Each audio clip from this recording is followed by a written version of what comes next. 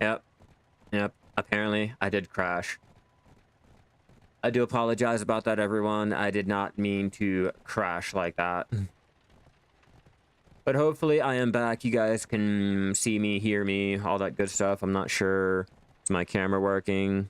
Oh, my camera doesn't even come up anymore. Huh. Interesting.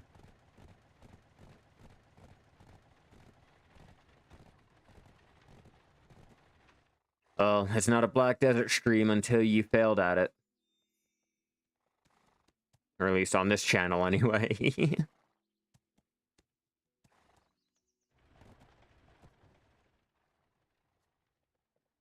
Wrong one. Ride horses in the open field. Yep, gotta wait. Hey, welcome back, and I'm just getting back from crashing. Where is this horse? Where are you? Have you not teleported to me yet?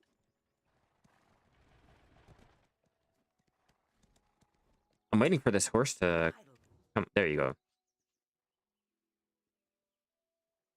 I was streaming for, what, an hour? Maybe 2 hours now? An hour. Hour 17.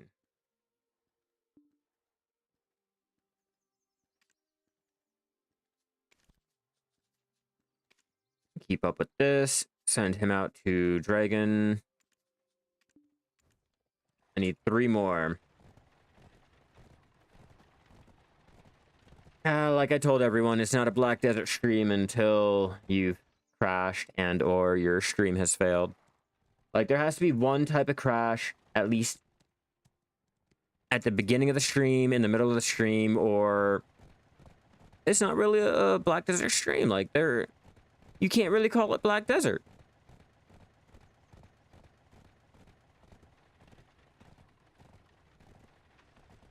Going with this, let's get our tags and everything reset back up. Fun. And then I will reiterate what I am doing for everyone that is just coming in or they're confused. My camera is not working. My camera died on me today too. So that's why I'm like, yep, it's definitely a Black Desert day. Get that set up. And okay. Now we should be all right.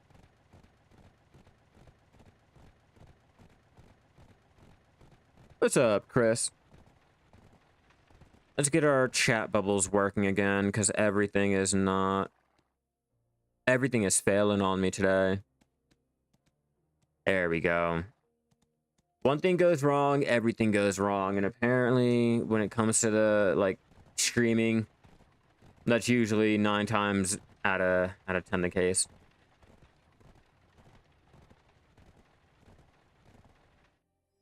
Okay, so for everyone who is just joining me and is confused on what I am doing, with the new Global Lab update that's coming out for the increased Imperial Steed for using a tier 8 horse at level 30, the idea is to go ahead and train up as many horses as we can possibly get. And to do that, we're going to get the horses captured, get the experience from capturing the horse, using a wagon with 4 horses already on there for training purposes to level up like that, and to get them ready to be bred. Once we have them leveled up to 15, I'll breed them for the higher tier. Hopefully we get the higher tier. From the higher tier, we'll breed them together for the level 8s and have level 8s or tier 8s with their level 30 ready for when the update comes out, and we will try our luck. The update will increase the chance of getting our Imperial Steeds by 1.6% if you're using the tier 8 level 30 horses. So that's our plan. I'm going to stock up as many slots in my stable as I possibly can, going from Duvenkroon all the way out to Heidel, Glish. I'm doing Velia, and we'll just cycle them out. Something's in the way.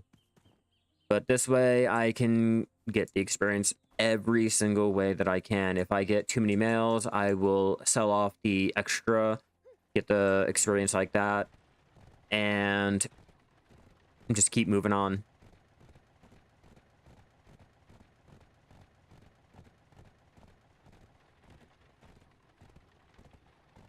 So far, so good. Yeah, so far, so good. We are just getting all of our horses out from the other regions.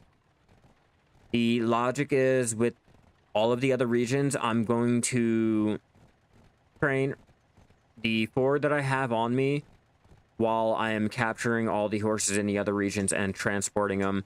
Once I have enough and my stable is completely maxed out or I need to switch off more horses, the idea is, I'm not sure if this still applies, but if you have your stable completely full, if you hit the remote collection, you should still be able to remote collect your mount and all of the, like, say your wagon. You can remote collect the wagon and all the horses inside of your stable while ignoring your actual stable slots. I don't know if it's like that anymore. I don't know if they've updated it, but it should still be like that, and we're going to test it out today.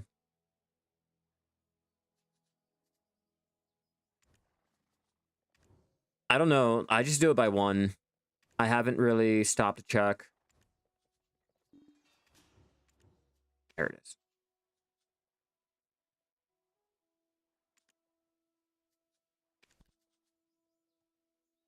So we'll go transport him now that we have him. 61 stables remaining. Divin Kroon has a max of 14 that I have. So we can do 2 more. We'll get that transported and shouldn't have to wait that long.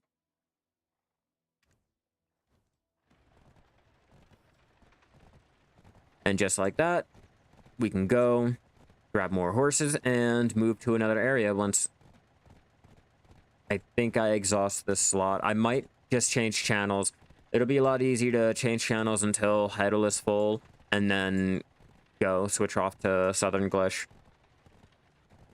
So you just taming them and breeding them. I mean, that's all you do with the horses anyway. You train them, you breed them, then you train them again, then you breed those together, then you train them up. I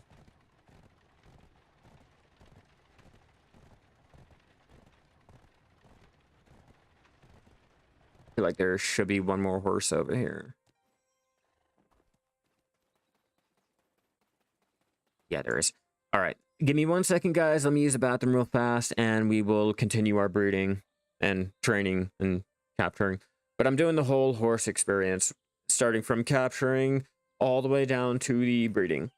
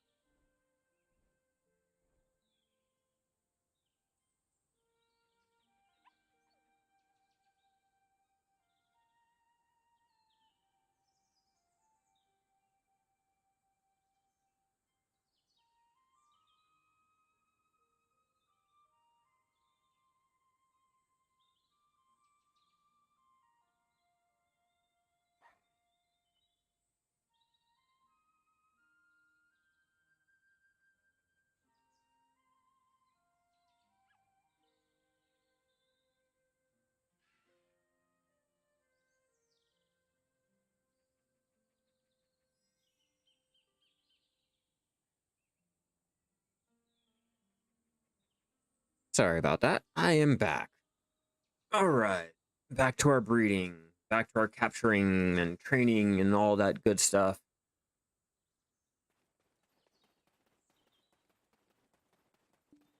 I was going to say, you going to run?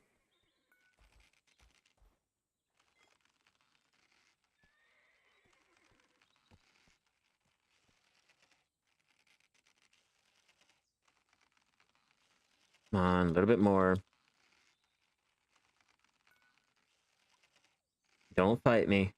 Don't fight me on this. You know you want to get captured. You don't like living out here in the wild? Told you. You don't want to live out here in the wild. You want to come home with me. Back on our wagon. And as simple as that. Capture the horse.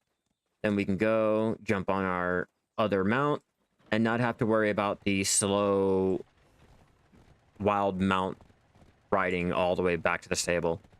We just have to wait for the actual mount to teleport to us once we get over to the stable. But other than that, if you have a faster mount, you can easily capture your horse and ride to the stable, wait for it, and it should teleport to you. That's why I keep going to the stable, and I'll interact with the stable until the actual horse gets there, or I'll sit there and just wait for it to teleport. There goes that, and now we can wait for the actual horse to teleport to us, or we can interact with it. See? The horse is here now, and we can just easily register it without having to actually ride it over here. Forgot you can't do 4 in the same row. We just simply transport it. We have one more horse we can get, and there is another area over here in the Surrenda region that we can still capture our horses at.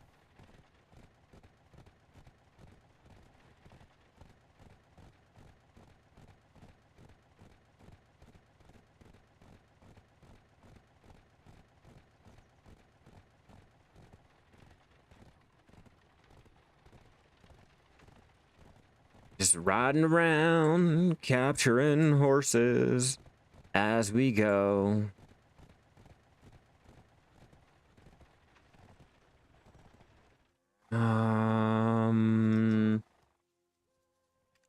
Let's change channels. I know the respawn rate is pretty low, but I don't want to have to keep traveling. I really don't.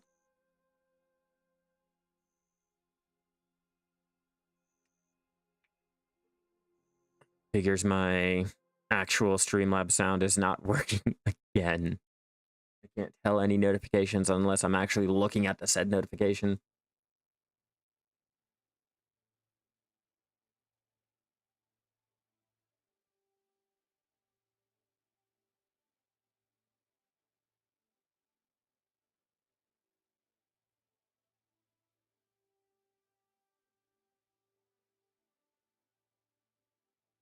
Always a blank screen.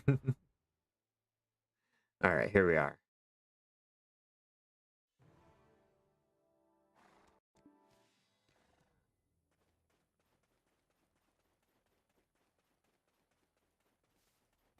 Let me see. Alejandra's farm should be up here, meaning the other horse area should be over here. Yep. I'm not sure if you guys even need the areas that I'm in, but if you guys were looking for areas to capture your horses, over here in Serendia, you have one spot here. You have another spot here. And the last spot should be over here. But right now we're over here where it's usually populated if you guys are trying to capture your horses here. Much like over there in Duvenkroon, where most of the population will, again, be training and capturing their horses. Over there can be a little bit difficult. So if you guys needed the areas over here in Serendia, there you go. Oh, wow. a double mini game. I hate that. And I failed.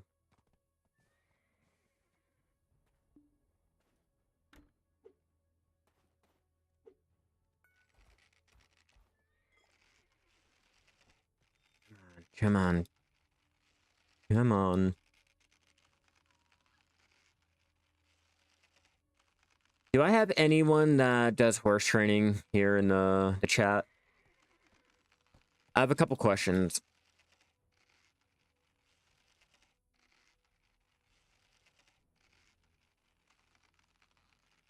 Come on, hurry up. Yeah, I have a couple questions regarding mastery. Mainly, is mastery only worth stacking when it comes to breeding? Even though mastery does increase the chances of getting your horse skill and the training or mount experience. There we go. Not to mention the clothes will have your mount or your training experience on it too.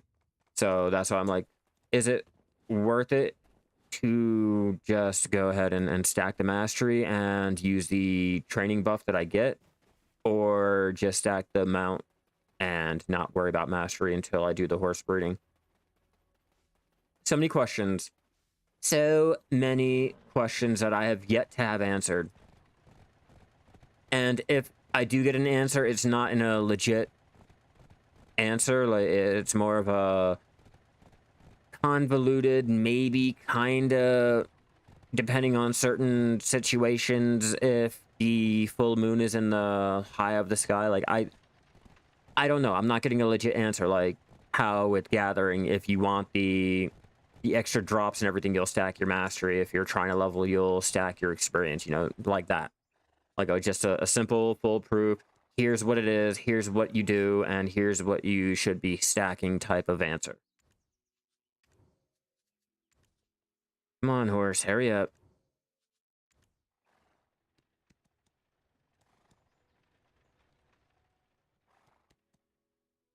Okay, so they are stacking the mastery because of, or the mastery clothes because of the whole, I'm not even wearing my life scaling clothes. But they're stacking it just for the simple fact that the mastery clothes has the training, huh? Where is it? Where is it? Yeah, plus 6%, plus 16%. Obviously, it goes higher with the higher ones you have. Fortunately, your boy failed at that one.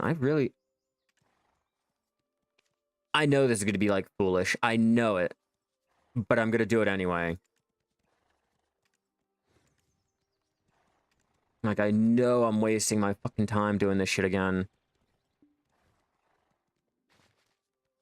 But at this point, I am better off using my Penlogia. So I need to change that. You only use that one that gives amount experience. Because you have the +4 and it gives +31. Yeah, that's what I'm using. That's why I'm like, I'm in a rock and a hard spot. Like, do I want to stack the mastery, or do I want to just do the mount experience? Or the training experience?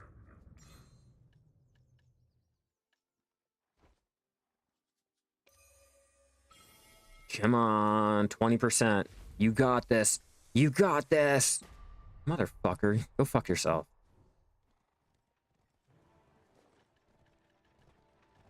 Yeah, unfortunately, I'm better off using my Penlogia.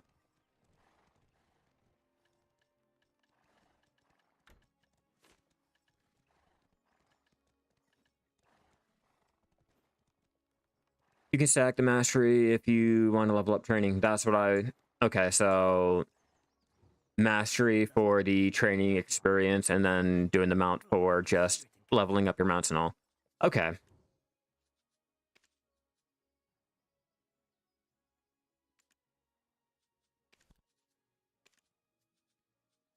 And that should be all of them.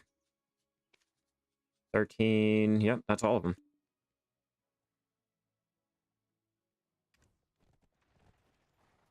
And now that we have all of our mounts over there, now we can start filling up Heidel and move on to Southern Glish. You want to level up the horses as fast as you can. That's what I'm doing. Yeah, I'm basically stacking all of my mount experience so that I can hurry up and level up the 4 that I have on me and rotate out to go and do the other ones. I will stack the mastery when I do the breeding, though. That's where I'm going to focus on stacking mastery. But for now, it's all about trying to level them up as fast as I can to get them ready for when the update comes out. Yeah, they've updated the connection, the harness wagon option. I want to say either the last update or the update prior. And there should be one more horse up here. Unless someone already tamed it. Nope, right there. Really easy process. Remember, if you guys are getting too many males or too many females, if you guys have too many stable slots or something like that, you can easily just sell off the mount and go back out capturing. It's a lot easier to capture your mount, sell them, and go back out capturing, changing your channels when the area is exhausted, instead of capturing, training, breeding, going back out, capturing, training, breeding like that. I'm just trying to capitalize on not only the experience that I can get for training, the Imperial delivery seals from the breeding, and getting ready for the whole update that's coming out. That's the only reason why I am choosing to use a wagon for capturing my horses or using a donkey to get to the area to capture my horses.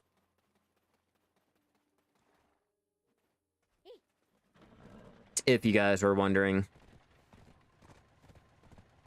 Simple as just heading back to the stable, registering this horse, and I will test out if I can remote collect my wagon into the stable, even though the stable slots are completely full.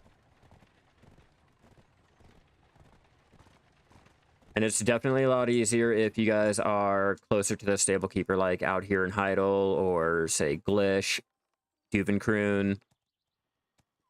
For the new update that's coming out, we are getting the tier 8 horses at level 30 have a higher chance of getting your Imperial Steeds when breeding. It's being upgraded from the low little 2.5% up to 1.6%, or times by 1.6%, or times by 1.6, so I don't know.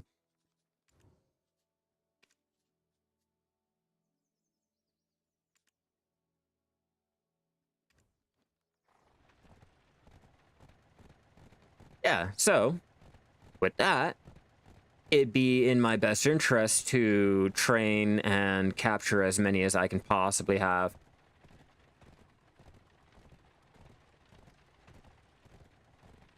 From what the internet and Google is telling me, the normal rate is 2.5. So after the update, it'll be whatever 2.5 times 1.6 is at tier 8. A tier 8 level 30. Not before, not like your level 15s and things like I was originally doing. The rate has stayed the same for it.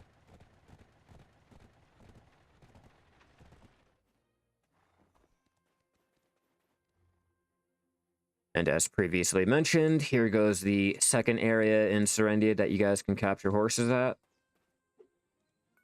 Simply capture. The whole updated minigame, you don't have to do as much. You can just throw your rope on and climb onto the horse. I still prefer to do it the old method because I'm old school. I'm still outdated. What's up? Welcome back.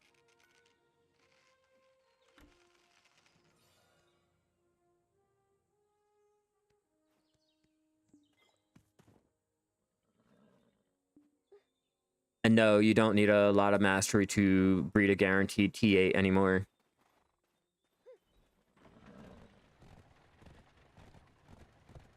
So I said your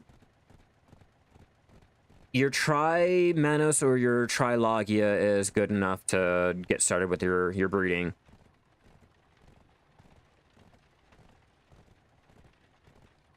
Yeah, normally without my mastery clothes on, I have my 1495.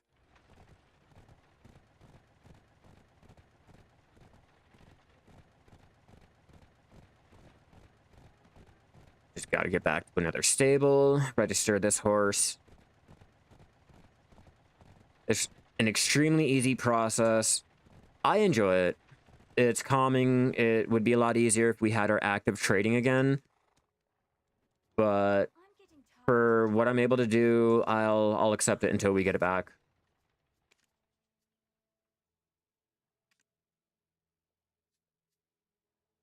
Okay, now to test it out. Like I was saying, if you guys have way too many stable slots, you should be able to still remote collect in your mount, no matter the stable slots and how much you have. See, I have 9 out of 5 now.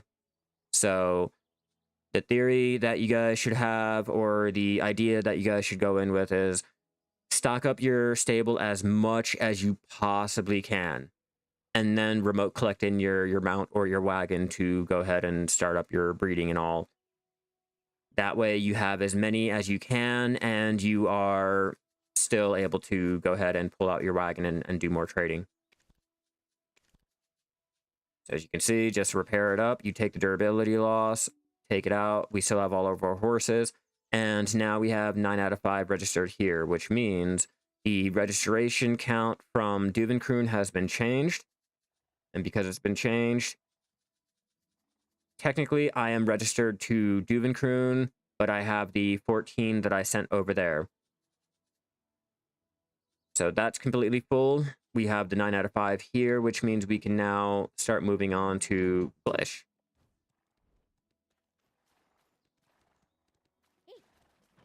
Like I said, it doesn't matter what stables you guys decide to choose, which one you do that in. If you're out there over in Duvenkroon, if you're out over in Heidel, or say Glish. In my case, I'm going to be doing Glish now that I have the stable slots available. I don't know how many I have available, but now that I have them, I'm going to start breeding them up. I will show you guys the locations that are over here in southern Glish. Let me just pull up the map really fast. Okay, so for southern Glish, to find the horses, we are going to be going here. There is one spot here. There's one spot here, or up here. There's another spot here. Another spot here. And then lastly, we have one more spot about right here. We'll do that one first.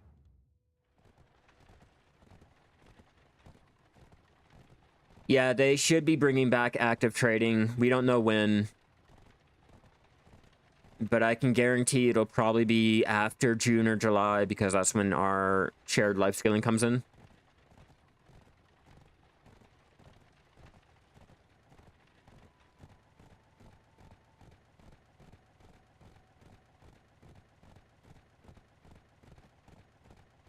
That's really what I'm waiting for. It's a lot easier to do your active trading while you're capturing, training, and breeding your mounts.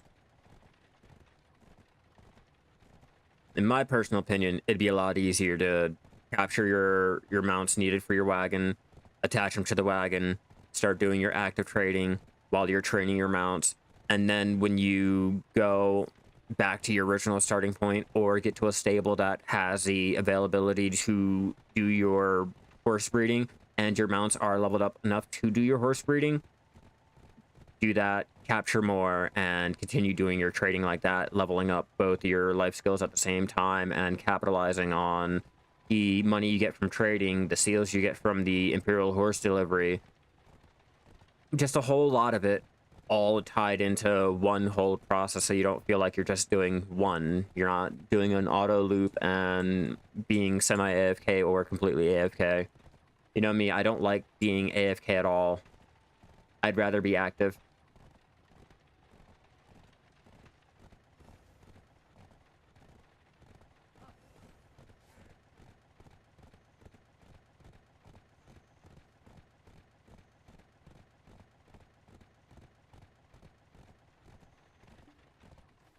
should be up here somewhere. Yep, right down here.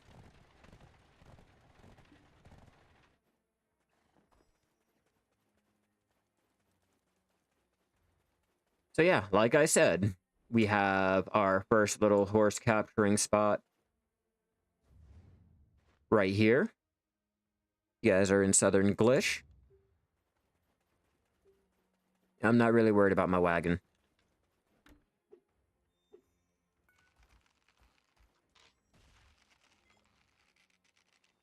I hope that doesn't ruin my minigame.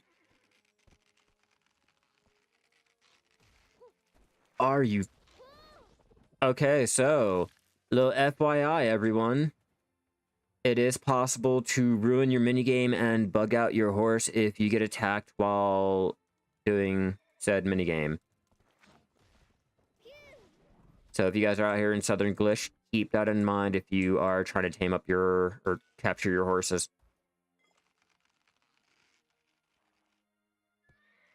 I wish I would have known that. I want to play the game, not have a glorified Bitcoin miner in the background while it's minimized. Yep, I agree. That's why I like to be as active as I possibly can be, and I'm upset that they removed active trading. Active trading was great, and it tied so much into the horse training. It really incentivized me to do my horse breeding and training every single day, especially if I was doing the trading. Jump on you, get you, and now hopefully we can grab that horse out of here before it dies.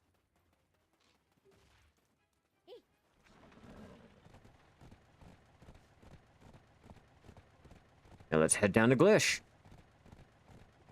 Simple as that.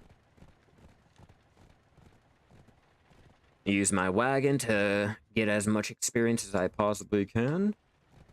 Get our auto path set up so I actually know where I'm going.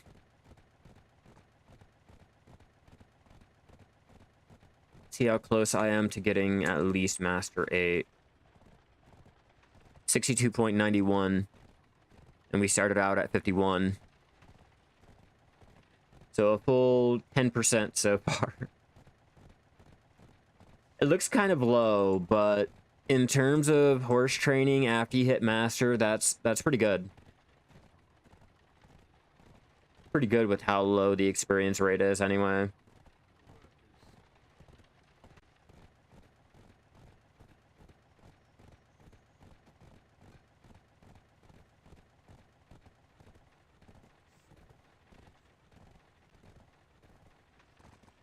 And talk to you.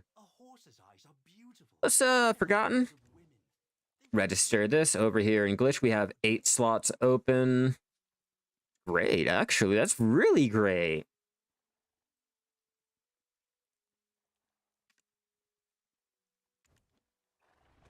Register him, and we will go down to the other spot.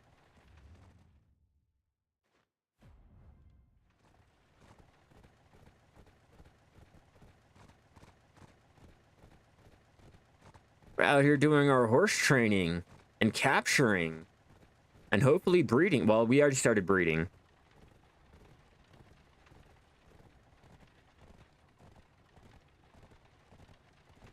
Got to get over here. Then the other horse capturing spot should be right here.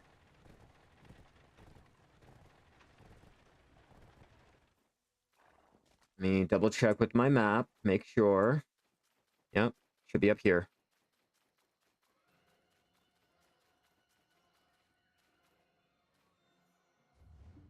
There goes horse capture spot number 2.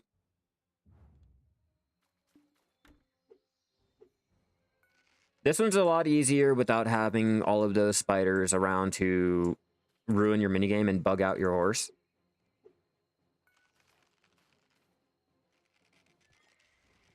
And it's definitely a change of pace than like a Duvenkroon. I know we'll easily go out to Duven and have our horse capitals out there, but if you guys are still doing it old school with Heidel and Glish being your horse training capital, I think I'd do both. I think I'd do both just because it's a change of scenery. And I'm enjoying it. It gives me a reason to have a horse trainer out there in Duvenkroon and having my other one elsewhere. Or having my main over in Duvenkroon and having my alt over here.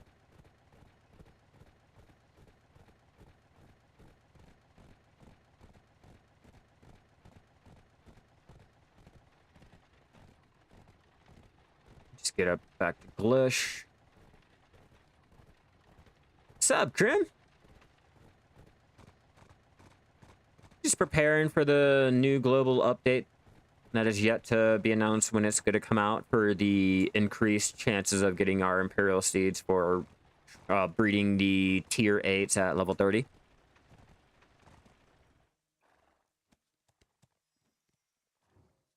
The horse is already here. They're like those of women. Think of them as your loved ones and take good care of them.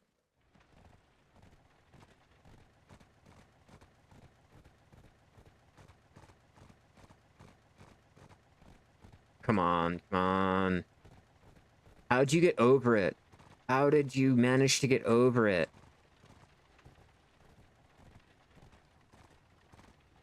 What the actual fuck? I'm stuck. I'm stuck in here. You little bitches, let me out. Let me out. Ugh. Black Desert at its finest.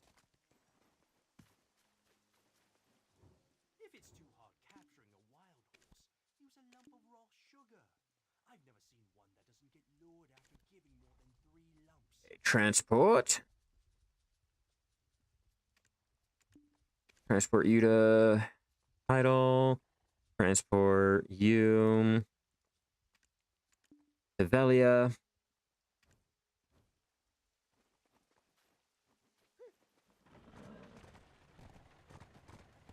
We'll just transport them out everywhere.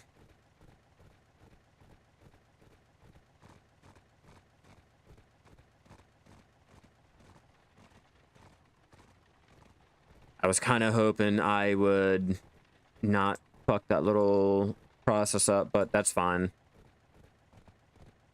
I'll make do with it.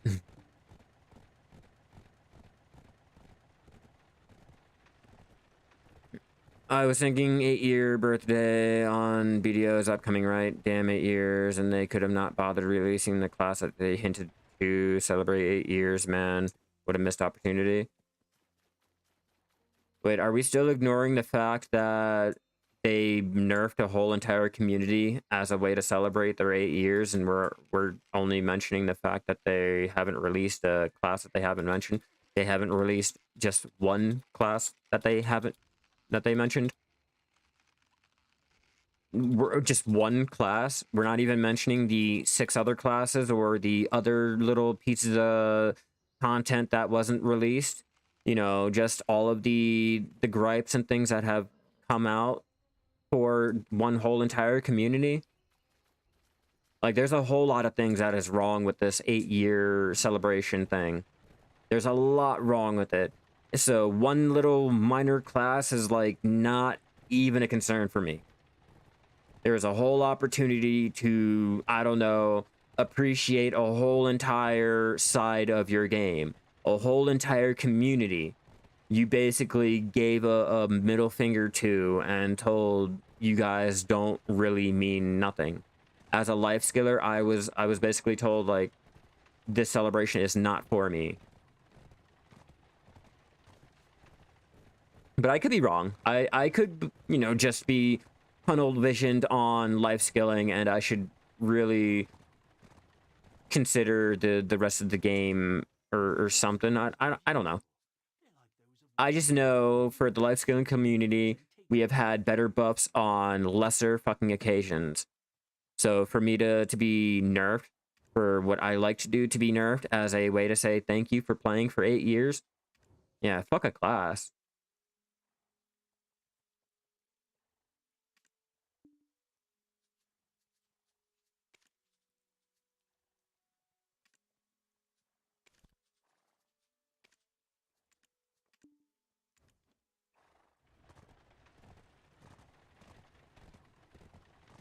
Can I check the transport or the stable? Am I able to? No, I still can't, can I? No. Let me check. Let me check. I know there is a whole new way to check your stables and things to make sure if like a certain area had enough.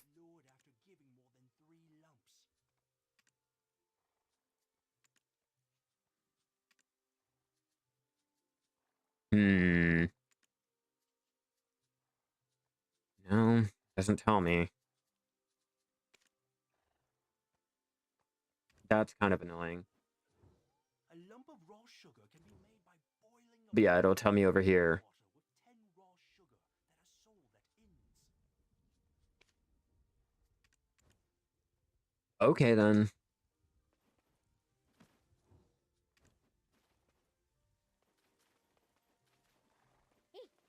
It still works.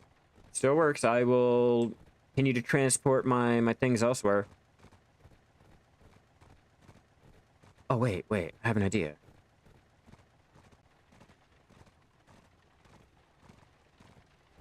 I have a good idea. It might be a good idea. I might be just fucking dumb, but I have an idea. A horse's eyes are beautiful. They're like those of women. Think of them as your Oh, I lovers. can't transport it, huh? No, I can't transport it. That's fine.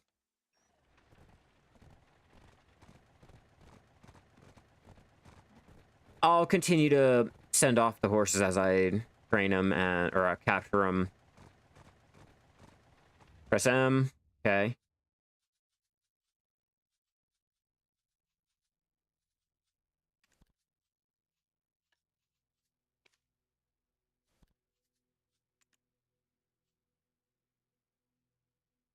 What are you talking about? Transport from M. Oh, stable. Okay. Okay. There we go.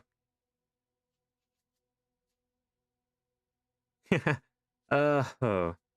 Yeah, no, I didn't remember about this little option here. Yeah, no. Good to know. I forgot with the whole new update, they added the stable option to be able to tell how many stable slots you have, everything from the map itself. So you can go ahead and mount transport it elsewhere. And for you, we'll transport you out. Now, I wish it would tell me at least, like, how many slots I have available. Hell yeah, thank you for the follow. You are fucking amazing.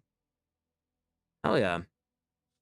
That's why I'm like, I kind of want to be able to know how many slots I have left. Because I have 4 here. How many more do I have? But at least it tells us the Imperial delivery amount that we have in the current area. See, in Duvenkroon, I have 161 mil.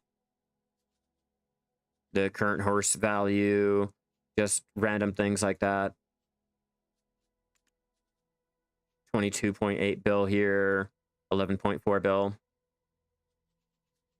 That's always a great little feature to have and to remember about, especially if you're not in the town and the storage and all.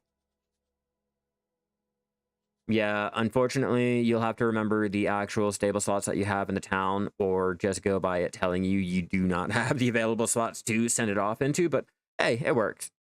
Definitely works. It's helpful if you guys are not in the town and you still want to transport your things, your mounts, your wagons, or you're trying to clear up your stable slots. At least for me, it'll work out.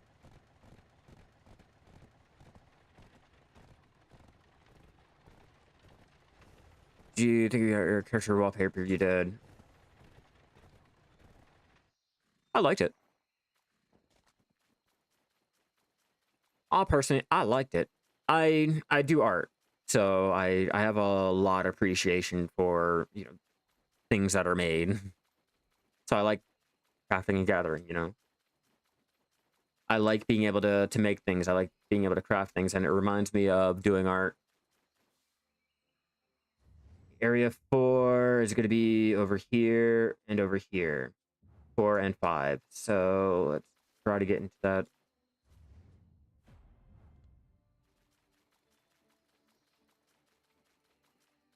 Oh, we got to go all the way up. I'm not leaving my wagon over here.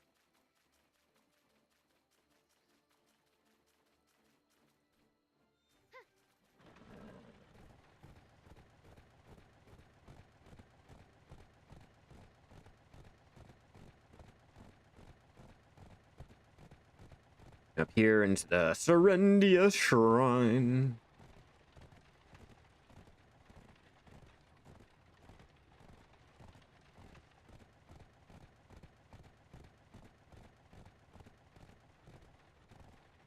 Now for this last little 2 spots in Serendia, or Southern Glish. Specifically Southern Glish. Up here, we should start seeing a horse or 2. There are 2 spots up here. That's a deer.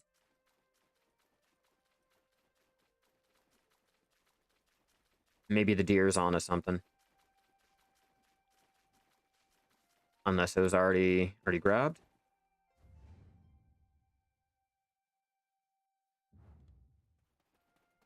There should have been horses up here. Oh, were they already grabbed? That's one problem that you'll run into. Someone already taming the horses before you even get there. You need to make sure to change channels and try again. Thanks. Make sure to do some simpling thing or worked in Photoshop for 2 years. I've worked in Photoshop for 14 years now. 15 probably.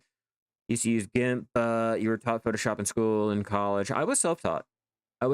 And when I got into digital art for school, they were on what I was learning on CS, Photoshop CS6. They were on CS3, the school edition. It's been a while. It's been that many years since I started learning Photoshop.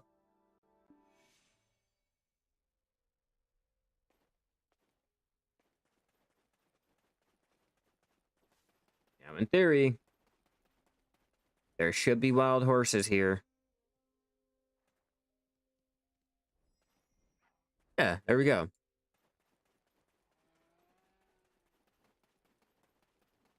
Should be up here.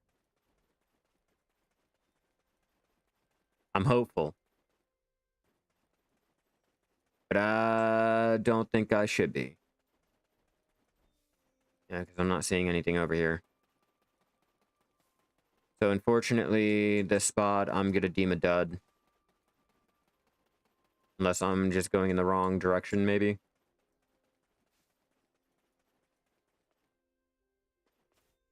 But I'm not seeing any wild horses.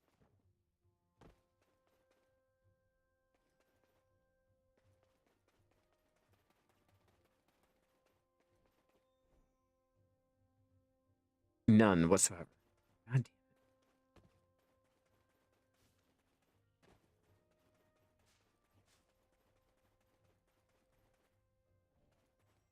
damn. Okay. We tried.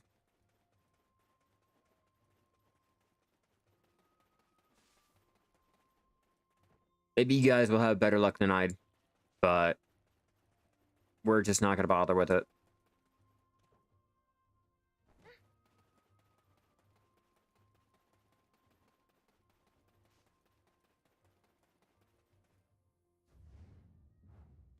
Go back down over here. Well, unfortunately, ride the mount all the way over to the stable because I'm going to have to. Your school is to... Everything, can we use the old color Mac? Oh, man. What's up, Moose? Yeah, I'm normally on at this time when my fiance is scheduled for an earlier workday. So I decided, you know, we're going to do our horse training today. We're going to get prepped up for the new changes coming to the Imperial training. All the horses are gone already. Change channels and jump on. I currently have 4 horses over in Velia, 3 over in Heidel. I'm working on getting 8 total for Glish. And for this, I'm going to have to do the process a little bit different to smash them all into the stable. Because I showed how you can do the remote collection to bypass your actual stable slot, the max slot size that you have. Like for Duvenkroon, if I was to remote collect my wagon, it would be 23 out of the 14. Or no, not that much. Sorry, it'd be 18. It'd be 18 out of the 14.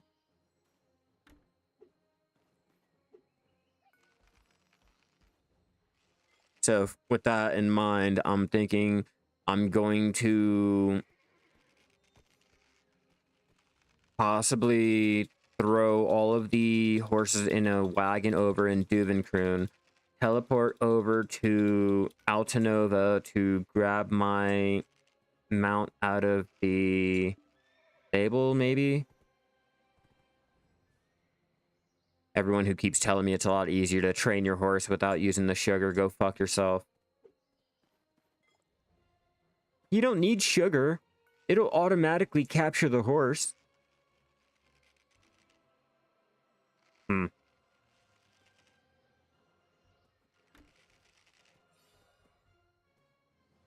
Let's go ahead and do that.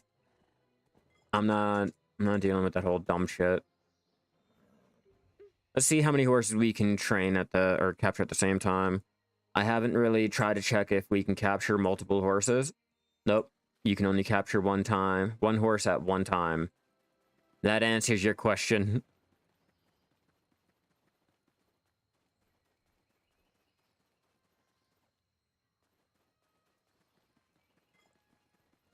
The horse training community has told me otherwise. They made fun of me for bothering with the sugar in the first place. But I don't know. I like to look at what I experience before I judge by it, you know? No, the captured horses don't automatically go to the stable. You either have to ride on the horse to the stable keeper, or if you have another horse and or want to walk because it's faster than riding the actual horse, it will take you a little bit longer, but you'll just have to wait for the horse to teleport to you. If it'll do that right now, that'd be great. It'll just spawn out of nowhere and you can register it like that without having to take the time to write it. So if you're not going to do it, see if we can't trigger it. Think of them as your loved ones and take good care of them. See? If it's too hard capturing a wild And you got it. use a lump of raw sugar. I've never seen one that doesn't get lured after giving No more than space. 3 lumps. Transport. We got 5 in Velia now. I'm not sure if there's an actual limit, but your boy is just going ahead and sending off everything I possibly can. So 6696, take out. Oh, we got to repair you. A horse's eyes are beautiful. And we will go capture some more.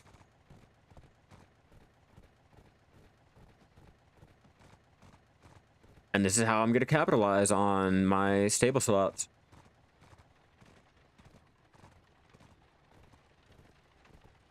Like I keep saying, I will just have to reset all of my stables so I can get them better managed, like having my wagons in a spot where I don't need to have any more horses like Duvenkroon. I need to remote collect it over in Duvenkroon.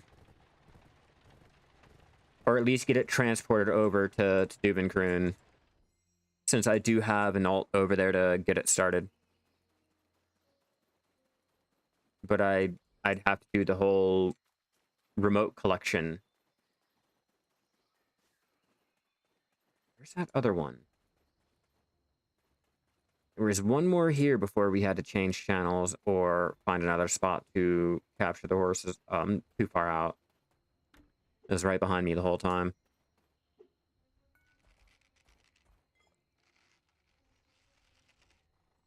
Yeah, I was told that we didn't need sugar or anything, and it should be automatically able to catch the horse.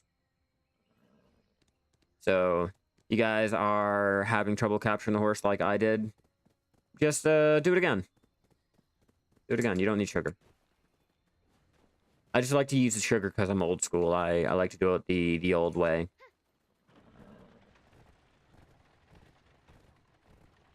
Then have that horse follow you.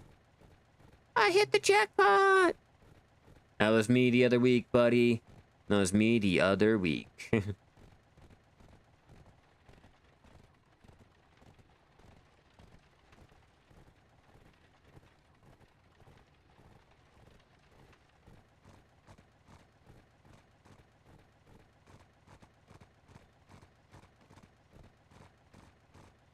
All the way up.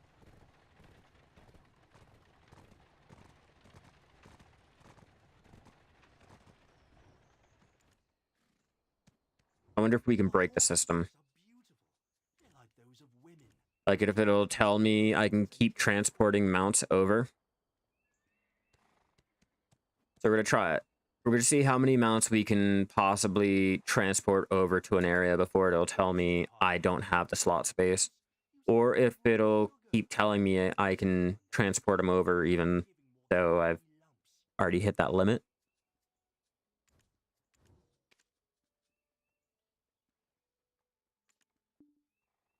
Distance is too great.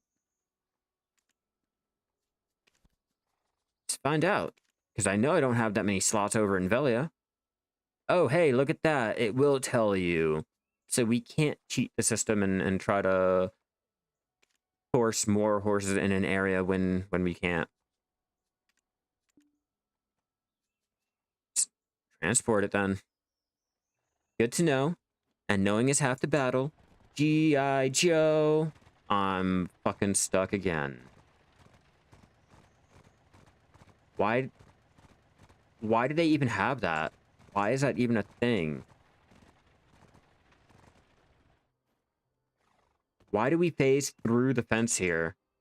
Just try to be careful with that if you guys are using wagons over here in Galish, the stable keeper.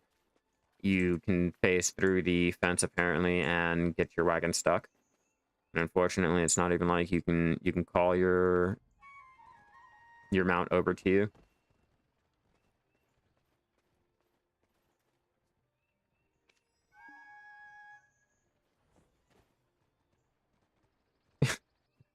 Okay, there we go. There. That's how to fix that problem if you guys run into it. Good to know.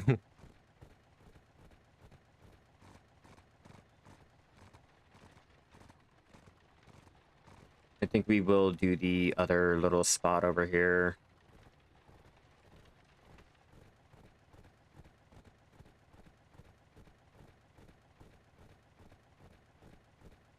Even though I'm pretty sure it'll get me attacked, we'll do it anyway. Just because the last spot 4 and 5 were already done.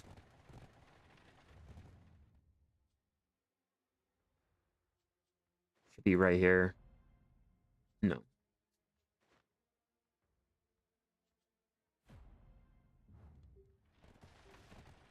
Should be there. Oh, and you get to catch me live. Hell yeah. Yeah, it's no problem. No problem. Now I am doing horse training. We're getting ready for the new update that's coming out.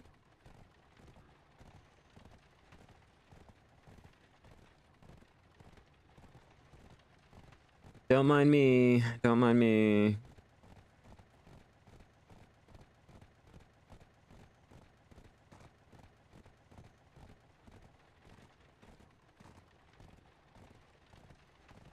We're just going to get the other horses.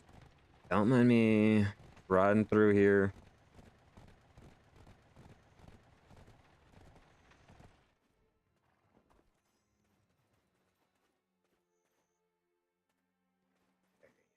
Now, where is it? Water should be up here.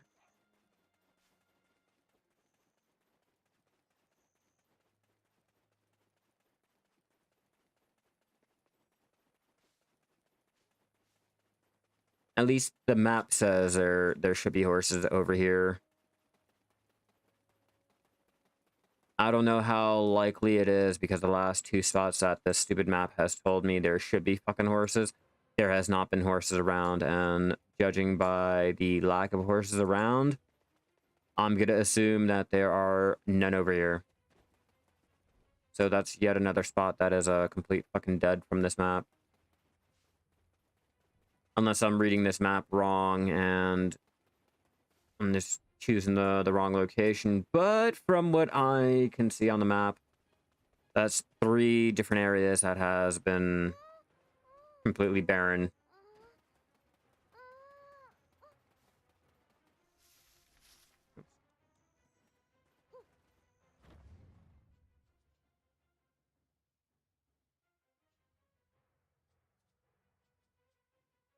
Let's try. I think I'm reading this map wrong. Like, personally, I'm reading it wrong.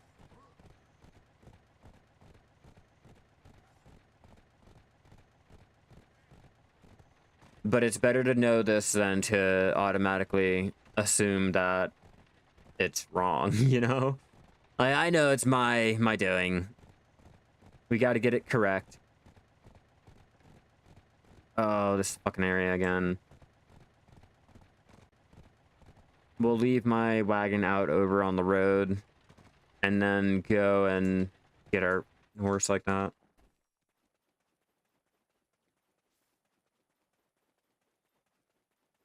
And I hate being over here because I fucked up my minigame the last time.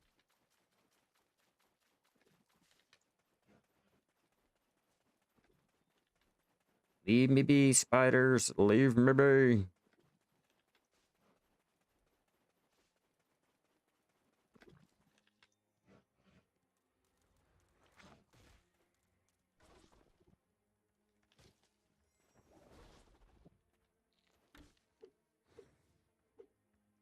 Is there another one attacking me?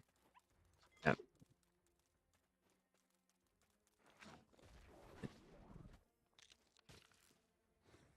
Okay. That should be all of them.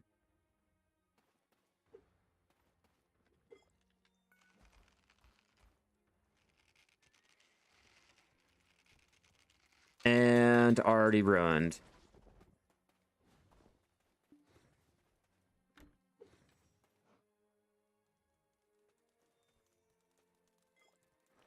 Oh, the downside of trying to train anything over here in Southern Glish. Fucking spiders.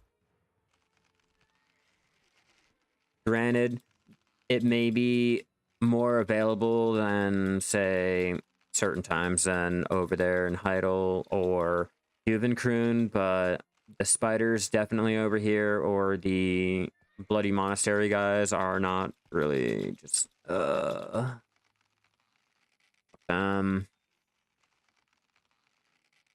they're annoying.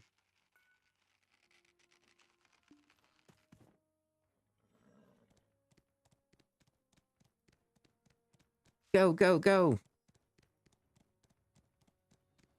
And crazy spiders after you. Like, what are you doing, bro?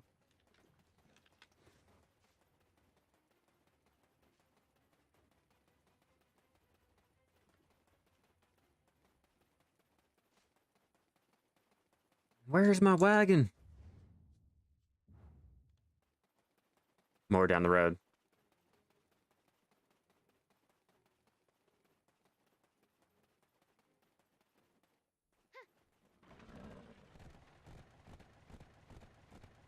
back to Glish.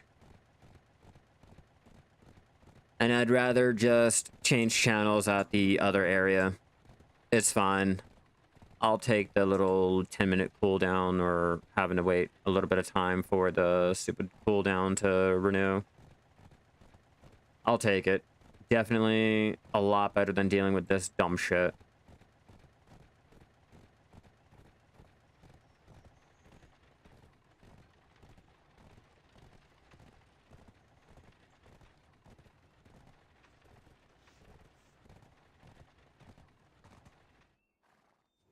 A horse's eyes are beautiful. They're like those of women. Think of them as your loved ones and take good care. When a guy is sitting here telling me that he loves his horse like he does a girl, and they have the same eyes as a girl, there's a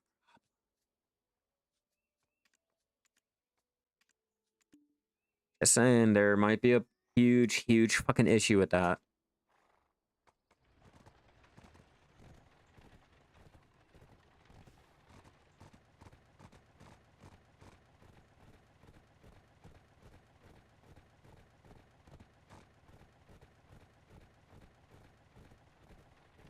You were trying to get a T8 mail earlier from the T8 emblems you get paid from the season pass, but realized that every one of them were just female. It says male in the description.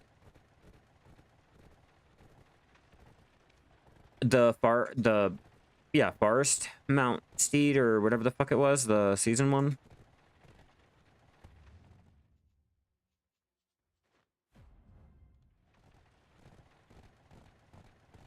Or are you talking about the normal little ones that they give out, like these ones?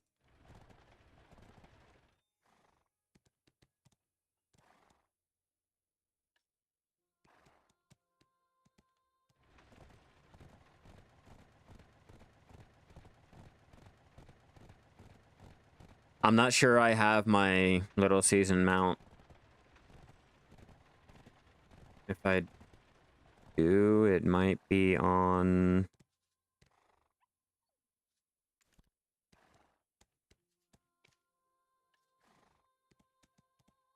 Yeah, I don't think I have it.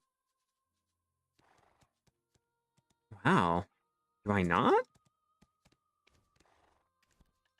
I thought surely I would have.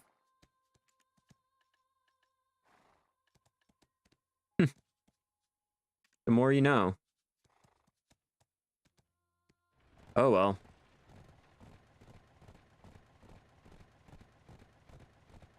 But yeah, it'll either tell you on in the description, unfortunately.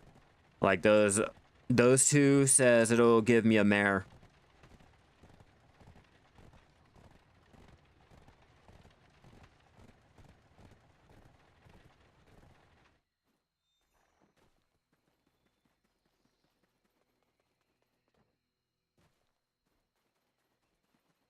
Hello, horsies, are you around?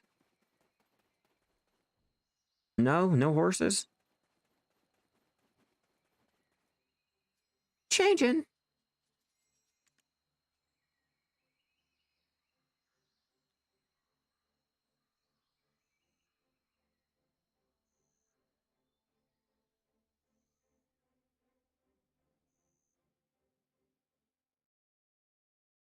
Like, what I could even do is possibly remote collect my wagon into idle.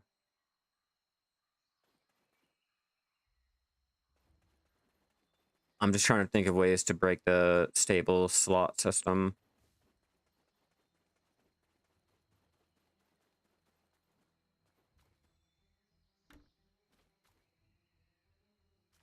Anything I can. I may not min-max, but you know what? I'll exploit the fuck out of their own little stable slots or the fact that they're charging us for them. Just like how if you don't have the storage slots, you'll capitalize on the whole wagon storage system. You're like, fuck it. They put it in the game. I might as well use it and exploit it to my own benefit. And it's not breaking any TOS. It's not Not breaking any other rules, nothing. Just simply using what they gave you. I'm gonna do the I am going to smash and condense as many fucking horses as I can into a stable while breaking it.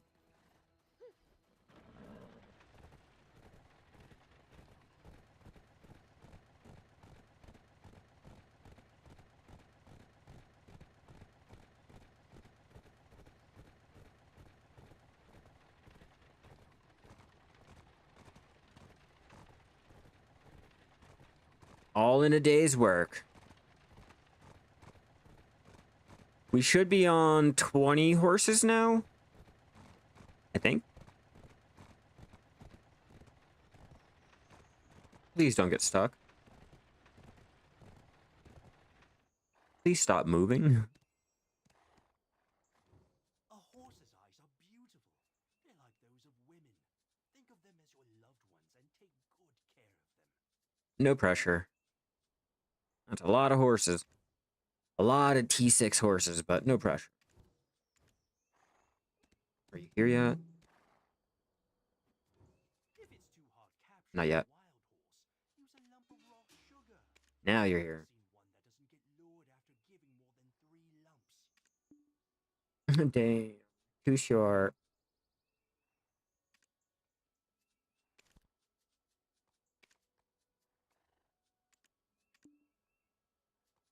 Yeah, I can't register anymore, which means I should be able to remote collect the wagon over there in Heidel.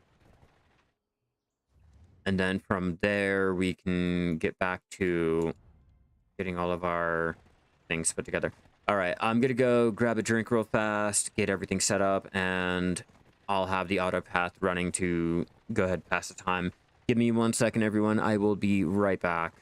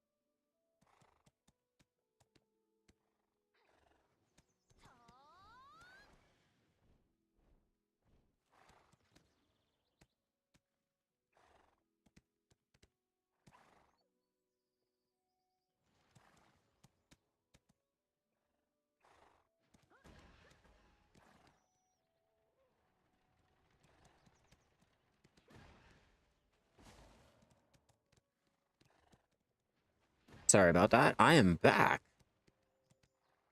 All right, let's go ahead and fix what we were going to do with our stable.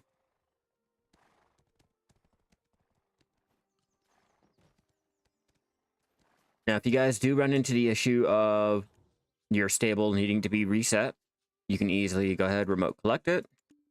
There may be too much, blah, blah, blah. Take out, and good. We have it registered to another spot. 11 out of 15, or 11 out of 5. That's all registered, and now we can go ahead, go back to Glish, and continue stocking up where the horses were over in Glish. We don't have to worry about Heidel, because Heidel is already stocked up with all of the horses that we could possibly have, and now we can focus on transporting any other mounts to any other stables so that we can just try to capitalize on as many horses as we can possibly get, which I'm going to make it easier on myself to go ahead and just get the horse over here. And then we'll go back to Glish. But that's if you guys run into the situation of having too many slots and you're still trying to capture the horses and things in the area that you're in. It'll take you a little bit longer with having to set everything back up, but it'll definitely be worth it.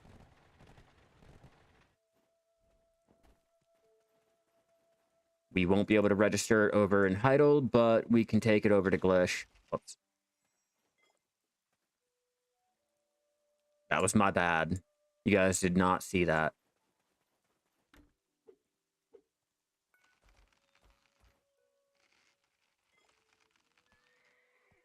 Another way is to throw your wagon onto an alt trainer, and you can have 4 more horses out of the stable slot.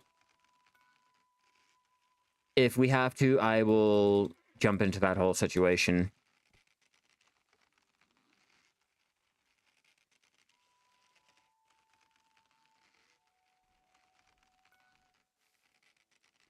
You can do it. Wow, you are stubborn, horse.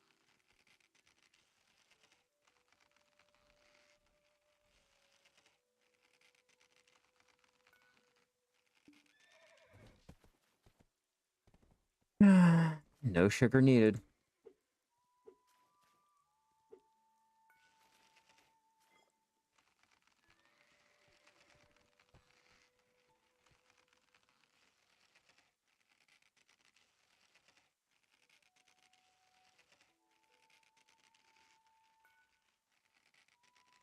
Maybe the second try is going to be the better one.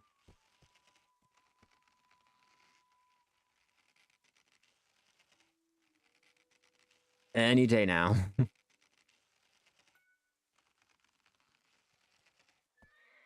Really? Again?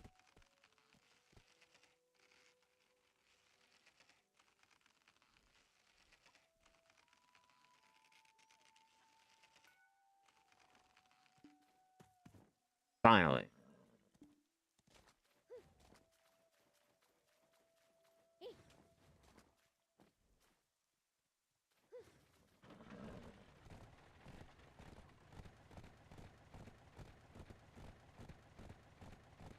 Do, do, do, do, do. Do, do, do, do, do, do. Just riding around. I gotta get to a bridge.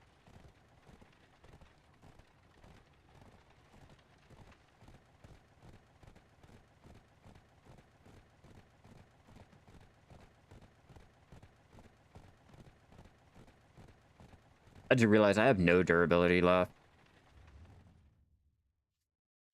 Let's try to get here without inflicting too much damage upon myself.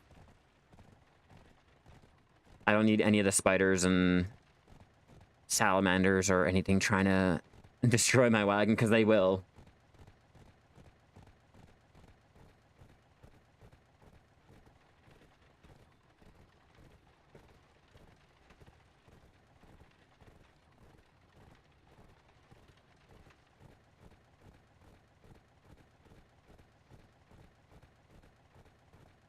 Peaceful ride. I love it. I hate the fact that my Manos clothes did not tap up, but peaceful ride.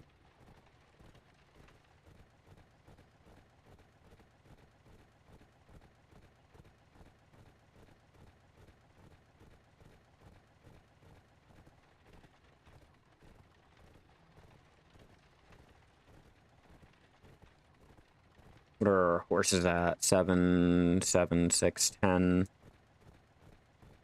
Training is at 66.72.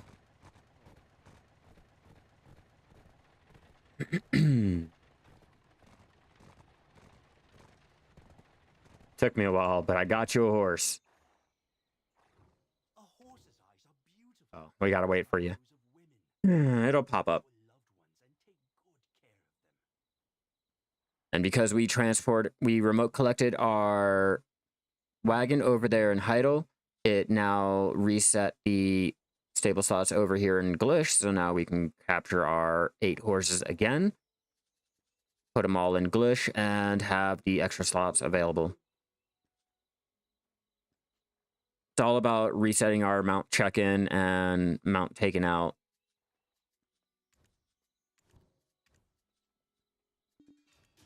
If it's too hard capturing a wild horse, use a lump of raw sugar. I've never seen one that doesn't get lured after giving more than 3 lumps. I've never seen a horse that was never lured after giving 3 lumps. Haha. Joke's on you, dude. We don't even need 1.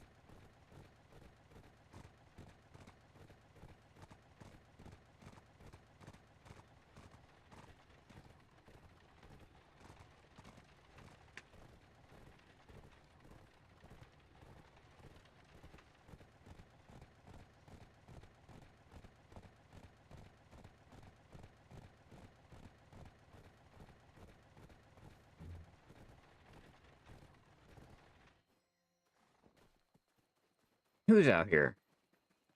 Who's out here trying to capture horses too? I see that fan. Ooh. I like the color you are. Wait, are you another turquoise? If you're another turquoise, I don't care. But if you look gray. The lighting's all fucked up over here.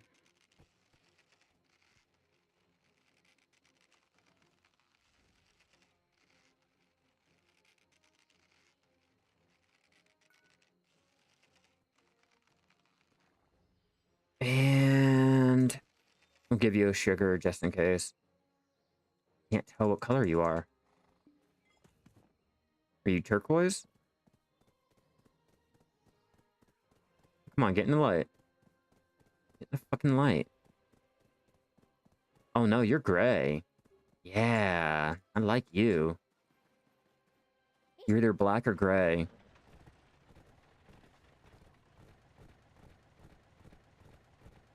I'm so used to getting the normal patchwork one, the orange ones, or brownish orange, the burnt orange, or the turquoise.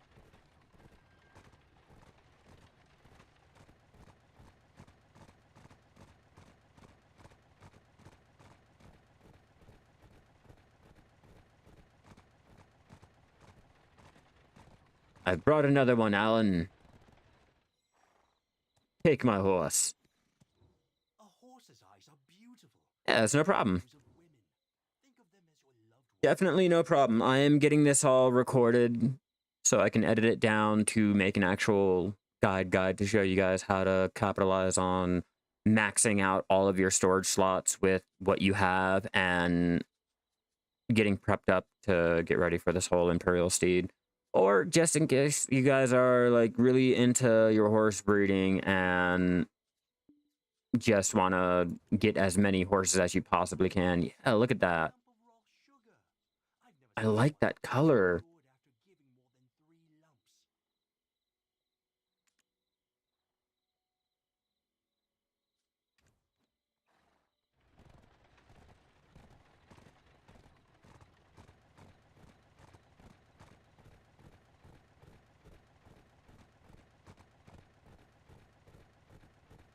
I think this area over here in southern Glish has to be the quickest that you can get to anywhere other than Heidel or the spot outside of Duvenkroon. Anywhere else is a little bit too far out, in my opinion. Heidel has the 3 areas that you can go to relatively close to both their stable keepers. Here, it just seems like we just have the one spot. which is in my best interest to go ahead and keep channel changing so I don't have to keep traveling out any further.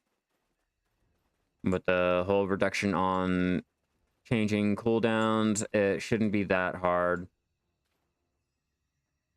Yeah, double check. Yep, no more horses, and we can channel change. The cooldown should be gone. Yep.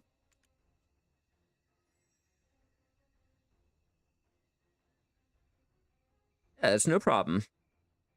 No problem. I'm trying to make it a lot easier to follow and not be so confusing. Me talking too fast or just me not being able to English right.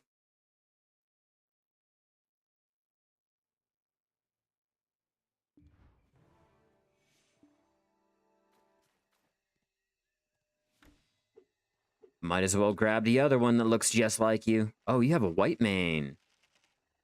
Oh, don't mind if I do.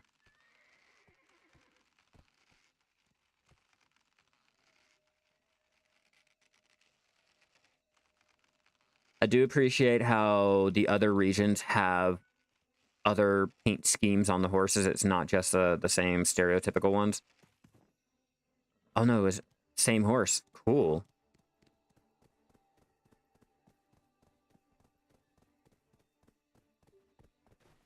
It's just how they look that I guess is messing with the lighting, or the lighting is messing with how they look, but another one.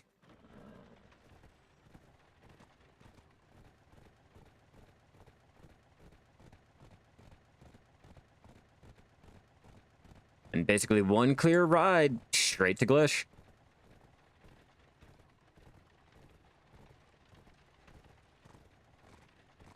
And so far we've managed to get almost 20%. Yeah, almost 20% training experience. Fuck.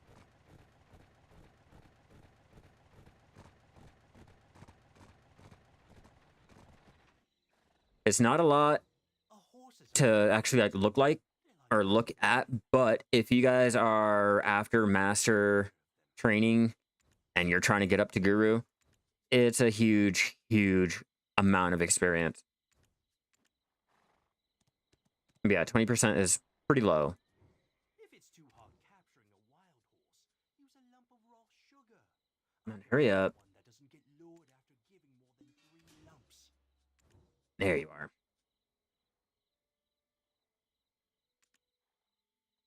Well, thank you. Thank you, Tian. I appreciate it. And we're stuck in here again. Okay, don't remote collect it. Don't remote collect.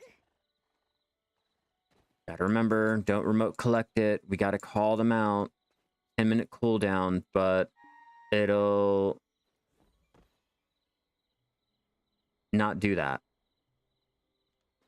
I guess we're gonna do this manually.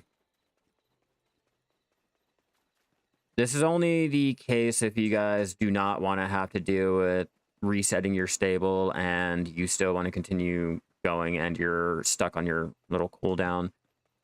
But whenever you guys can, definitely call your mount out of that whole situation so you don't have to deal with running all the way back or having to remote collect it, then remote collect it from a different storage to or stable to reset everything all over again.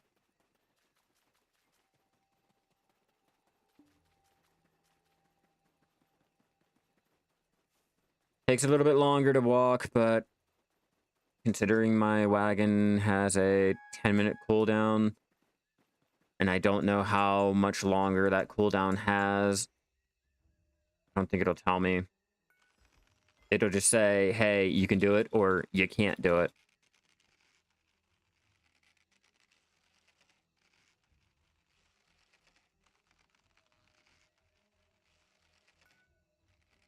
I'm wondering, does our map tell us how many horses we have in general? Or do we gotta manually add up that shit? We'll manually add it up.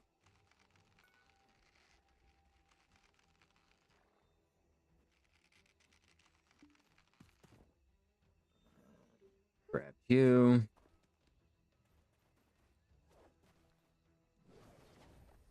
because my skateboard is a lot faster than actual mount riding right now, or walking. Use it to our advantage. The increased movement speed per second, 30 seconds.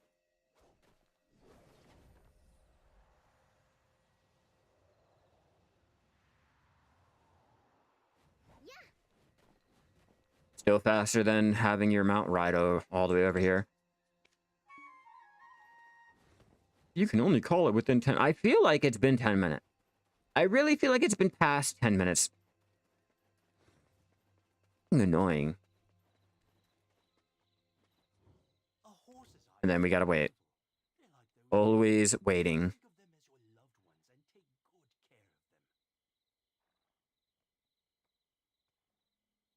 take good care of them. Bum, bum, bum, bum. You're just not gonna pop up, are you?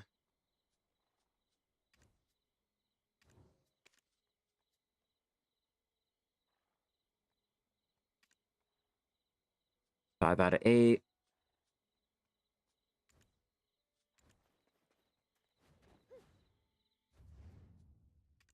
How many horses do we have? So far, we have 5 horses in Velia. Let's break out the calculator, find out how many we have total. Without fucking this up.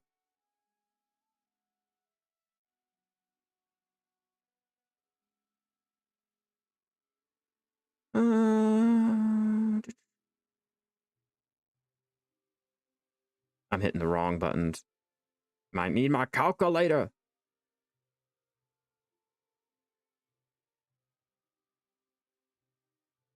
Okay, 5. We have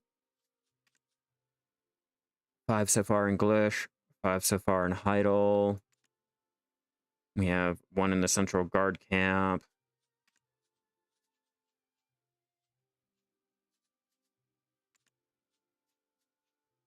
And then the 14. 30 horses so far. We're not done now. We're definitely not done. We have to grab more.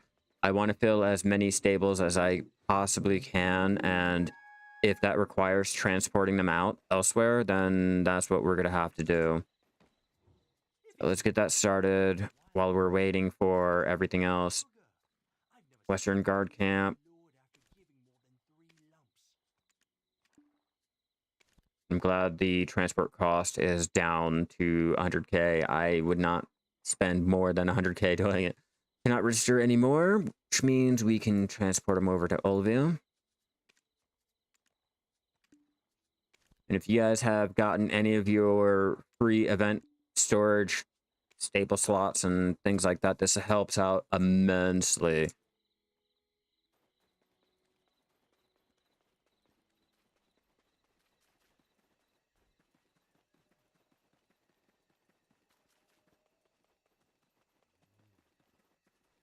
Still not 10 minutes? Really? Motherfucker. I really feel like it's been 10 minutes and or more. I really do. Just like how I wish my camera was working. Well, let's see. See if we can't get this.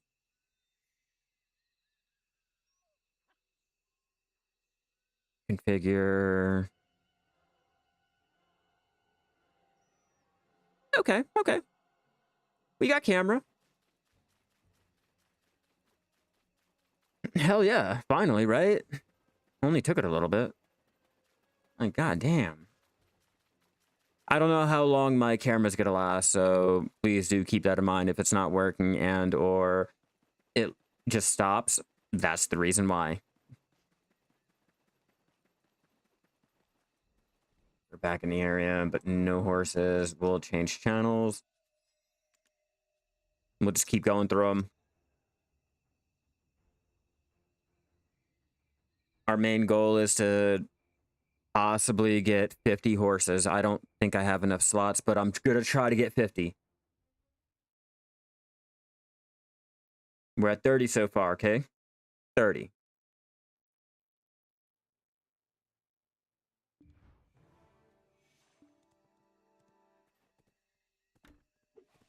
Don't mind if I do.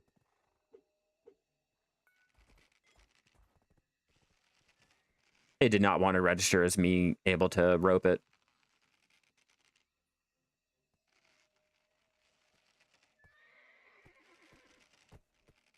Come on, don't hit me.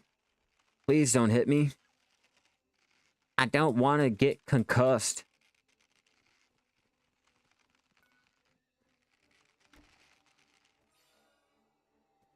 I don't want to take the chance.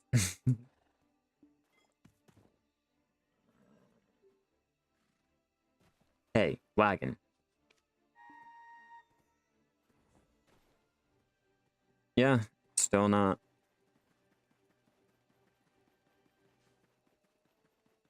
You have to wait 10 minutes. It's been past 10 minutes now.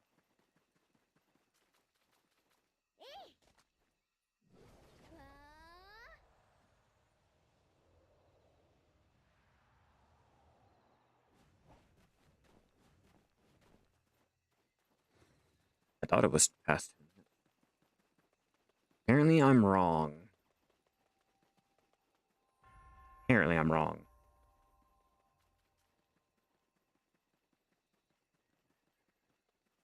I'll walk. It's cool. They think I mind. A horse's eyes are beautiful. They're like those of women. Think of them as your loved ones and take good. I really worry about Alan. I really worry about Alan. Alan's over here. He keeps talking about how his horses remind him of women and looking in their eyes are the same thing. Like, no, please stop. Please stop. The way you're talking about those horses have me really worried about if I should really have my mounts in here. It really concerns me. It's probably why I haven't gotten any TA out. It's been fucking with my horses.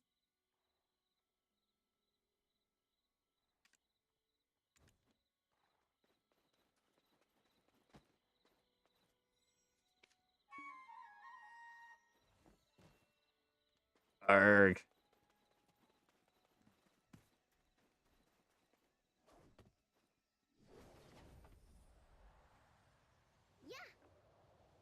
We're legit having to do this manually.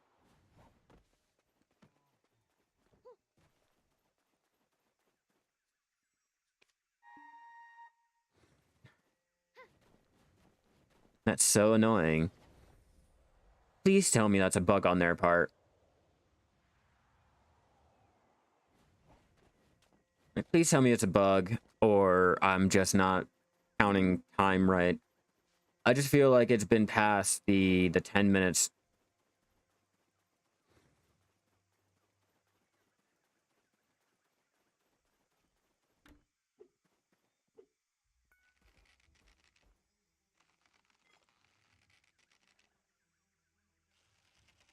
Look at the hooves! Yeah. Look at the hooves!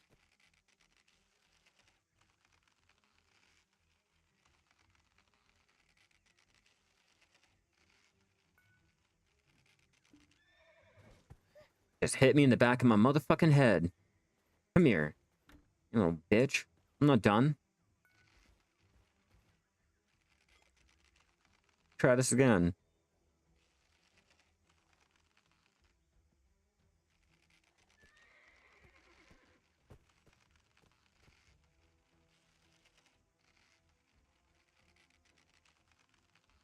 The audacity of this fucking horse.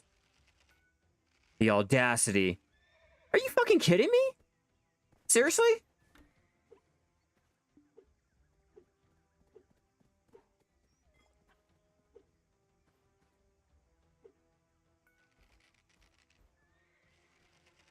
Oh, you're gonna be a problem, and I know you're a low little tier 6. I know you're not even worth the time and the effort, like... Arg.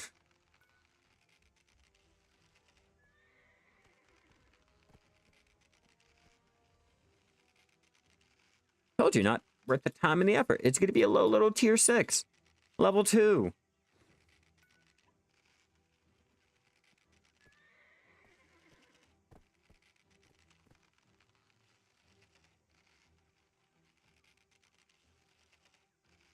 Three seconds. 1 second. Oops. I've already failed this one.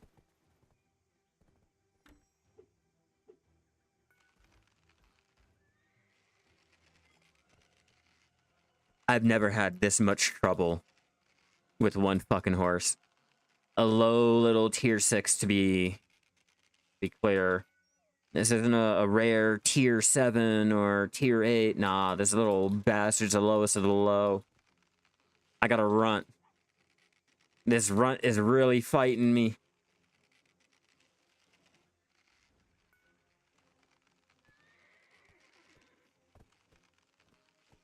I swear, this rings true for most of everything in life. The harder things are never the bigger objects to get or the highest things. No, no, no. The most annoying things in life are the smallest to get. The little minuscule things that you don't really think about.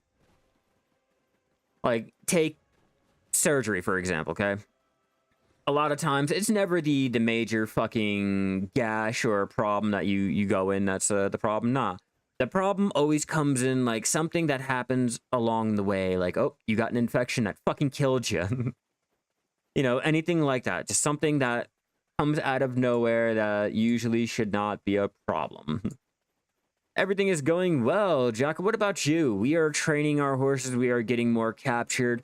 I am so far on 31 horses now. And my wagon is currently bugged inside of a stable with a 10-minute cooldown that I really feel like has been expired for the last 10 minutes now, but I don't know if Black Desert is bugged, if it's a current feature that's intended, and or my timing is wrong, but I really hate the fact that I can't do anything with it. It's stuck. It's stuck in a fence and I can't get it out unless I remote collect it, and if I remote collect it, I'm gonna have to do the whole entire process of getting all of my horses all rearranged again. So I can't even just have it get out of the stable and where it is. No, what I'm trying to do is not have it registered here. Okay, I don't want to register it because I'm gonna have to go all the way back to Heidel and have it registered there to remove the extra slots that it's taking up here. My main goal is to fill it all the way up with as many horses as we can possibly get while still having our 4 out in the wagon.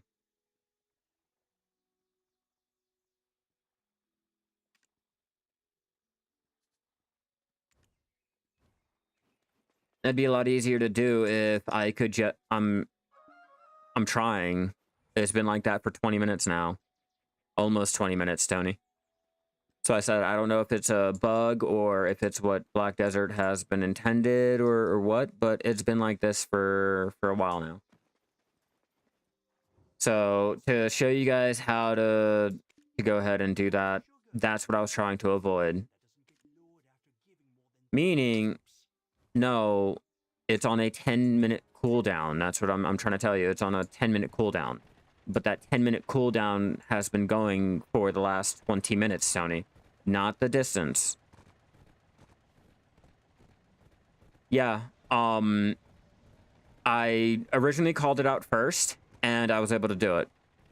The second time I got it caught in there was within a 10-minute cooldown, and it told me I had to wait. And I'd been waiting. Because if you call it too close, then it's not going to pop out of the fence. If you call it too far, it'll obviously give you the message telling you... The icon will blink red and show you the distance from your mount. See how it has your distance to mount and then your call distance?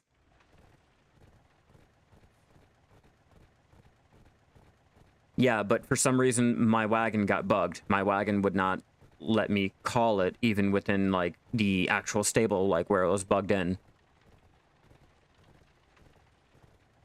But now I have to go and fix it all so that Glish and Heidel can be where it has to be, you know. I'll explain what I'm having to fix. It's annoying having to do it this way, but because I'm on cooldown and I've been on cooldown and I'm bugged and I don't really want to sit there and run to and from because I'm still trying to train all 4 horses that I have on my wagon. I'll have to do it the long drawn out way. It shouldn't be too bad. Just got to get to the stable, re-register it. Well, remote collect it to register it into this the stable, even though I don't have the slots for it. So to reset it back up, I have 6 out of 5 here, meaning I can't have any more sent in. But if you remote collect it, I am now at 11 out of 5. We can exploit the whole stable slots with not having enough. We can take it out again. And there, it is now registered over here in Heidel with the 11 out of 5, and glitches back down to being 3 out of 8. I have all my horses, I have my wagon. There he goes. And we can get back to what we were doing. That way I don't have to transport any mounts from Glish over to another area, transport any from another area to a different area to get it all set up. We can just simply just continue going with our Glish stables over here.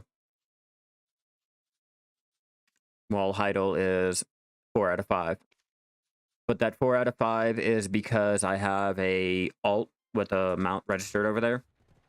It's another way to capitalize on having more slots than what you really have. As you can see, my mounts or my people have that.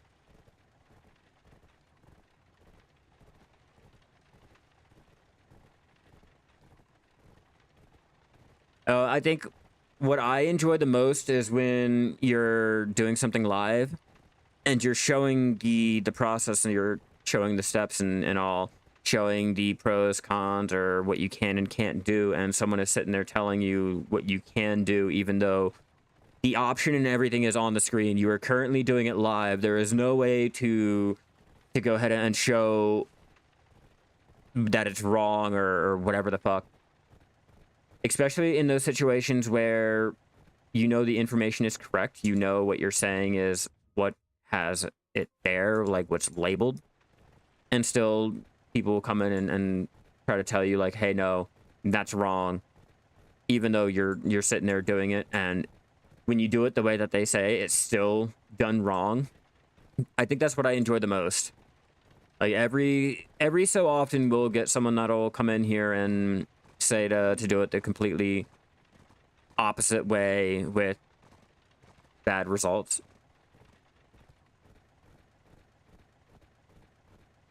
I'm not saying the information that I give that is blatantly wrong, the information that I give out that I'm trolling with or that I'm just confused about. No, I'm saying like, if this tooltip, if fucking the Khan's Heart tells you that it gives you the plus 25 life mastery for all of it, I enjoy when people come in and tell me, no, that's wrong. That's wrong. That only applies if you pop the stone. I mean, the tooltip says when you equip it, like situations like that, that's when I find funny. Or like how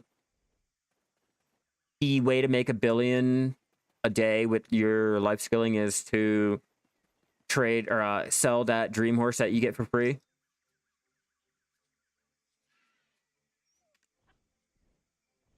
Spirit Stone, and then put your crowns back for the free mastery.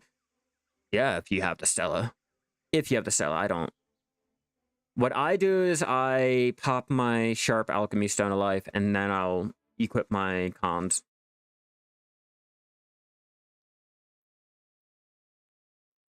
Or even the Protection Stone, and then I'll go ahead and pop my con. Or no, I pop my Protection, then my Sharp, then I equip my con in that situation, like if you're hunting.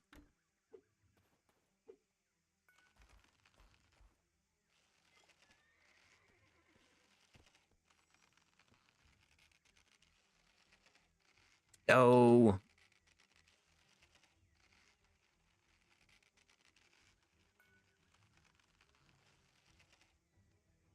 on, let's go.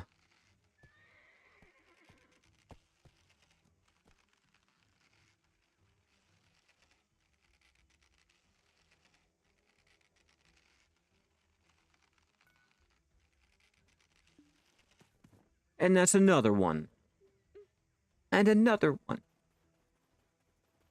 Wrong way.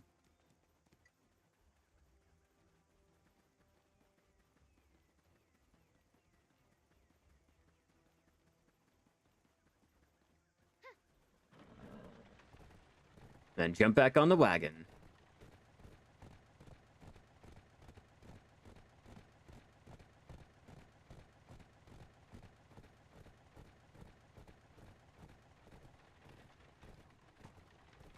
Once these hit level 15, we will shove them into a storage, get them breeding, and we will switch off. Get 4 more. Continue going. A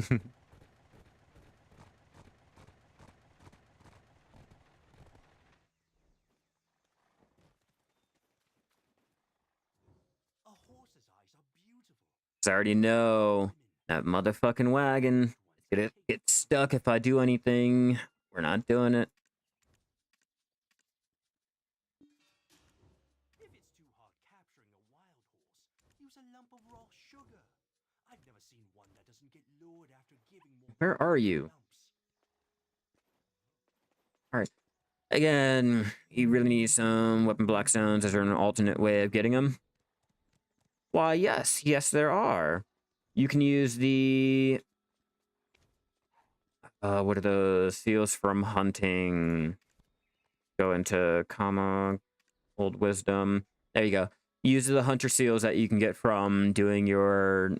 I think it's your daily mob grinding. You can get it from hunting, your bonus hunting quest.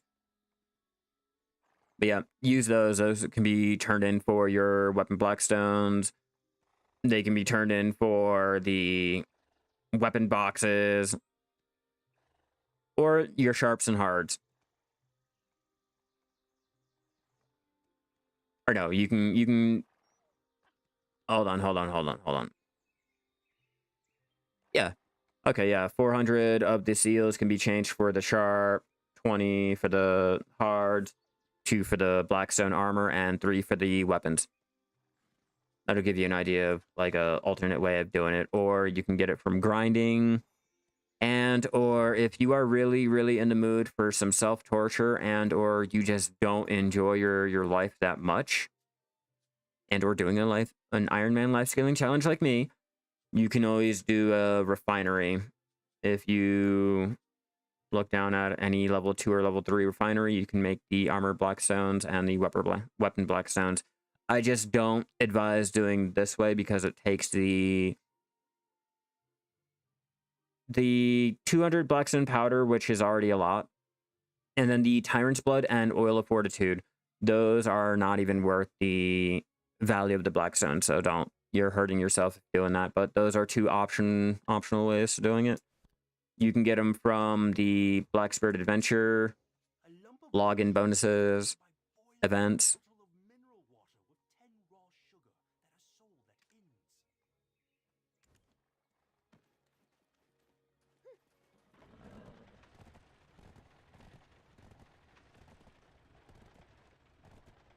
Wonder what other stables do I have open and available. Oh, and the Central Market too, yeah.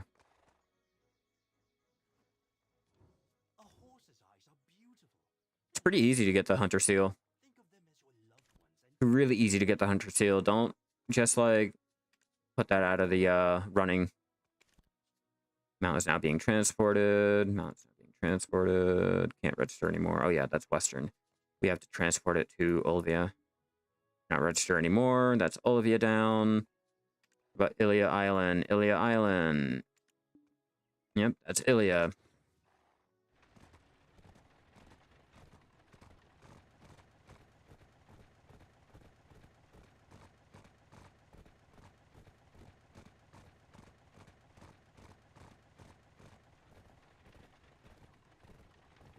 This may not be the quickest way, but it's definitely a more welcome way than doing Duvenkroon all day, every day. or doing Heidel, the same place over and over. I can't do it. I need a little bit of variety.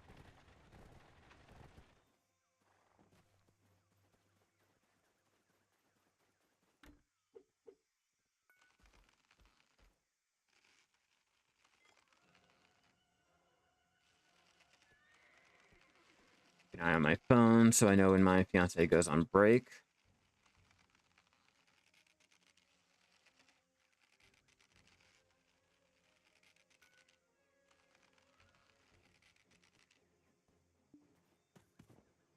The horse captured.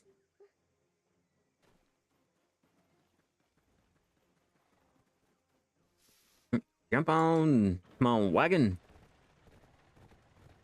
Let's ride.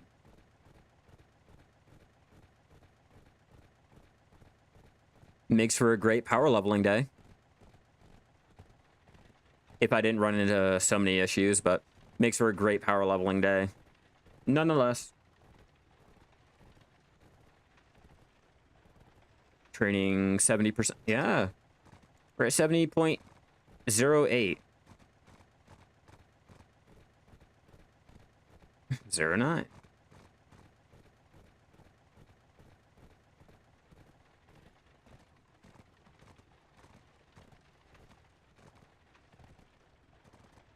$70.09. See if we can't get this registered really quick to not lose track of how much I have.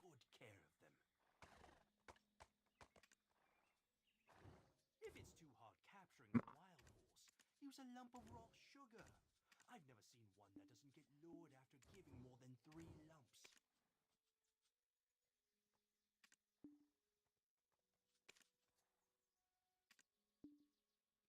Fuck you mean distance too great? What about drank?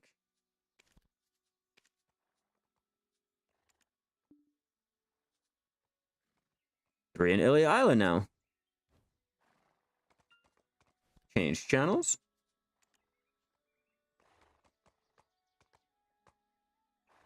Switch off to Odalita. Why does Odalita sound a little different? Is there a new channel?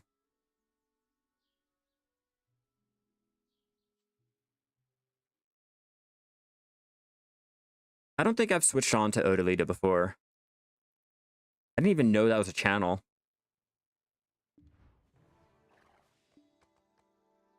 Oh, for War of the Roses. Okay, okay. Gotcha. I'm like looking at it, I'm like, I don't remember that. That's why. PvP. I don't really care if it's PvP related.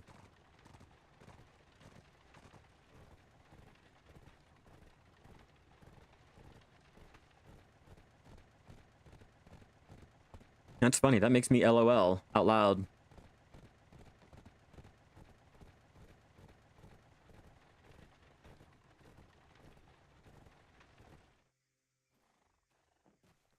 Real question is, are there going to be horses? Are they treating it? Oh, there are. Cool. I thought they were going to treat it like how the Node Wars will remove any type of NPC mount, or not mount, but the monsters, animals, and things like that once the Node Wars actually start. I'm glad we can still do something here on Odalita. It'll make for a different rotation.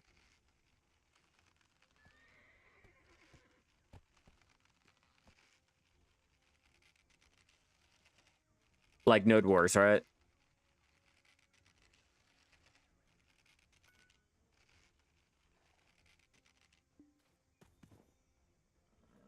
I'll have to look into that, make sure. Man, definitely double check on it to see if we can't capitalize on going for the giant pearl oysters or any of your other little rotations that are normally, you know, cycled through. Because a lot of people, they don't go on Arsha. A lot of people don't go on the anonymous Arsha to do your little life skilling. Because why would you? You're going to get murdered. So using those, I can get the pearl oysters or do certain rotations that are normally being capitalized on the normal servers. I'm wondering if it's going to be like that, and I can do the pearl oysters on Odie and maybe the truffles if that's what you guys are wanting, but just a little added way to go out and gather without being harassed by cooldowns. I'm not talking about any other player. That's fine. I can deal with being on a PvP server and having to worry about being PvP'd. I think I can get past that. Hate how long this takes to get the horses actually spawning or teleporting to you.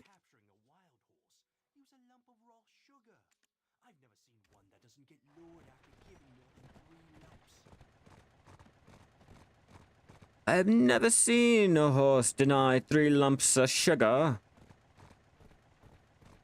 Then again, I also don't have a wife because I spend more time with my horses at my stable. Usually do truffles near Divincroon while at work, just swap through the channels and go back to AFKing. I normally use a fence. If I'm going to do my truffles, I will stick to personally farming it. That way I don't have to worry about the cooldown. I'm not going to have to worry about fighting with any other player. Travel time, none of it. I can switch off to an alt, farm it, plant more, and forget about it. That and trying to go for the white truffles. Yeah, you can do the farming, the personal fence farming for your truffles. If you're doing alchemy, you have a chance of getting the unknown seed to proc for a rare drop. You can combine that with 1 truffle to make a truffle hyphae. The truffle hyphae will take 10 slots to be placed into a fence, and I want to say it'll take 22 hours to grow. I want to say 22 to 32 hours. I can't remember off the top of my head, like, the actual number. But when you go and breed, or you can't breed them, you can only gather them, like farm them. When you farm them, you have a chance of getting the new white truffle. A white truffle is what's needed for the elixir of detection now. They changed the recipe. But also, those white truffles will go for 40 mil each. Yeah, it'll take 10 slots on your fence to plant, but you have a chance of getting the white truffle, and for a single white truffle, if you're looking at the central market over here on NA at least, the white truffle is going... The prices have dropped down, but... 15. So still a lot. I don't know. I haven't gotten one yet, so I don't know how many we've got, like, you can get per farming attempt.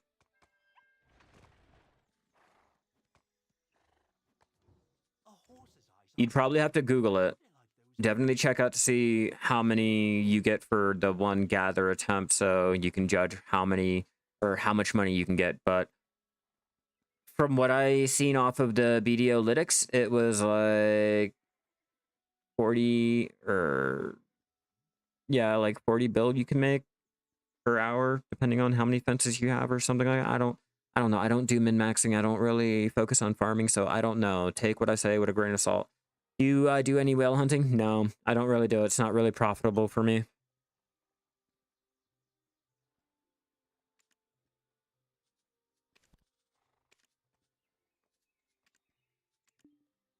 Mount is being transported. I didn't know I had a lot of stable slots over in Aelia Island, but apparently I do. 5, 4, 4, 4. Central.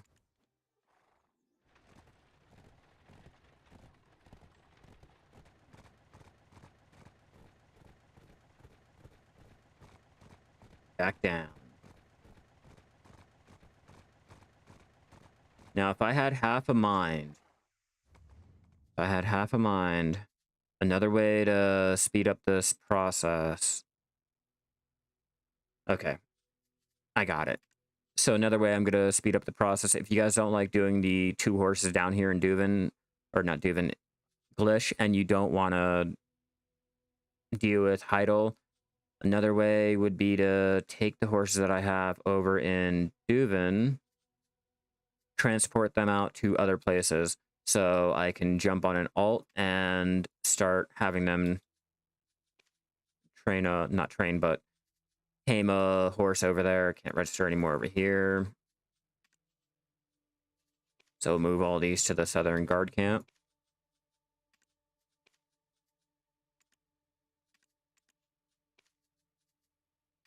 Should be all. Nope, can't register anymore. Northern Gateway. Or Northwestern Gateway.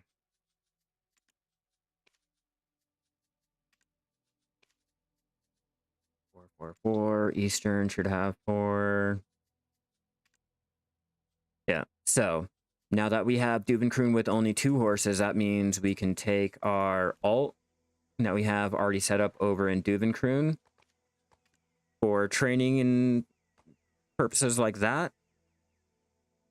I think I have to grab her crop from the storage, but just have her ready, get our horses captured over there, change channels, and speed up the process like that, so we're not just solely going from one area, traveling to another area.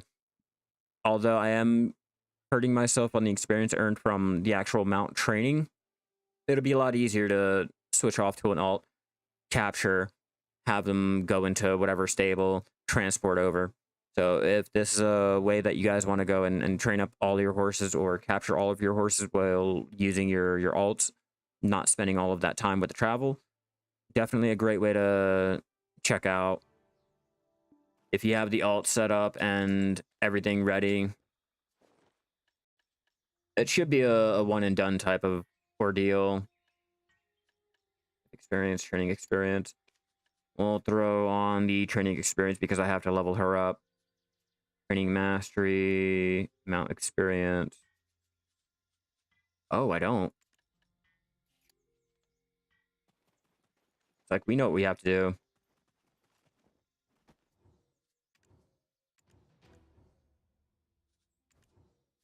Damn it, I was kind of hoping I can turn them all in.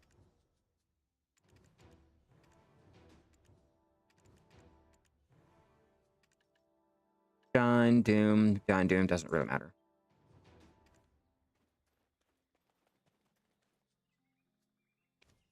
And pull out our crop, which I think Lakita. Does that have to be fully repaired to get everything from like the master and all that? Oh, okay. If the durability is 100, then the speed boost will be applied. Okay, I'm just solely using the mastery for this. That's fine. We will grab a random horse.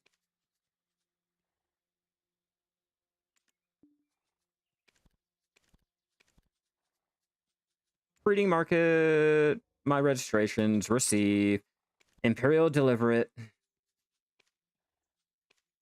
Take a 2 mil loss, but it'll make do.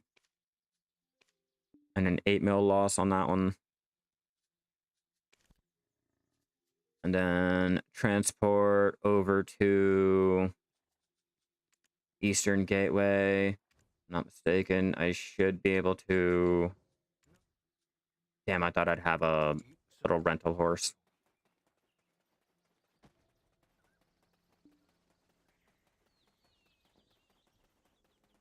I can register one. I can do that instead. Storage.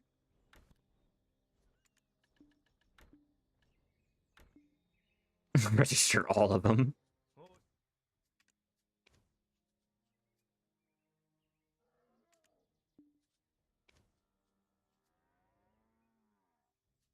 Nope, no space. Gotta remember, no space.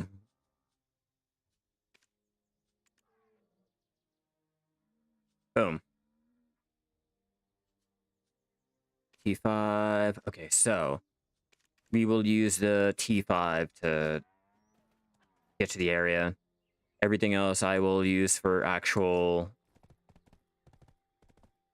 breeding. I had to think about the word for it. You guys like my name? Too many alts. At this point, I do have too many alts. Skilled 4. Awesome. And our crystal preset, what do we have for this one? Experience. Cool.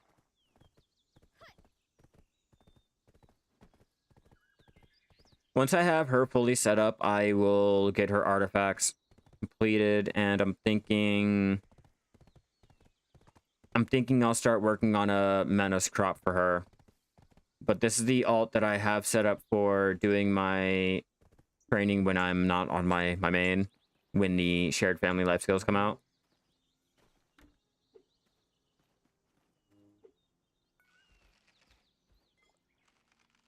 And as simple as that, we just go off, start taming with another alt.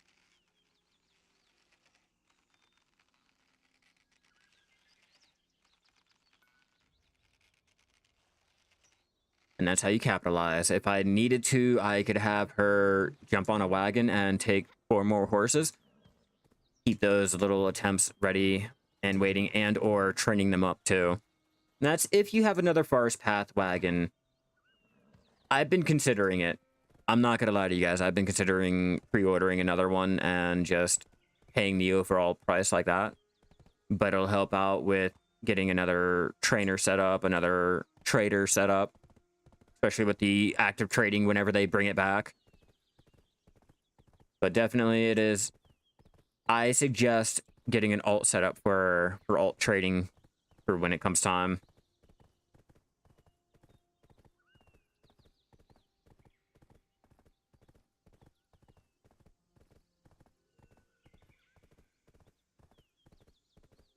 Any day now. It's a little further than what I was dealing with Glish.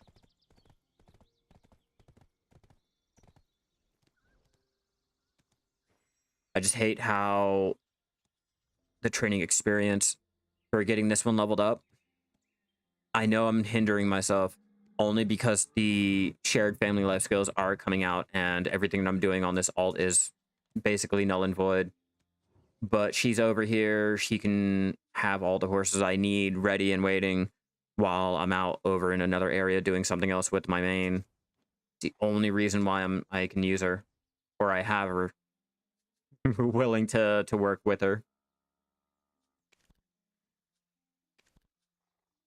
Those I'll breed all together.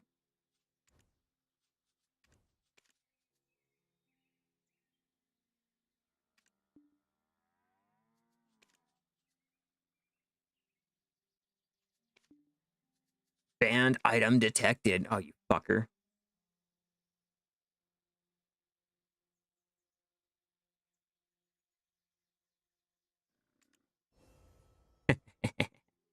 That worked. Skilled 5.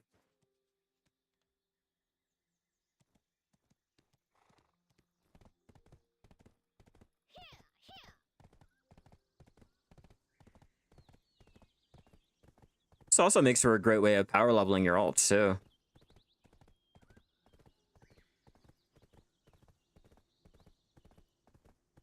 All I really need is Artisan 2? Nope, Professional 1.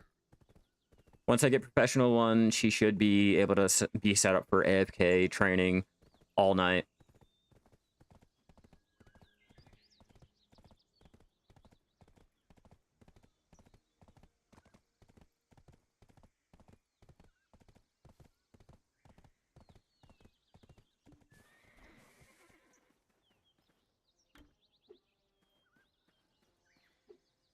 I'm shocked there's no one out here. They are normally hitting up Duvenkroon a lot.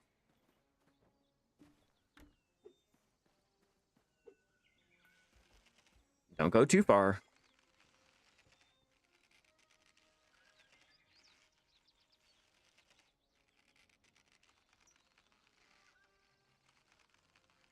You can't put more than 4. If it's more than 4 of the same letter, it won't let you.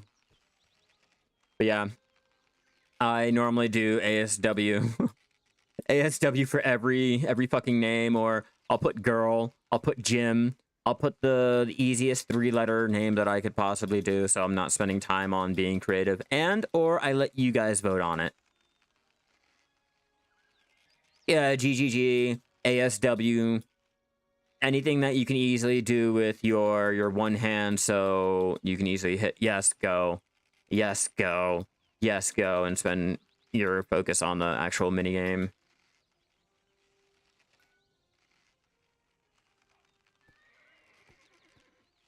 I just know synonymously the trainer goes well, or the tamer goes well with the trainer. Like, in my head, it just goes.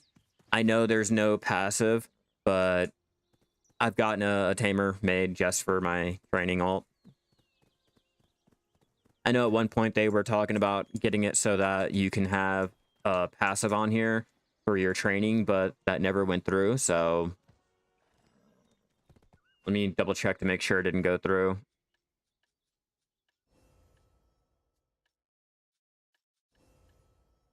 See, where would it be? Probably over here. Bestial instinct, accuracy, weight training.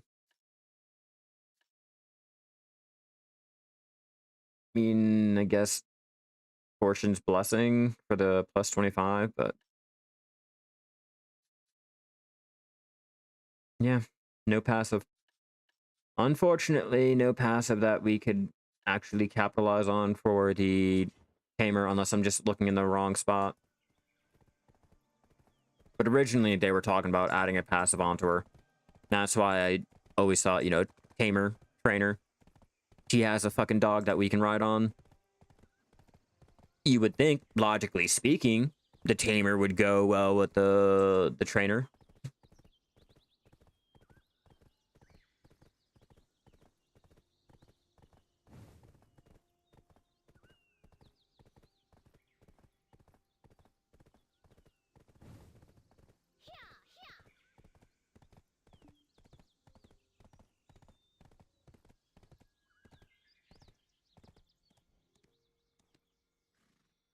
See what we gonna level up to now. Skilled 5. How much experience will this give?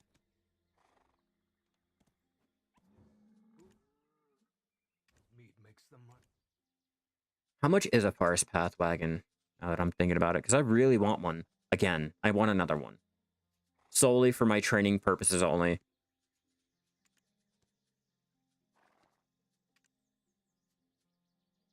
I wish, but no. Wagon. Only 2 bill? Only 2 bill? Really? No.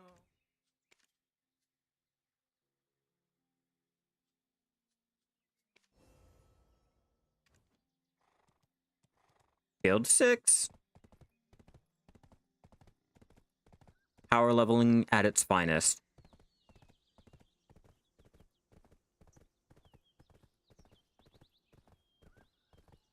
That's why she is sporting her Penlogia.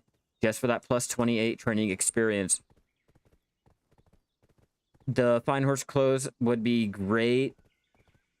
But to be honest with you all, that training experience is going to help level up my alt to professional 1 so she can automatically use her sprint.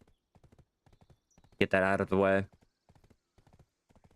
I don't want to go too hard on her because I know it's going to be disregarded when the family shared life skilling comes in.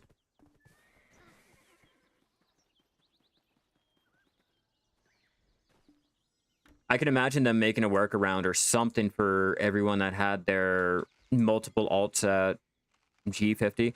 There has to be some type of compensation. Because I really don't believe that everyone's time, effort, and the money that they placed into their characters are going to be just thrown away. I know, I'm thinking as a veteran player, you know, the point in my gameplay that I'm mainly doing. I'm not thinking about the newer players. I can care less about the newer players. No offense, everyone. I know I mean, if I'm making a guide or covering it or whatever, then I will focus on the newer players. But right now, I'm not concerned about you guys. I'm concerned about us veteran players. I'm concerned about those players that, you know, have been playing for a year or whatever, that have put money into the game. You know, what's our compensation for when all of that gets thrown out the window and it's all now shared? I get satisfaction from doing most of every life skill. I don't like sailing and I don't like bartering. Those are the two that I absolutely hate, and farming is pretty up there, but I enjoy them all. As you can tell, I enjoy my horse training. There's really not much that goes into it other than roping a horse, giving it sugar, or just jumping on it, taking it to a stable, and riding it. You know, there's nothing really that special about it, but here I am. I'm enjoying it. Like active trading. When active trading was still in the game, I enjoyed it. I enjoyed incorporating active trading into our actual, like, training and things that we were doing around the game, so that it just wasn't solely focused on one life skill. I had an option. I could domino effect it.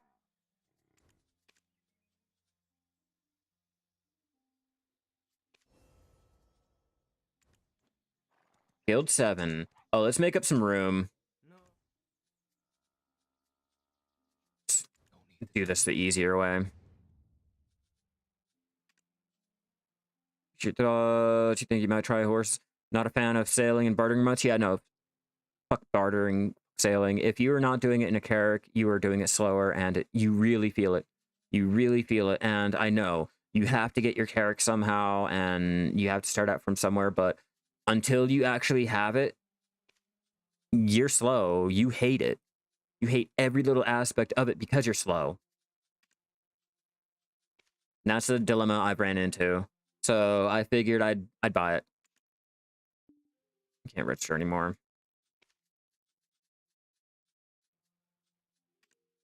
Start with Northern.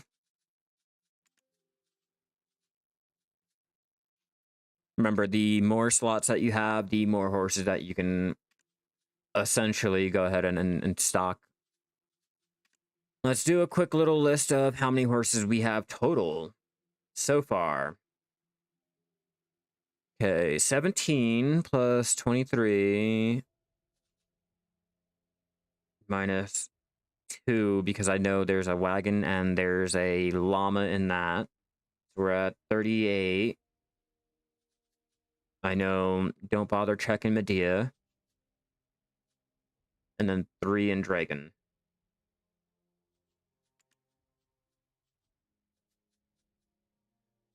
Double check.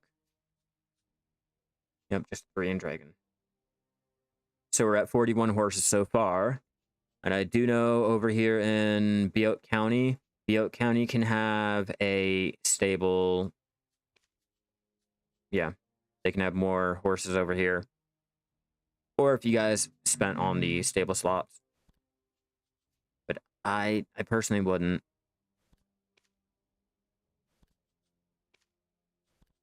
Let me check Nampo real fast.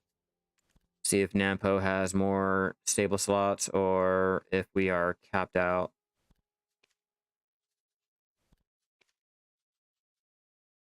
Ooh. Ooh, that's an idea. It's definitely an idea to stock all your horses over here.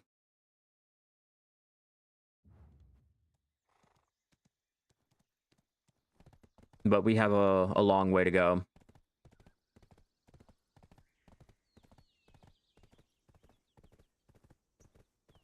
It's been a while since I've stocked all of my storages up with all of my mounts. I think the last time I did this, when they first introduced the changes to the transporting, I wanted to try it out. Or no, when they introduced the whole new, like, wild horses, when they removed all of the tier 5 and below. That's the last time I stocked up my stables full of horses all around Black Desert. So I'm kind of curious on the slots I have and how many horses I can have in total.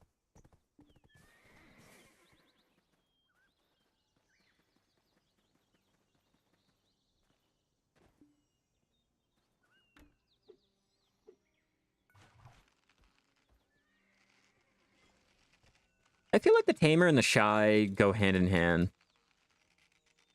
just how they look. I know the scholar is like if the Shai grew up, but I feel like the tamer and the Shai are sisters or fucking cousins. Look at them. They're both tiny and frail looking. And depending on the glasses that you put on, you know, kind of reminds me of the Shai.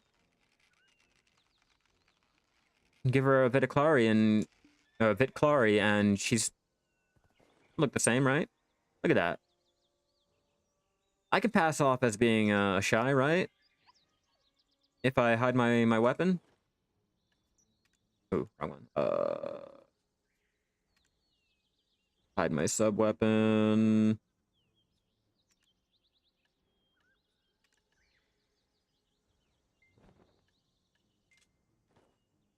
Yeah, I could pass as a Shai now. If you were not really aware of the actual classes and everything, just at a glance, I think I could pass off as a Shai in my head.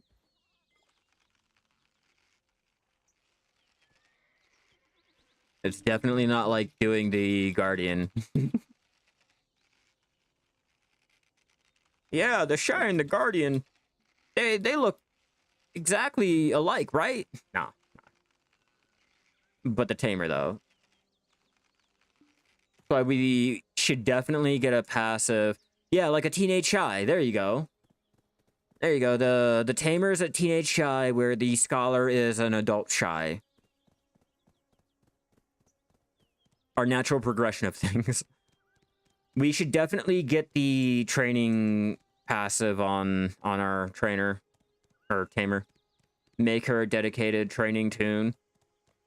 I've already pointed out the fact that she can ride on the damn dog. If you have a mount that you can ride on, if you level up your toon and do all that dumb shit to be able to, like, I should be able to have some type of increased passive on my training. Or mount experience. Hell, I'll even take the mount experience for it. Both. Hell, fuck it. Give me both. Just like how the Shai can do alchemy and gathering.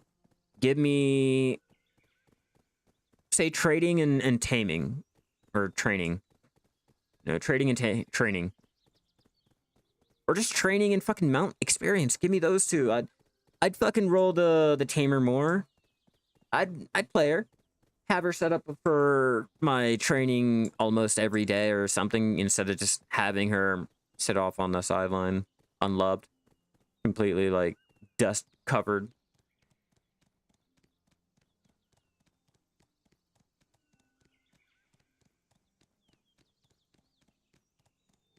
That slow ride all the way the fuck back.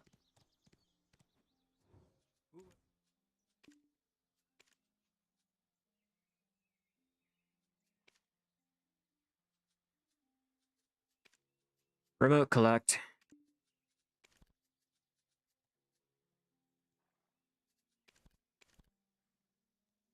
Level 7. I'll still take out the level 5. We'll use you because you're such a lobby.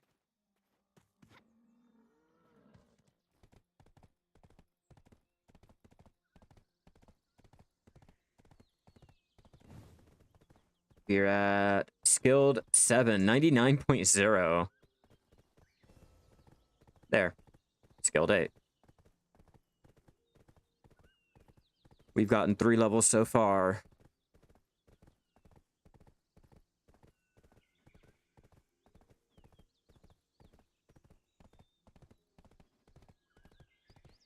This is how you power level, everyone. You guys are trying to hurry up and hit master training or guru. Capturing, throwing into your storage, and running out to capture another one and not wasting any time. That's how you're gonna power level your training without taking an hour or 2 hours just to set up for one. And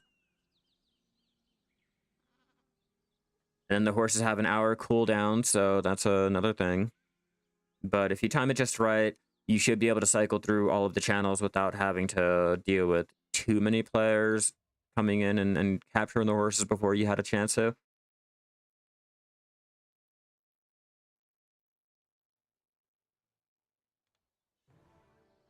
We're just stacking up the horses. And that's 43. Okay, give me a second, guys. Let me answer this.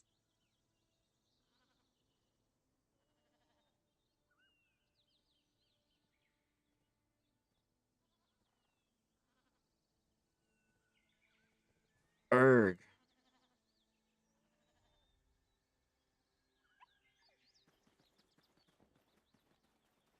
I need to read that message I just got because it's a long motherfucking paragraph.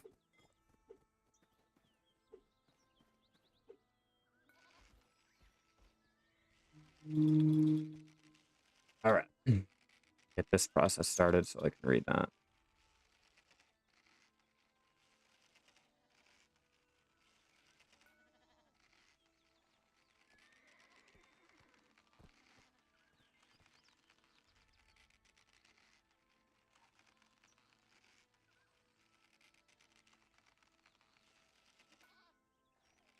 Come on, horse. Hurry up. Hurry up. Fucking figures. Okay.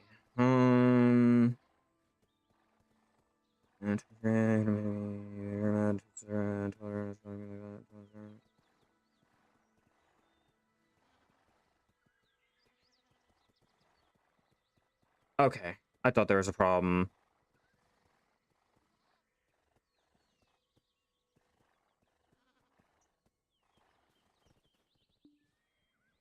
What are you doing? Why are you bugged out, horse? Okay, I thought there was an issue. My bad, everyone. I'm here. We're live. We're still doing it.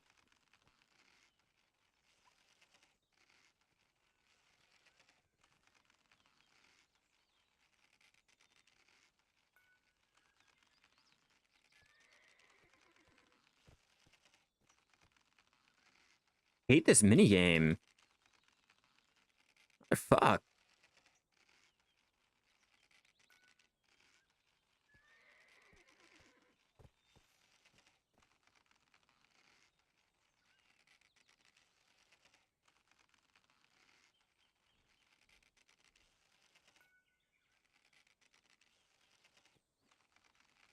Hey, we got it this time.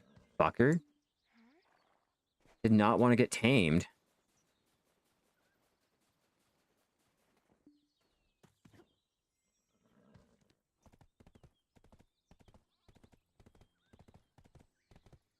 Set up our auto path out there, and I will be right back, everyone. Give me a minute or two.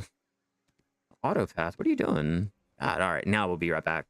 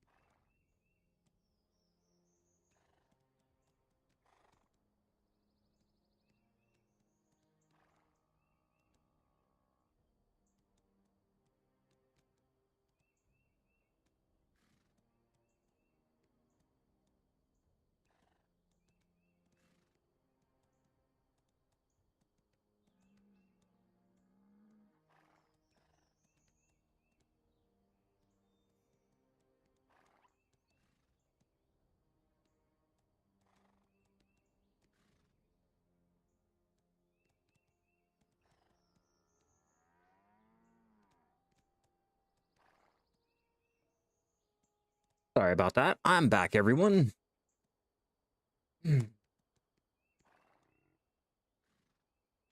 There. Get back into our taming.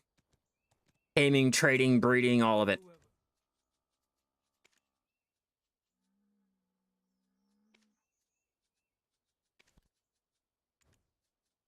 Cool, cool, cool. Keep it going.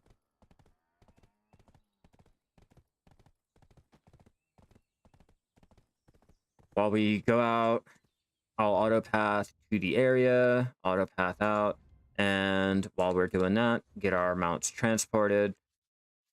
Keep that going. Don't want to skimp out on it. Doing croon. Mount transport. Northern Gateway. It's like I leveled up again, and my horse leveled up at the same time. There, that's all Northern taken care. Or no, learned a skill. Okay, even though I don't really care. I'm about to level up. After I captured this horse.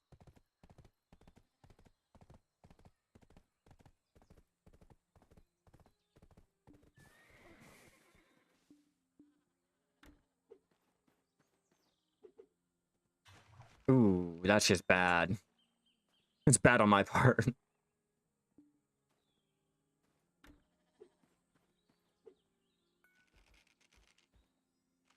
Thought that rock was going to stop me. Glad it didn't. Let's continue. Glad we're doing something else on here on the channel, opposed to the same old gathering, fishing, alchemy, cooking. Training is different. It definitely has a variety feel to it. What? Get back here. Get back here. What are you doing?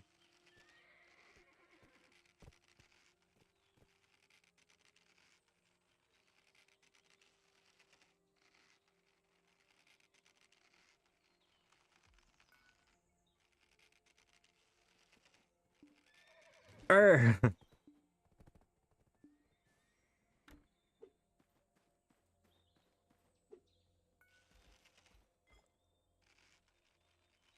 on, you could do it. I do have one more alt set up for capturing horses. I think I have one more set up. No, no. He's only for trading. I forgot. I did not level up his training. His training as high as, say, this alt. So technically, I don't, but I partially do.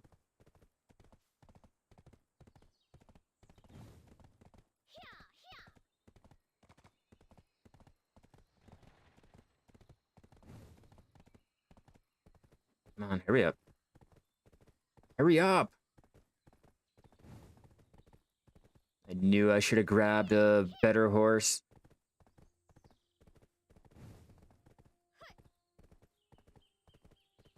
Any of the better horses would have been suffice, but I'll make do with my little tier 5.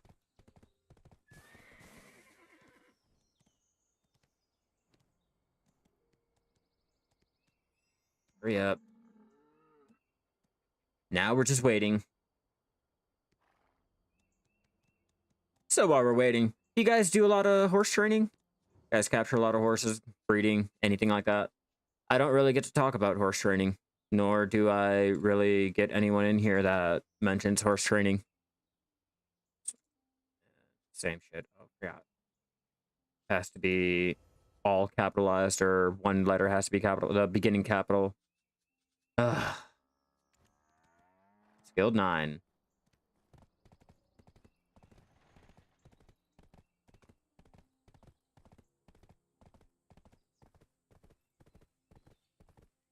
Capture another horse, and I will show you guys how much experience I'm earning per capture. And this is only on our trainer. We're not dealing with our Shai right now to really demonstrate the other classes and makeups and shit that are in the game. Like if you guys are trying to power level using your Trilogia or just your Logia gear, not trying to do Manos, you don't have the Manos. And even if you guys had the Manos.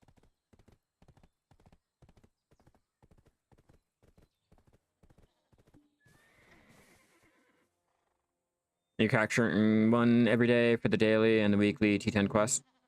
Okay, okay, that's not bad. I used to. Now I'm trying to get more. I went from doing the weekly, daily, the one horse capturing per week to, or day, to capturing 4 at a time, training them and having them ready to be bred, capturing another 4, having them be bred, you know, just keep going that whole process and domino affecting it. But if you guys were wondering just how to power level your training using other classes other than the Shai with no Manos, nothing, we are using full Logia gear. We don't have any artifacts. Well, we have the 2 generic artifacts. We have no Lightstone combinations. I am, however, using a Pen Logia close with the full Tri and my full Experience Crystal preset. Not to mention the pets down here. But it should give you a rough idea of what the experience could look like if we can manage to capture a horse. Stupid little minigame. Shouldn't be that bad.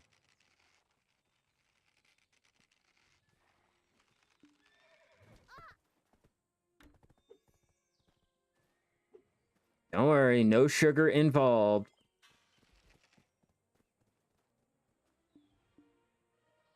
Any day now. When demonstrations go wrong.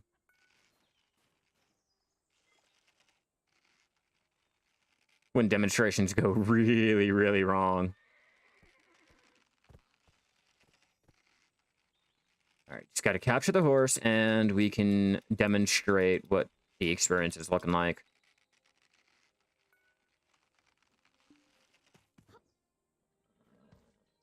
Captured. We're at 55.56% into hitting skill 10. Let's get back over to Duvenkroon, to the stable keeper, to turn it in, and I will show you guys again how much experience we've gotten. Don't you worry.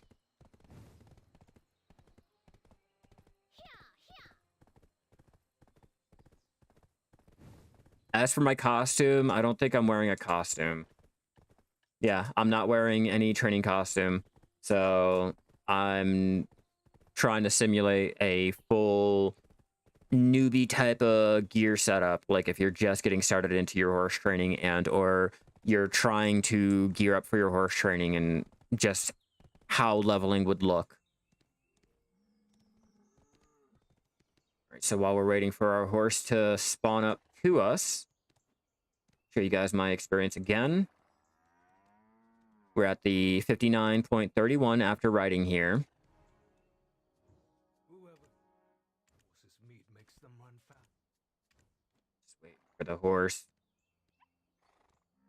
Once that thing pops up, I should be able to go ahead and register it. Curious to know what you like to eat, so there's no need to tell me. I won't tell you what I like to eat. Thank you, sir.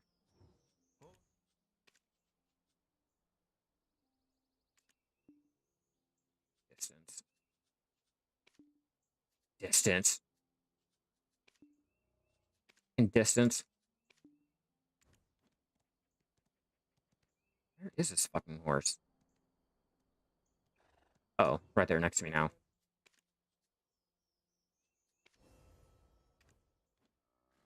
Skill 10. We're now at 18.63. So it's a perfect way to level up your alt if you are trying to do that and or trying to level up your main alt, your main training tunes. I just don't know how much you guys would go and level up your alts with the family shared life skilling coming in June or July. But if you guys are looking to do that, it's a perfect way. I suggest it. And if you found this helpful, be sure to let me know down below in the comments, or if you guys just don't even bother with your horse training. I'm always curious on what you guys like have to say about the life skilling, and or what could be changed around to make it better. Sure, I want to know a secret yet sad one. A sad secret. There we go. Wow. I'm all ears. I'm curious. What you got? Where's my phone?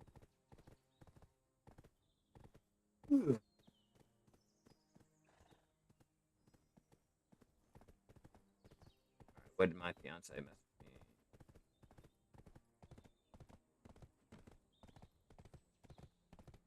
You haven't tried horse taming yet? Really? It's not bad. It's not bad. As you can see, it's a casual type of experience. There's not really much that goes into it. The gear makeup can be a little confusing. Yeah, the gear makeup can be a little confusing on knowing what to go with, like in terms of your fine horse clothes trainer, your mastery clothes, the trainer clothes, the normal one that you can get from the luxury vendor. But it's pretty casual in terms of the mini game that they give us. The fact that all we have to do is jump on our mount and just ride it around to train it up. Breeding can get a little difficult with just how mastery plays out in tiering up the horses or getting your skills. But if you're not really focused into getting all into the whole spreadsheets, you're min-maxing, things like that, it's pretty easy, pretty straightforward.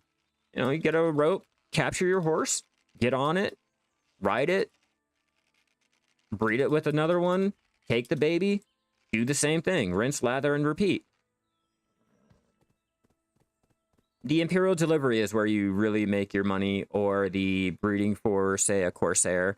You know, things like that, that's where you make your money. Had a life skilling portion that had gathering nodes for workers. Yeah, I know.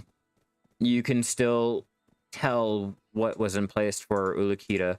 If you look at the map,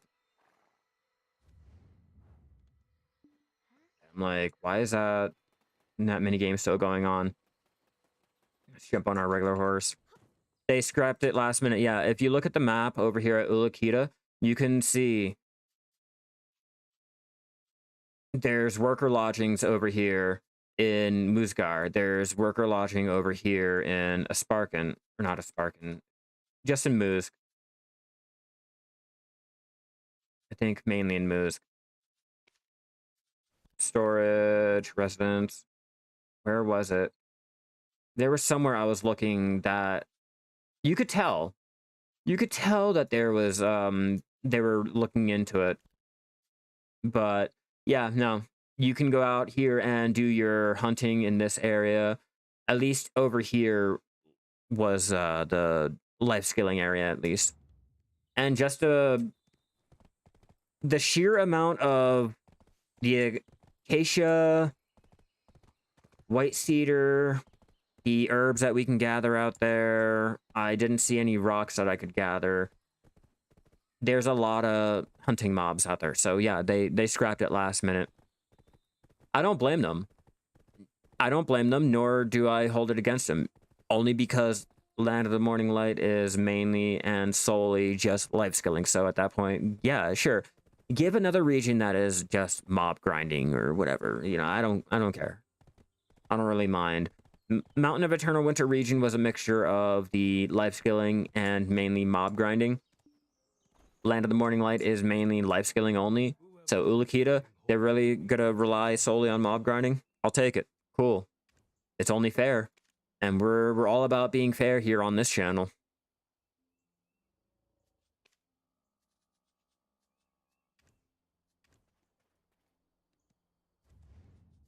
Let's see.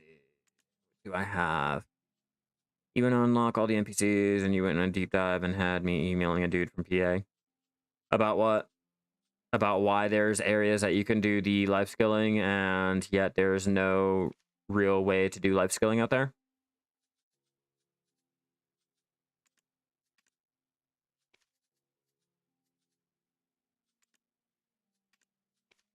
Transport them all. They also scrapped the energy gain, the energy knowledge gain in that area. I wonder why. Do you think it'd be way too OP for life skilling if there was another way to handle our contribution points or get more contribution points or energy or what?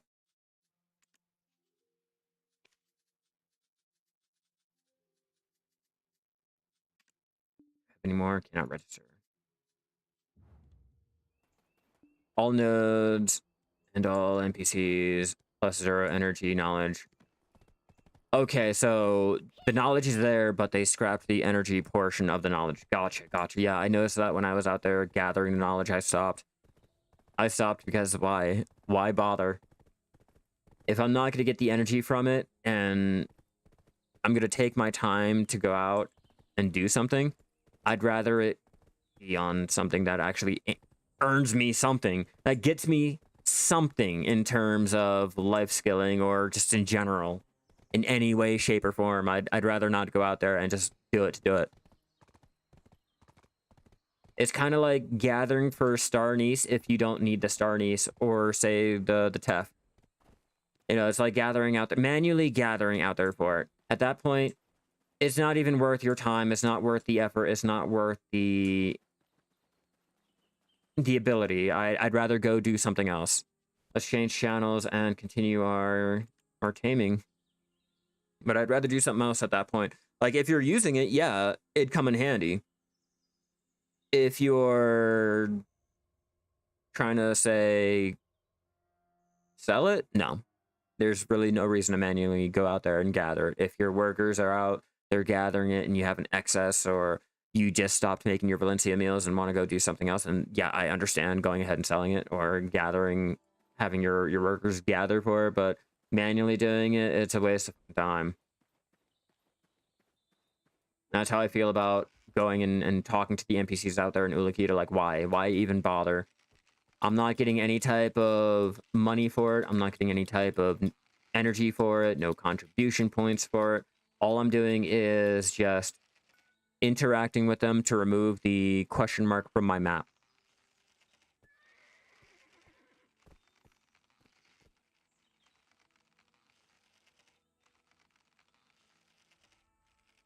Do, do, do, do, do, do.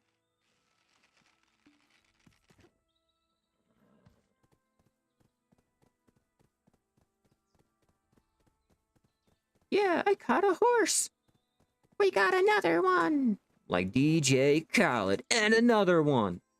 And another. Okay. Let's go. We got things we have to do.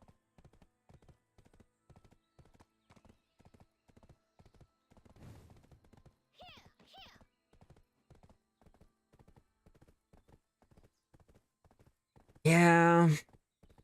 Yeah, no, if only the completionist thing would actually reward something or do anything, you know? It's not like how if you do the 30k quest, you get a title. You know, you get something for it. What do you get for talking to all of them? Like, nothing. Well, I talked to all of them. And? Like, at that, like, and? Like, I get achievements.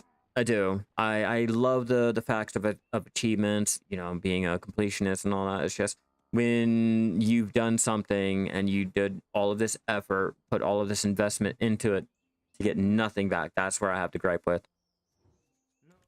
Bragging rights, like, it's not really bragging rights, is it? Oh, you talked to all of Ulukita?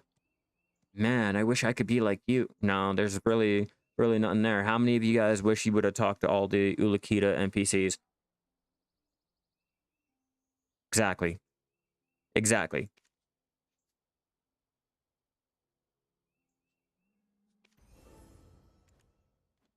And that's how you do it. And that's how you hit professional training while not really doing anything, just taming, bringing over more, transporting horses out to different stables, and just continuing the process. It'd be a lot easier if you guys did it on your main, but hey, I'm on my alt, we're leveling it up, and now I can use the automatically sprint option.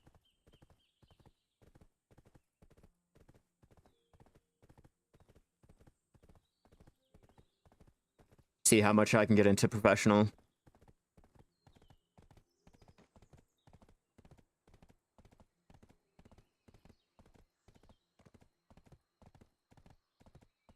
So no, all of this is going to be put to shame.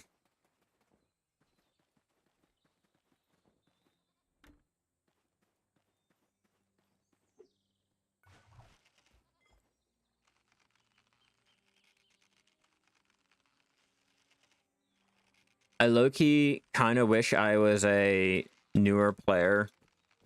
I didn't spend all of this time and effort into leveling up any of my alts.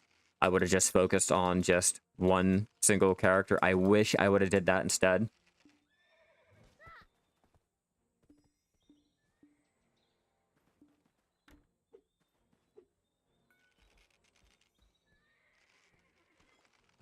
I know it, like I've already stated before, I know I should be more concerned about the newer players and all the fresh tunes and everything, but thinking about my own little bracket that I'm in, thinking about how much I've played and the time and effort that I put into my characters and my account, I feel really betrayed. I feel dirty. I feel like it's another blow to the community. Yeah, it'll be easier for the newer players to just jump into your life skills and have a better time with that. It's just for everyone that put the money into their account and the time and shit for all of the life skilling costumes and getting their alts leveled up. Like, that's a lot of time. That's a lot of silver invested. That's a lot of actual money invested. And I know we're not going to get any type of compensation. I know I'm going to have people that'll jump into the comment section and mention the fact that I make, you know, so much billions a fucking week. I shouldn't worry about all the money that I put in or all the time over the years that I put into the game. You know, I'm a veteran player. I shouldn't really worry about it and just be happy that the game is here. Like, I get it. I understand. It's just, in terms of life skilling, I really feel like they are giving a big, huge middle finger to us. Like, they know this. And every player that has been playing for more than a year, that has put time and effort into building any alt life skiller or just enjoyed life skilling on any alts, I really feel like that we're getting the shaft in this. We're getting the shaft. I don't know how many of you guys want to sit there and complain about or argue with me about just how this is going to be a saving grace for all the veteran players and all of us veteran players are waiting for this. We've been excited about this shit when... How? Why? What about those who have level 50 guru on, say, multiple tunes? Like, what then? What compensation do you get? Well, they just made it easier. Okay, but what about the compensation part? What about the part that we put all of that time and effort into it? Now it's null and void. You know, like, it doesn't affect them, but yet it does with just the fact that now I don't have to do any of that. I still have to get the gear, but in terms of actually leveling them up, and say you guys have your alchemist, okay? You got your alchemist, and you guys bought your ingredients and shit like that to level up an alt. What happens to all that? Am I reading too much into it? Am I just thinking too much on the veteran money making, I only can min-max side? Because I don't get it. Like, I'll be the first one to say, like, this is not a good thing coming. It's not a good thing coming in terms of those who invested into all of it.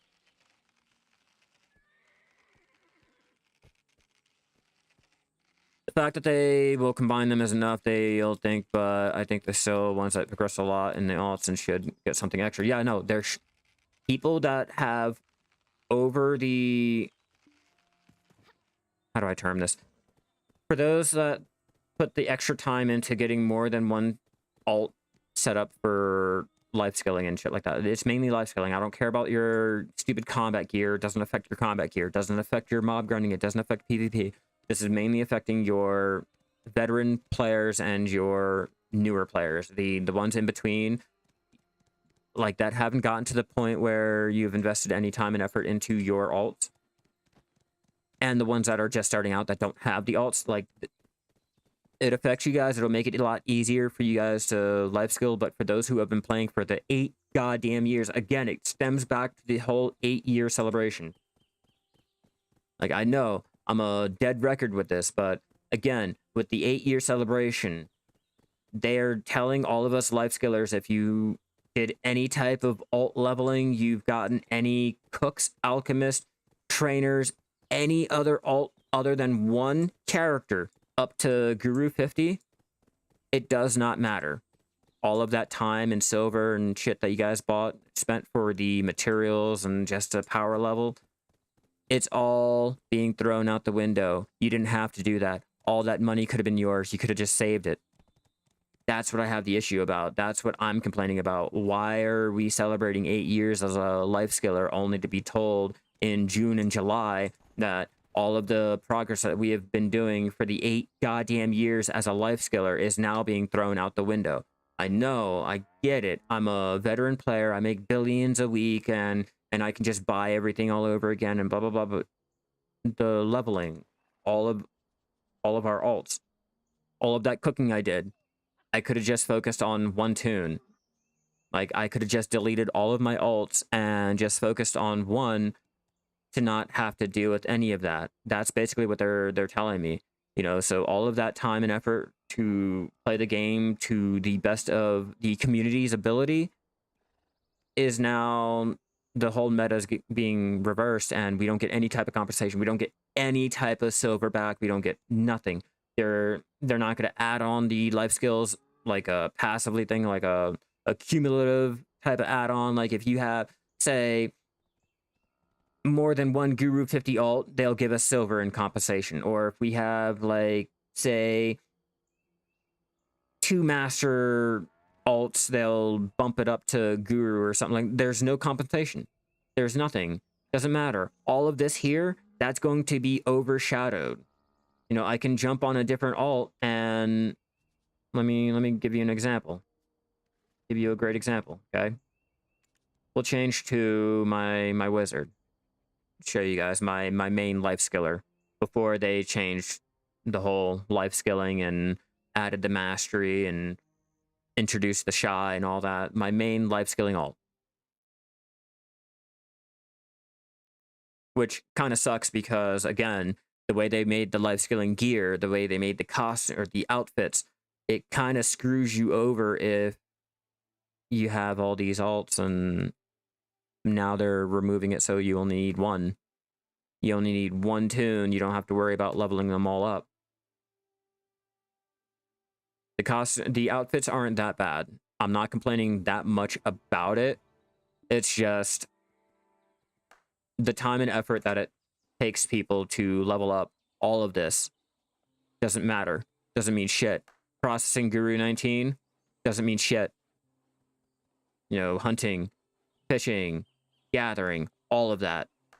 All of this means that I did it for nothing. For everyone, every G1, 1 bill, and for G50 get 10 bill. Nah.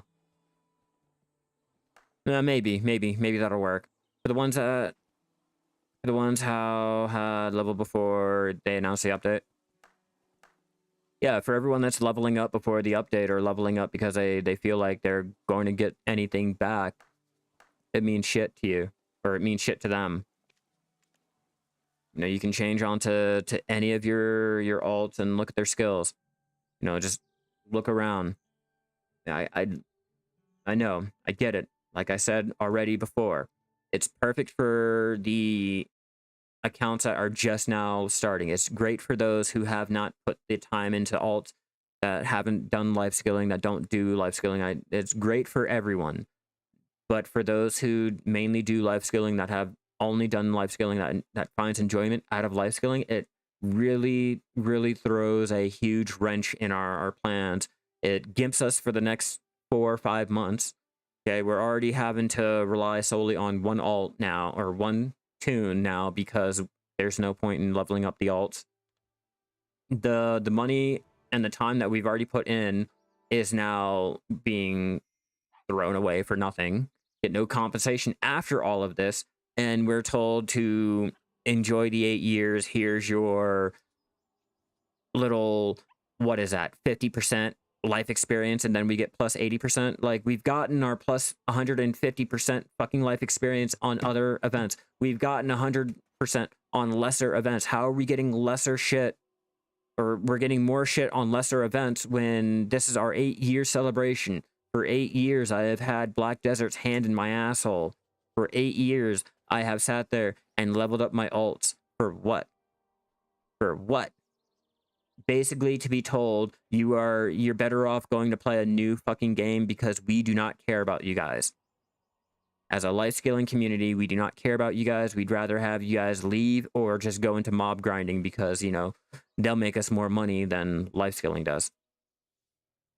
I think it's one of those changes that us veterans need to suck it up for the greater good of the game, because BDO is a struggle to bring back the players to get new ones. Yeah, like I said, that's exactly what I mean. As a veteran player, I am basically told, you know, for my 8 years of life skilling, it doesn't mean shit. You know, I'm not appreciated.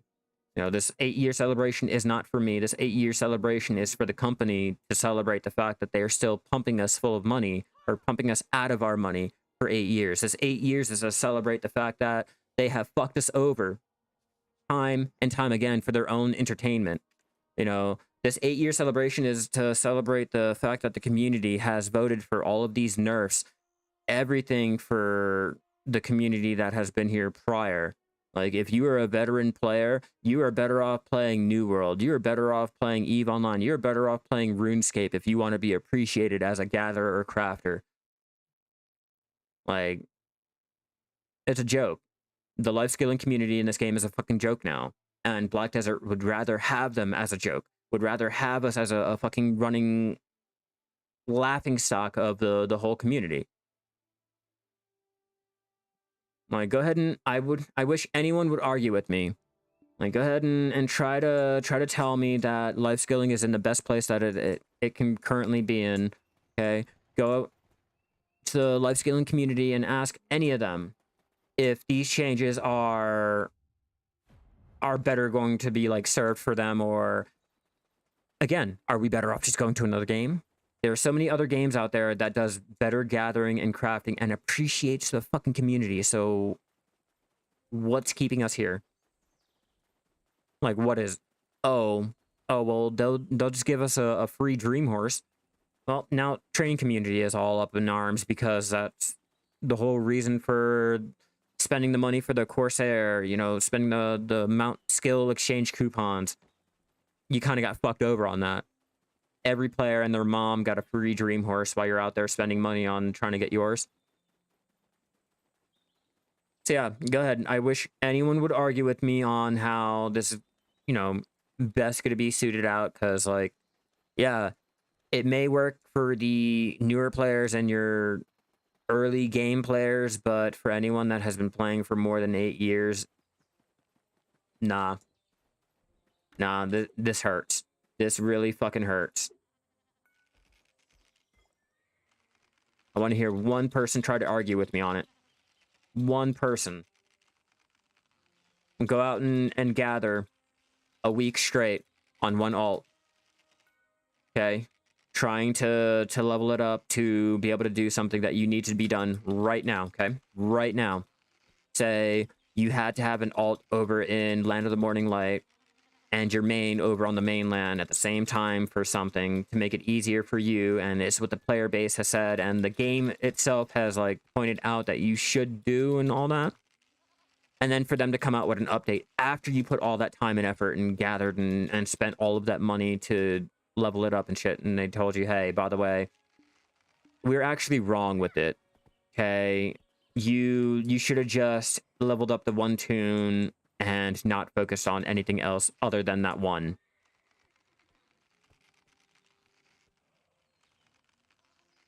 Like I said, I could be wrong. I could just be griping, complaining. Comment down below. Let me know how you guys feel about it. But for me personally, our days as a life skiller is numbered. And for the newer player, I'm glad you guys will have a game that you can enjoy.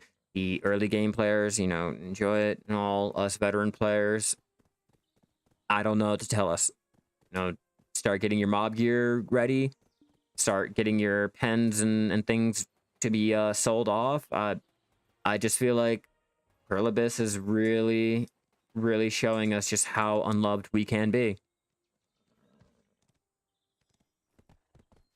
Oh yeah, the transfer coupons. That's another thing that is a point of contention. If any of you guys had spent any money on your transfer coupons, yeah, you get no refund. You get no refund, and they're not gonna fucking matter in come June or July. That and after they made the announcement during the Calpheon Ball, they now become null and void. Any money that you spent on the pearls for your transfer coupons give you guys an idea of what, or not what they look like, but just how much they cost. Let's see, consumable. So yeah, you got $22 American. $22 for your exchange coupons. How many did you guys buy? How much money are you guys not being refunded back for?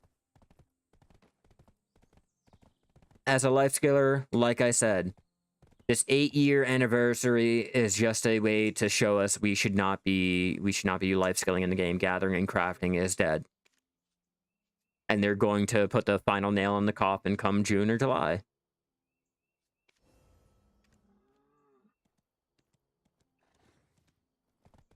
Do we know if they're going to be going off the highest life skill or they're adding them all together? No, they're only going by the highest.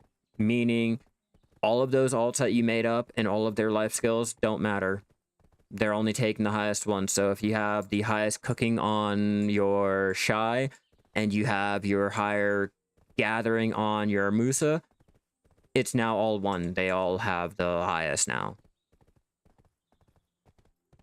That's what I'm mainly complaining about.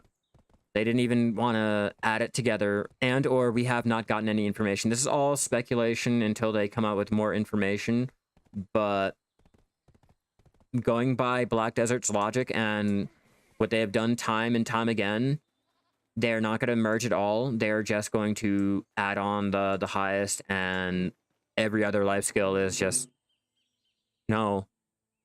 Why would you need to transfer any of your skills? There's no reason, Flappy. What you're not understanding is once the shared family life skill comes in, because my Shai has the highest life skills, all of this will reflect what my Shai has. Okay? All of that will reflect what she has. So my skilled 2 is not going to be merged with my hunter skilled 5. It'll take my guru, whatever it is, on my Shai and apply it to everyone else's gathering. I actually think they're testing out to see how much we're gonna suck at. We're gonna suck it, and good on them until the community as a whole is gonna be like, what the fuck? They'll keep testing the waters. Oh yeah, I know. I know, they're testing it out and seeing just what they can get away with, but I'm just here to give you guys a warning. The transfer coupons are useless. They are valued. They're not worth the money. Yeah, no, you don't need them now. You're not understanding. You guys don't need them now. They've already made the announcement. The announcement was already made. Come June or July, it doesn't matter if you bought your transfer coupon. You're using it for nothing. It'll reflect the same family life skill from one alt all the way across the board to every single alt. So it doesn't matter if you transfer from your Musa over to your Guardian. It will still be reflected on your Guardian and your Musa. You're basically spending $20 for a fucking icon. You're buying an NFT. That's the first BDO NFT, okay? There is no other way around it. Sure, you can go ahead and get an alt set up now, but in June or July, it's being... it doesn't matter. Like, I know this. You know this. You're spending money for nothing. No, it doesn't count now. It doesn't count now, Flappy. Come June or July, they are merging it all. So even if you transferred that coupon from one character to the other character, the original character will still have the same life skill that you just transferred off. It doesn't matter if it's the highest life skill. They're not merging them all together and adding them together like that. They're just taking your highest one on any tune that you have on your account and applying it across the board. That's it. Those coupons are not worth the money now. Once they made their Calpheon ball, if you guys went out and bought them, you wasted your money. Especially if you went out and bought a whole entire stack for every fucking life skill or every single alt that you had, blah, blah, blah. No, it does not matter. But they're not saying that they'll take the one character and apply all of their stats to, or their life skills to every other. No, they're taking the highest one that you have across the board and applying it. Yeah, like I said, they're just merging all of these together all across your account. So because my Shai has the highest ones, they will merge all of my Shai's life skills into my tamer. Okay, so if I jump in my wizard, it'll have the same life skills as my Shai. If I jump on my Musa, it'll have the same life skills as my Shai. If I jump on a fresh level 1 tune that I make out of the gate, it'll still have the same things. See? Like, they're not just merging it all. But for those who had taken the time out, the ones who had spent real money to transfer their life skills and things like that, we are fucked. Like, this is not helpful for us. This is mainly just for your newer players and your early game players. Anyone that has been playing for more than 2 years plus, this is not for you. This whole thing is going to... it's going to hurt. It's going to hurt. I'm going to give you my honest opinion. We're going to be down a lot. As a veteran player, I should have quit. I should have quit playing so that when all of these changes came out, I'd be ahead of the game.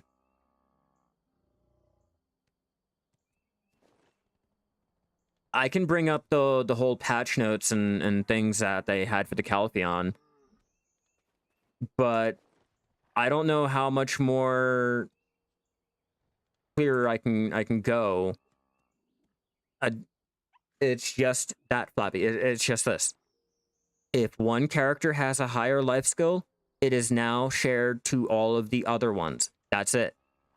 Nothing more, nothing less. They haven't said. All they said was they were going to apply the highest life skill. They're not merging it all together. They're not doing any of that. They're just applying the highest life skill and applying it across the board. They're not merging it. It's not your skilled 2 plus your skilled 5 will equal your skilled 7, blah, blah, blah. They haven't said anything like that. They're not combining your little measly, what is it? 73.46% into blah, blah, blah, and blah, blah. Hold on, let me just pull up the Calpheon ball so that I forgot people have to see it in actual word format. Give me 1 second, everyone. Calpheon ball.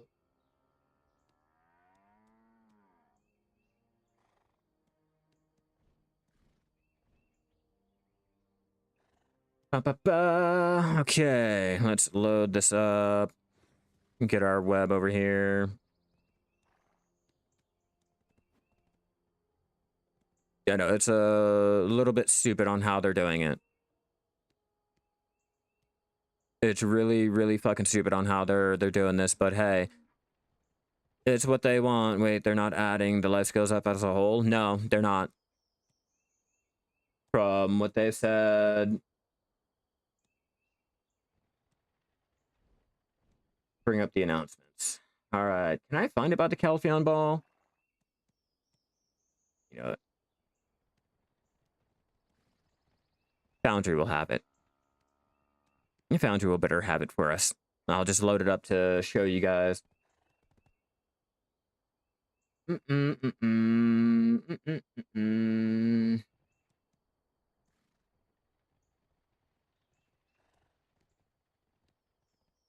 Oh no, where would it be?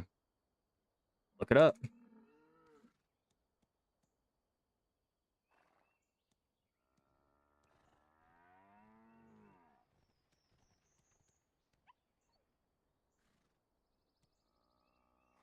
We're loading it. Do I have all my islands unlocked? Probably not. Let's get the patch notes in English. I don't know how I missed them talking about the transfer coupon. No, they didn't mention anything about the transfer coupons. They didn't mention anything about it. That's why people went out and bought them and didn't realize that it didn't matter.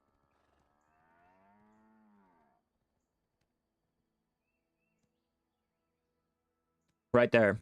Life skill levels will be merged on a family basis instead of being separate per character, meaning that your highest life skill level will be used on all characters, not the fact that they're merging everything. Has nothing to do with merging anything. Like, nothing at all has anything been mentioned about merging anything. Like, the experience, any of that. All they're doing is just reflecting the highest life skill upon your whole entire family, opposed to the one character. This part right here is what people don't realize. No, that's not true, Flappy. Why are you using a skill transfer coupon if it doesn't matter? You're gonna let's take this for example. You get your transfer coupon for your Musa. Your Musa has G50 on your gathering. You transfer that over, you spend your $22 on the pearls to get your transfer coupon. Now, you merge it onto, or you transfer it over to your Shai. Now your Shai has G50 gathering. When they merge it, your Musa has G50 gathering too. You spent $20 on what? Come June and July, it's going to be reflected upon all of it. It doesn't matter. And it doesn't matter about G50. If you only have G10, that G10 is reflected upon all of it. It doesn't matter if you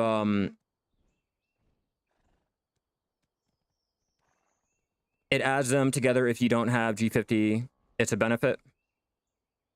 No, it doesn't. I wasted a whole coupon. Here, I'll show you. I'll show you all. My thought was I was going to transfer my skills and shit over from one alt to my trading and my training alt, because they gave us that free trading experience coupon.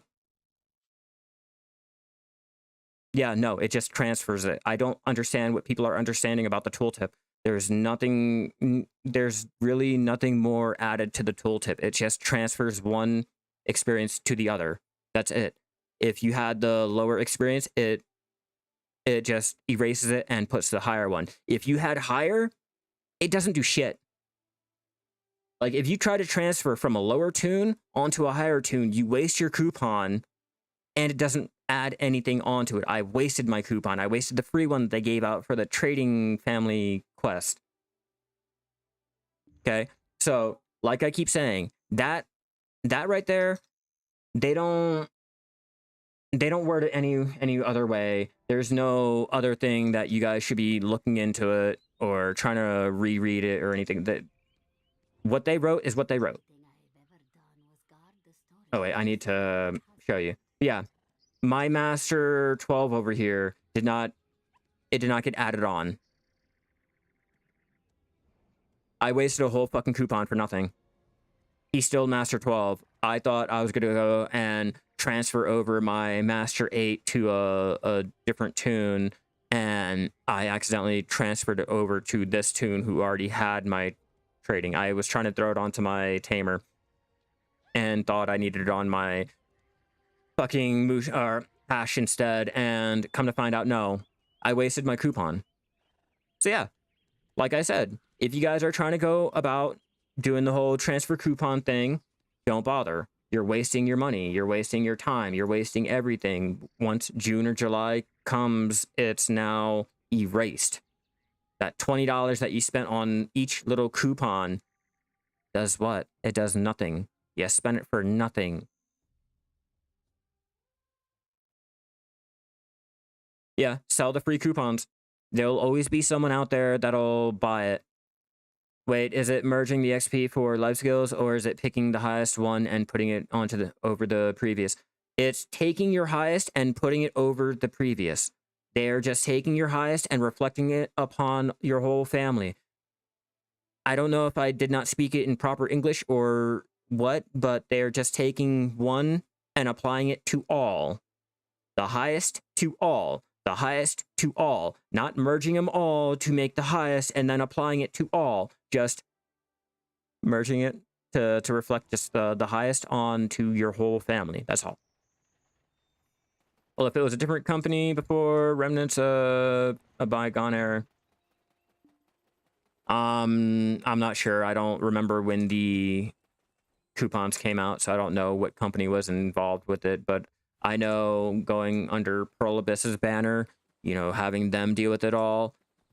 As a life skiller, my 8 years, I've wasted my money, I've wasted my time, and I've wasted my effort. They know this. They're telling us this. They're blatantly coming out and saying, you've wasted all of your time and effort.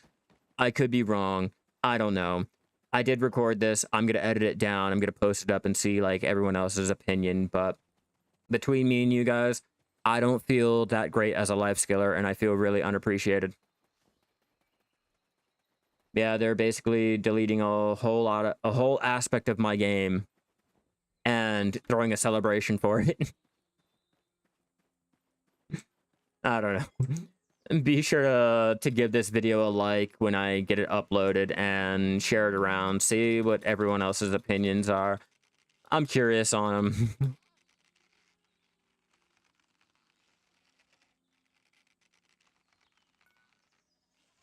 Really a scummy thing to do? Yeah, but I was told I'm wrong. I keep being told every single way I try to read the patch notes or I think about the patch notes and all of that, that I'm wrong, and this is going to be, like, for the best interest and all. It would make more sense for them not to merge them all and still allow you to transfer. Yeah, it would, but why would they do that when they can easily pocket the money for the transfer coupon, pocket the money for a new character slot, and then pocket the money for any new players that come in and all that shit? Us veterans, we've already been milked. The players that are really complaining are the players that don't have 8 years into it, or that have 8+ years, you know, the ones that really put some time and effort into it. Those are the ones that are really complaining.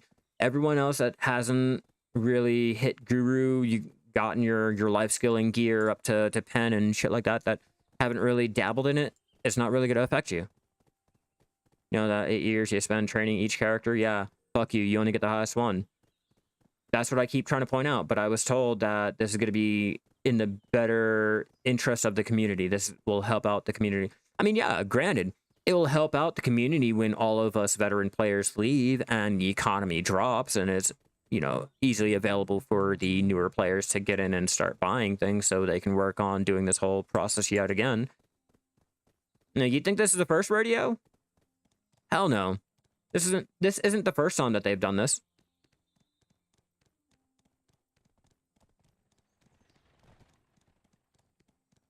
It's just the first time that you'll make more money because all the gatherers will be guru. You'll make more money because all your alts are guru gatherers. So what happens when 10,000 players are all doing the same thing?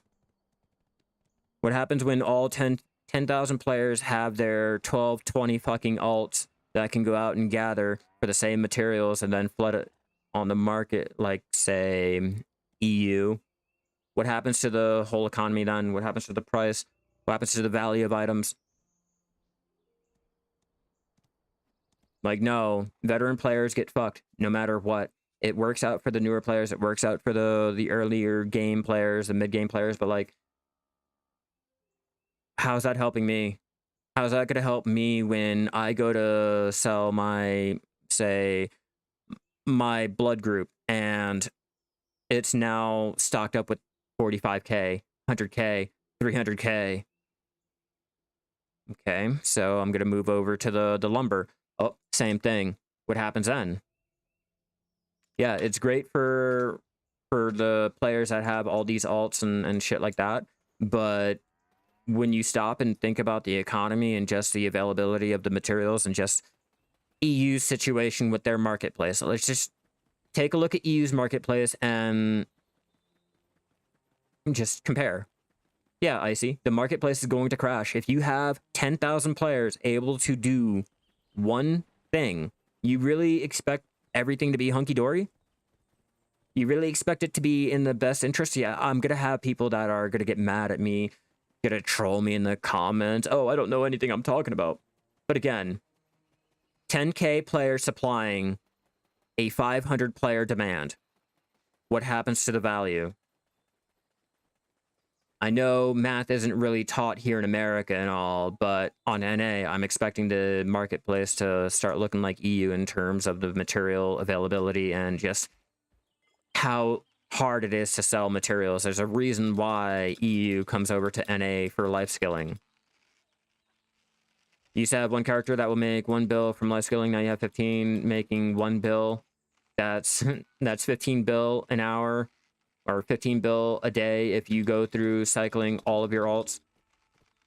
And then we're going to sit here and talk about, oh yeah, well, the economy is going to be better. Yeah, granted, it's going to allow you to make more money as a life skiller, but at what cost?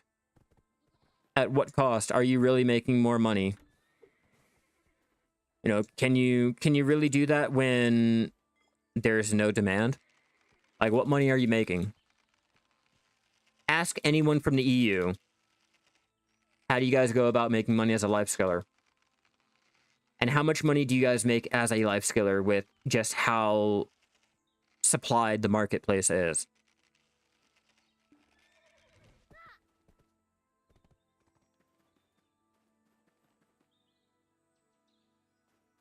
Yeah, you have 2 G50 cooks and the ingredients that you bought and or went out and did or any of that is now null and void. Everyone wants to complain and bitch to me about how I should be min-maxing. I'm not making as much money as I could be. I'm not reading the stats and shit right. I'm just gimping myself and I'm hating myself more and more and blah, blah, blah. And wait till everything gets purged. Just wait until you guys realize that this only helps out the newer player. This does not help out anyone past 2 years plus. Yeah, enjoy those 2 G50 guru cooks and all the money that you could have saved. That's like what? 110 bill? 110 bill that could have been in your pocket for not leveling up another alt. But you're right. You guys are right. This helps out the community. This is what we wanted. As a veteran player, this is exactly what we've been asking for since they introduced Mastery and then fucking ruined Mastery on us. It's not the first time. It won't be the last time. Think of this as a changing of the old guard. All of us veteran players leaving to introduce the newer players to get a whole new player base into it. Every game goes through it. They get rid of all of their hardcore players. They're more dedicated players so that they can start getting into the more politically driven aspects of like the community or the Care Bears and things like that.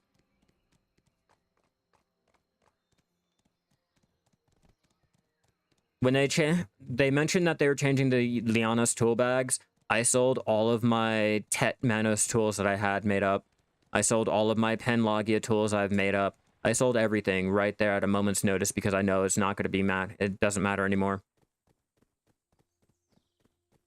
I make pure crystals and top the chain stuff just around 1 bill because now you have to wait for the pre-orders while yeah, harder 50-50%. After a week, you crash everything in this. That's the only way to make money on the EU. You have to crash the market just to make any type of money.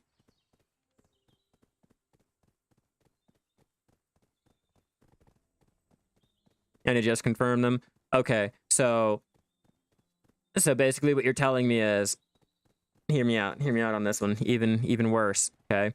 So instead of wasting your $22, they're basically telling you that you have to spend your $22 to merge all of your life skills together to get the G50 so that it could be applied to all of your tunes. And even with that, if you already have G50, does it really matter? Once you have G50 on any tune, does it really matter about your skill coupons? Like, does it really matter at that point? Does it? I mean, yeah, it'd be great if you're trying to get your tune leveled up right now. It's great if you just need that last little bit, but again, is it really worth spending the transfer coupon to try to add up all of your life skills? Like, how do they add it up? How do they add it up? Do they add it by the percentage, or do they add it up by the life skill level? Like, if you have Master 5 and I have Master 4, do they add it up like those numbers, or do they add the 20% into Master 5 and the 30% into Master 6? Like, how are they doing it? And again, is it really worth all of that money to transfer all of that when it doesn't matter? You can just focus on one tune. We still get the shaft either way you look at it. Like, either way, I'm still in the same boat as you if you got your transfer coupons to transfer your alt once June or July comes.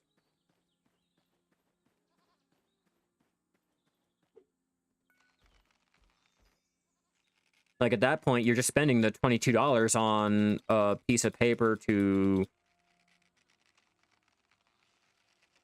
merge all of your time and experience into another alt to be told all of it doesn't matter. You're still spending money. Free coupons for what? Why what? At this point, it only affects us veteran players, the ones that don't need the coupons, so why would they? Yeah, they've given out the coupons for lesser events. But why does it matter?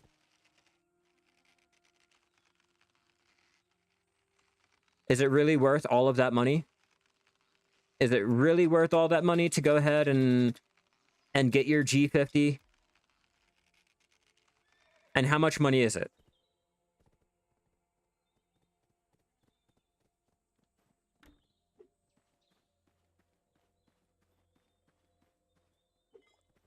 Yeah, explain this whole transferring, adding up the experience.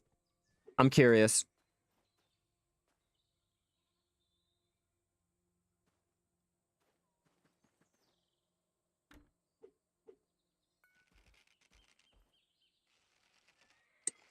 $888 mil.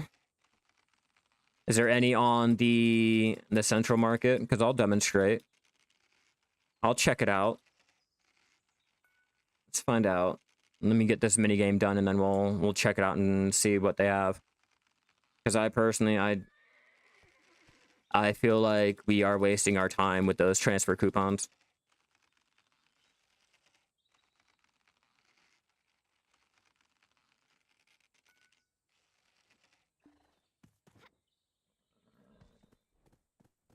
Let's check. Let's check. Said there's only fishing. Only fishing. Only fishing. Oh, pearl items.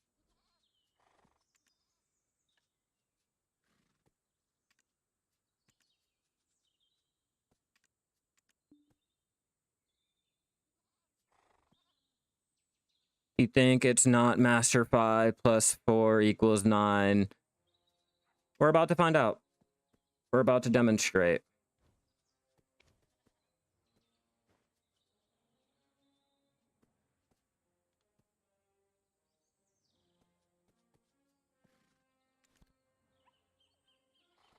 It's the experience per level?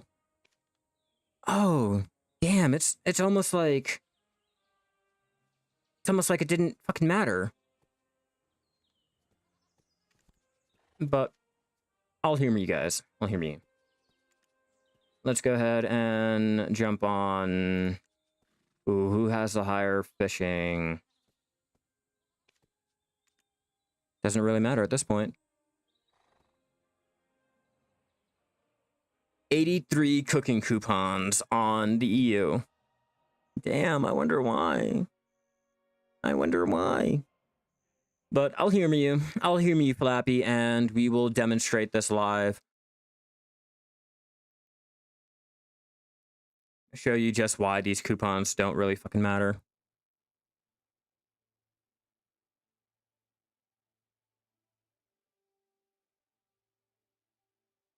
Yeah, 88 mil down the drain, easy. But this is what they want, right? This is what you guys are telling me is the way.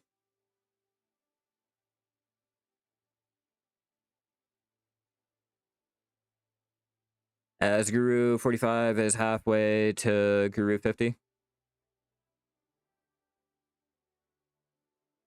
No, we're gonna go ahead and merge them. We're gonna merge them just to show you it doesn't really fucking matter.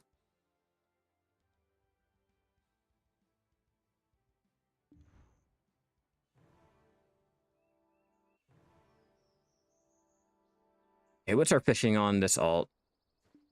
Double check Guru 6. Okay, Guru 6. I know I'm switching around a lot. Go to Trent and find out what he has. Guru 6 to Guru 1. Because if I'm not mistaken, I should jump onto my alt fisher and transfer it over to him.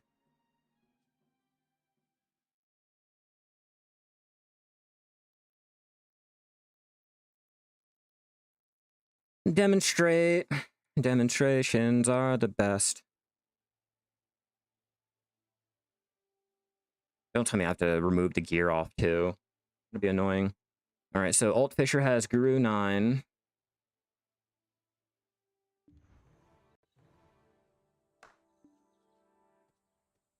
And Master 21.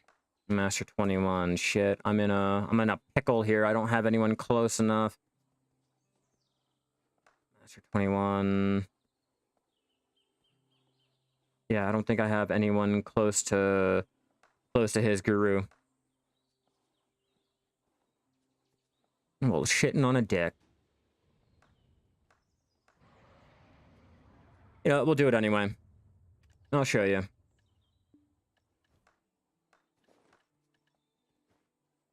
Okay, so 21. Let's transfer it. See if that'll work. You guys wanted to see what the coupons actually did? You cannot change.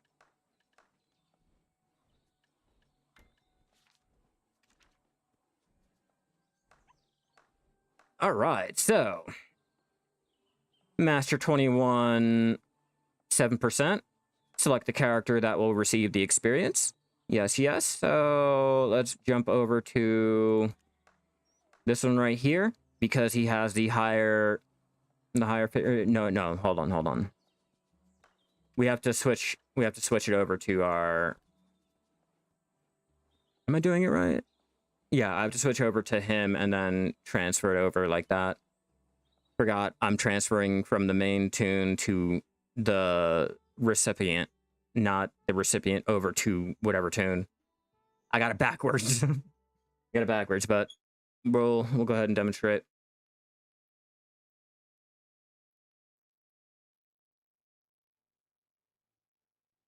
Because I really feel as though you guys thinking the whole adding on, like adding them all up together, is not really going to be applied Guru 6 to Master 21.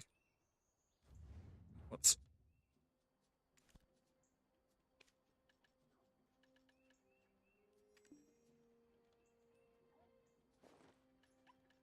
Take off our tool.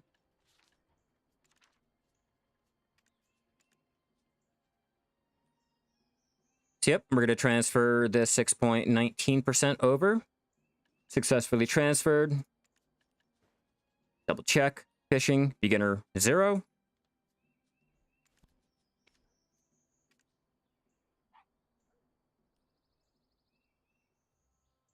Do do do do. Bum bum bum bum bum bum. Bum bum bum bum bum bum. Gotta love wasting a bill, right?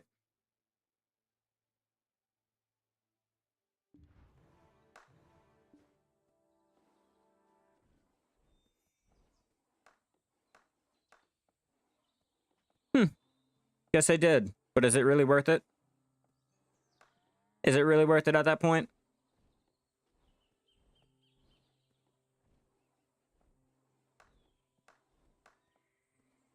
But again, a billion, and if you get the pre-order, and still $20. $20 to merge all of your alts in time of the whole thing that's coming out. Why? Why are we having to spend more fucking money? Yeah, I'm at Guru 9 fishing. But again, why do I have to spend more money? Why do I have to spend real, actual money for life skilling? They're merging everything, and I'm editing all of this now. It's still a waste of money. If they give us free ones, it'll be better. It'll be so much better. But they're $22. They're $22. Is it really worth merging your life skills together onto one toon at that point?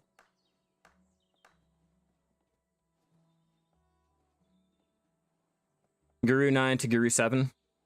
Something like that. I want to say Guru 7 to... jumped up from Guru 9.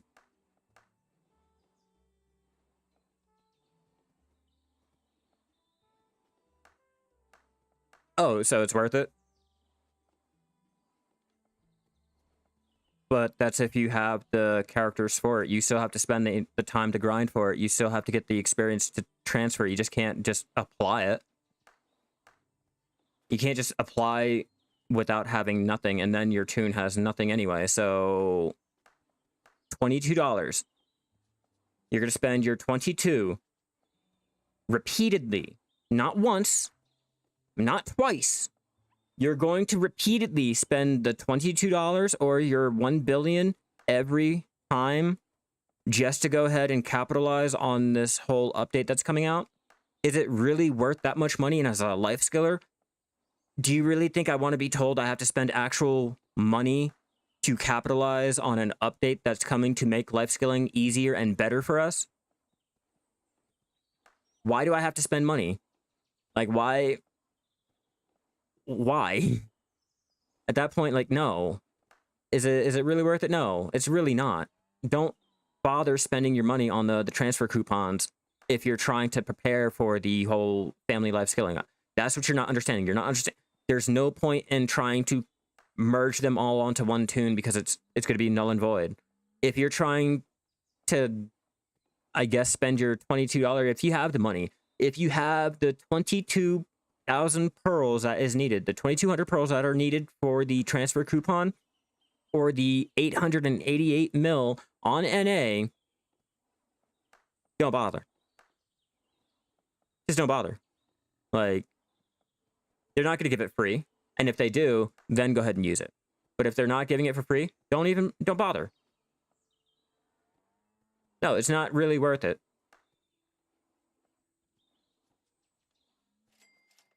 No, I'm not making it on you, don't worry. Don't worry. And no, the transfer coupons, you're not limited to your 2,200. You can go higher than the 2,200 pearls.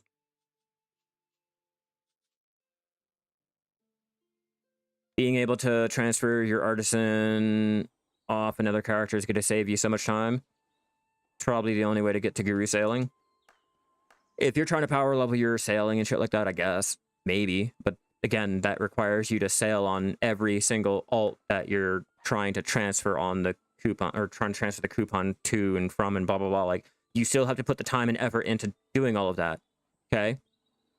Then, again, once your family shared life skilling comes in, does it really... Why are you transferring off anything if it's all going to be applied? Unless you have the money to spend on the transfer coupons and you know you're going to be wasting your money, why are you doing that? Why are you trying to transfer anything to a different tune? Well, I just want it on that other tune. It's going to be it's going to be merged. Like, it'll be merged. The only reason why we're doing it now is if, like you said, you have the money. If you have the thousands of pearls to spend on trying to merge all of your tunes together, sure, that's great, but let's think about it, okay? You said it's a great way to level up your bartering. Let me go ahead and apply a bartering coupon onto this alt. Shit. That doesn't really do anything. I have no experience, so it doesn't really add anything to it. Fuck. Okay, so maybe if I... The merge, they are essentially deleting life skills. With the transfer coupons, you can actually save that experience. What do you mean? Like, what do you mean you can save that experience? I'm curious. I'm curious because, say, again, if I merged my sailing right now, what is that giving me? You know, there's like a lot of stipulations with it. Okay, so you have already sailing on your one alt. Come June and July, it'll be for every alt. Yeah. Okay. Hell yeah! Thank you for the sub. You are fucking amazing. Hell yeah, man.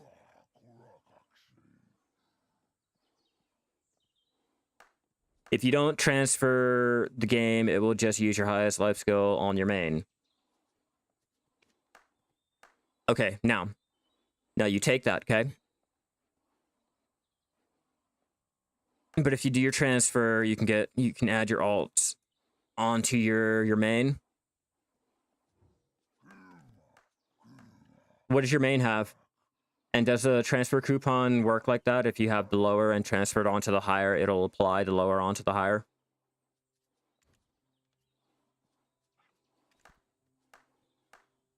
Because me personally, I still don't find a real reason to spend real money. This whole thing why are you spending real money for an update that merges everything? It's like spending your fucking $30 on a ability to ride a mount. If anyone is understanding the connections there. Or spending your $10 to have the option to remove your hood in a game. Why do I have to spend $10 on a fucking paint scheme or the ability to have more than one life skill active? Like, no. There should be no reason why I have to spend real money on an update. Like, real, actual currency for a quality of life change that a game is making to help out the community. According to everyone else, no. You don't. You just have to merge them. I definitely Google it. Wait, you know what? Hold on. I'm pretty sure someone has Googled this before. I'm pretty sure someone has done a whole list. How many skill transfer coupons are needed?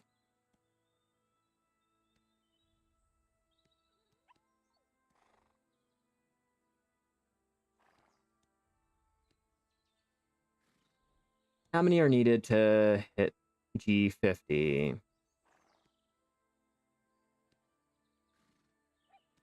Okay, so according to a Reddit post, can't be used below level 50. Don't really care. Not what I'm looking for. Life skill. Let's try that one. Let's try to change the way we term it.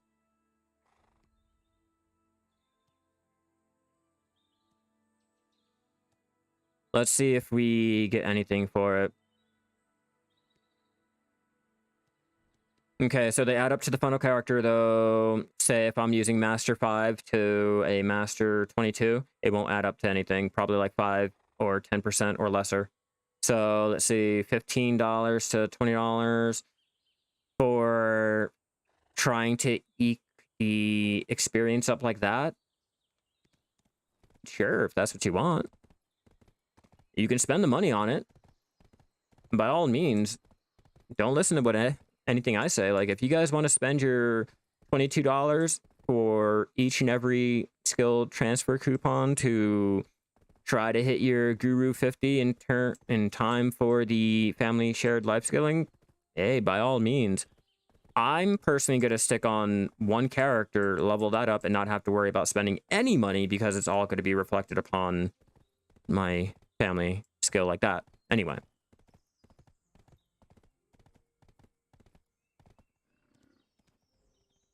But again, you have beginning sailing on your alt and skilled on your main. Will you get skilled sailing on your main after the update?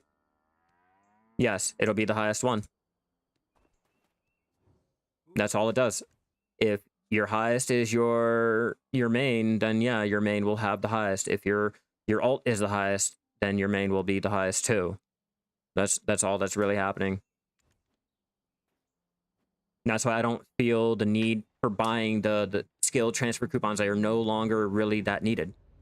Like, sure, if you want to have a whale way of power leveling and things like that, sure. But it'll add up a lot. Yes, if you had that skill on your main, it will essentially be deleted. Yes. They're just merging it all to make it easier for us. That's all.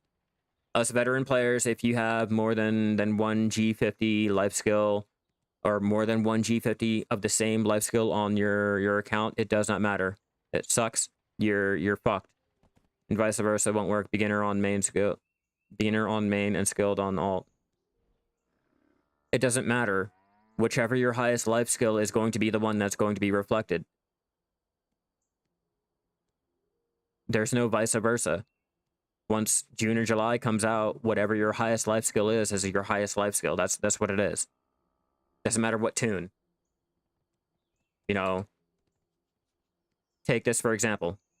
Perfect example, okay? My Shai has G4 on Gathering. My whole family now has that comes June, July, okay? That's now Guru because of my Shai. That's now Guru because of my Shai. Guru, Shai, Guru, Shai, Guru, Shai, Guru, Shai, Guru, Shai, Guru, Shai, Guru, Shai. You get what I mean? That's all it is. It's gonna be shit so many people. This is gonna shit on so many people. Yeah. If you've been playing for a while, this is not for you. If you put real money in or whatever, you've wasted your money. As a life skiller, I am feeling more and more degraded with every little update that they announce or all these big plans for the newer player.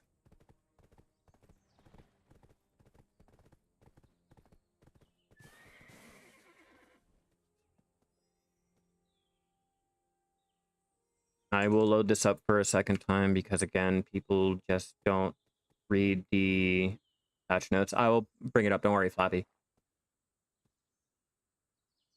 Okay, so again, if anyone was confused on all of that good shit,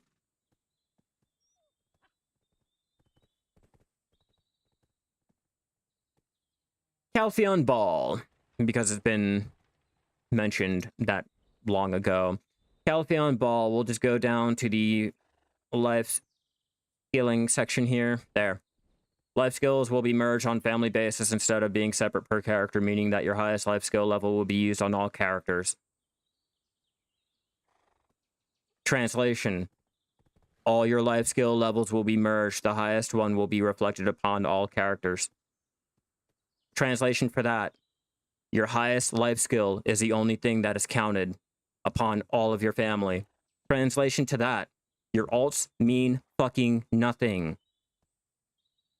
Like, if you have your main character and it has it all on G50, your alts are fucking useless in terms of leveling. Don't bother with it right now.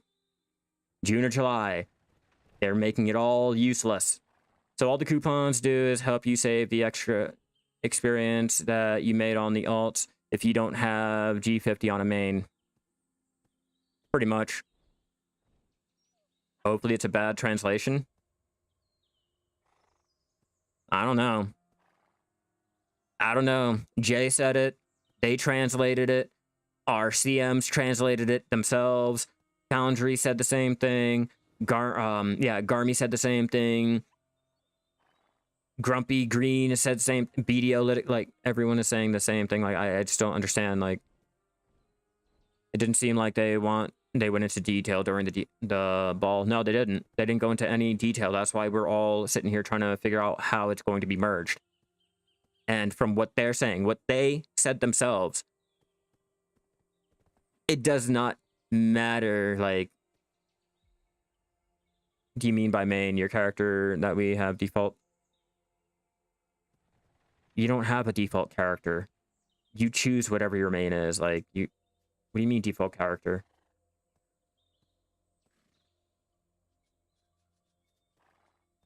This doesn't mean anything. You can change your...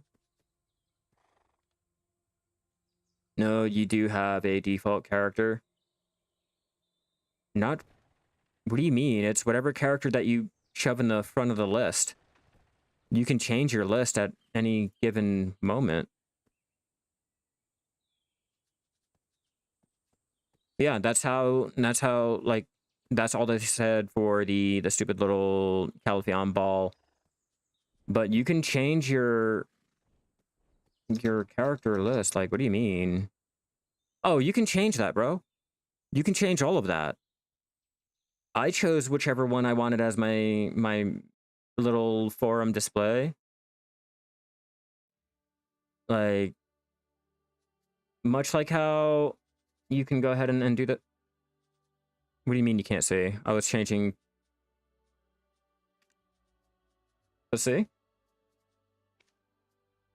It goes by whatever you choose, like with your display and all that. Whoops. God damn it. I backed out all the way.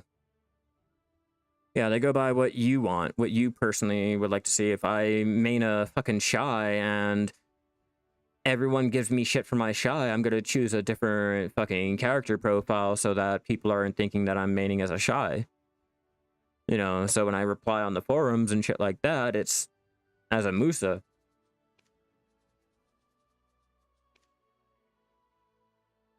Where are you? Oh yeah, right here.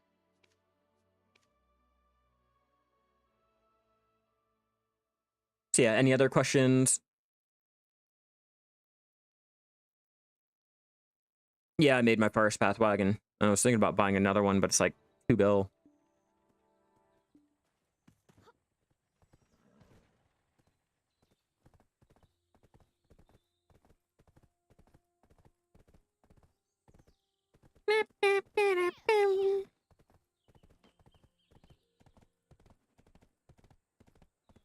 So I told you guys I'm basically doing absolutely fucking nothing with this alt. My leveling and everything that I'm doing today with this alt is going to be overshadowed. With all the time and effort that it takes to level up your training and shit like that, I could have just stayed on my main. I could have stayed on my main because I know it's the highest training and I'd rather... Yeah, I'm still going to be the Shai. I'm still going to be the Shai only because it is still made for life skilling. It's not my fault that they decided to make the shared family life skills so that all your other tunes are now meaningless. It just gives me more of a reason not to jump on any other tune. You know, they don't have anything that stands out anymore.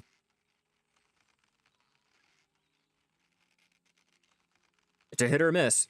One side can be like, well, now I have a real reason to go and play the other alts because they have the same life skills that are being reflected. Yeah, that is. But for me, now I don't have a reason to jump on any other alts because I don't really care for it now. I can do all the progress on one and I'm done. I'd have to take a look at the economy before I decide anything. I hate to automatically feel like I'll be making bank on selling oyster meat when the market gets flooded and there's like a shit ton of oyster meat there, or I'm gonna have to start going down the route of crashing the market just to be able to make something. Or what was it? The pure crystals that can only make money on EU? And that's after you crash the market? Yeah, nah.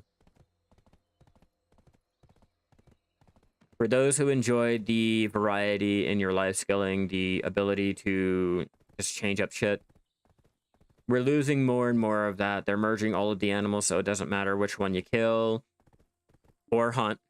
Let's keep that in mind. Just remember, even if you guys were thinking that the meat merging was great and the blood merging was great and all, just remember, doesn't matter where you hunt now. Most of the hunting meat and blood are all one group, so I can now go and say do my sniper hunting over here in this area and get all of the ingredients I need to do my Butte County Gukbaps. You know, make the money on selling the meat now that the meat will actually be worth something being merged into just the one meat. Oh, that's still available? Holy shit. I thought they removed that with the whole active trading being removed too. Good to know. We'll be competing with peasants who work for peanuts. Actually, I think the peasants will be able to make more money selling the peanuts that they're working for. Let's be real. Crystals, and not when you crash the market, because it's always they're always on order.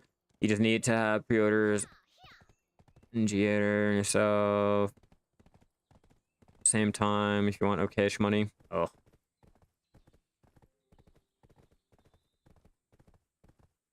Crimson isn't an MMO. Crimson Desert is a single player game. Why would I want to play Crimson looking for an MMO?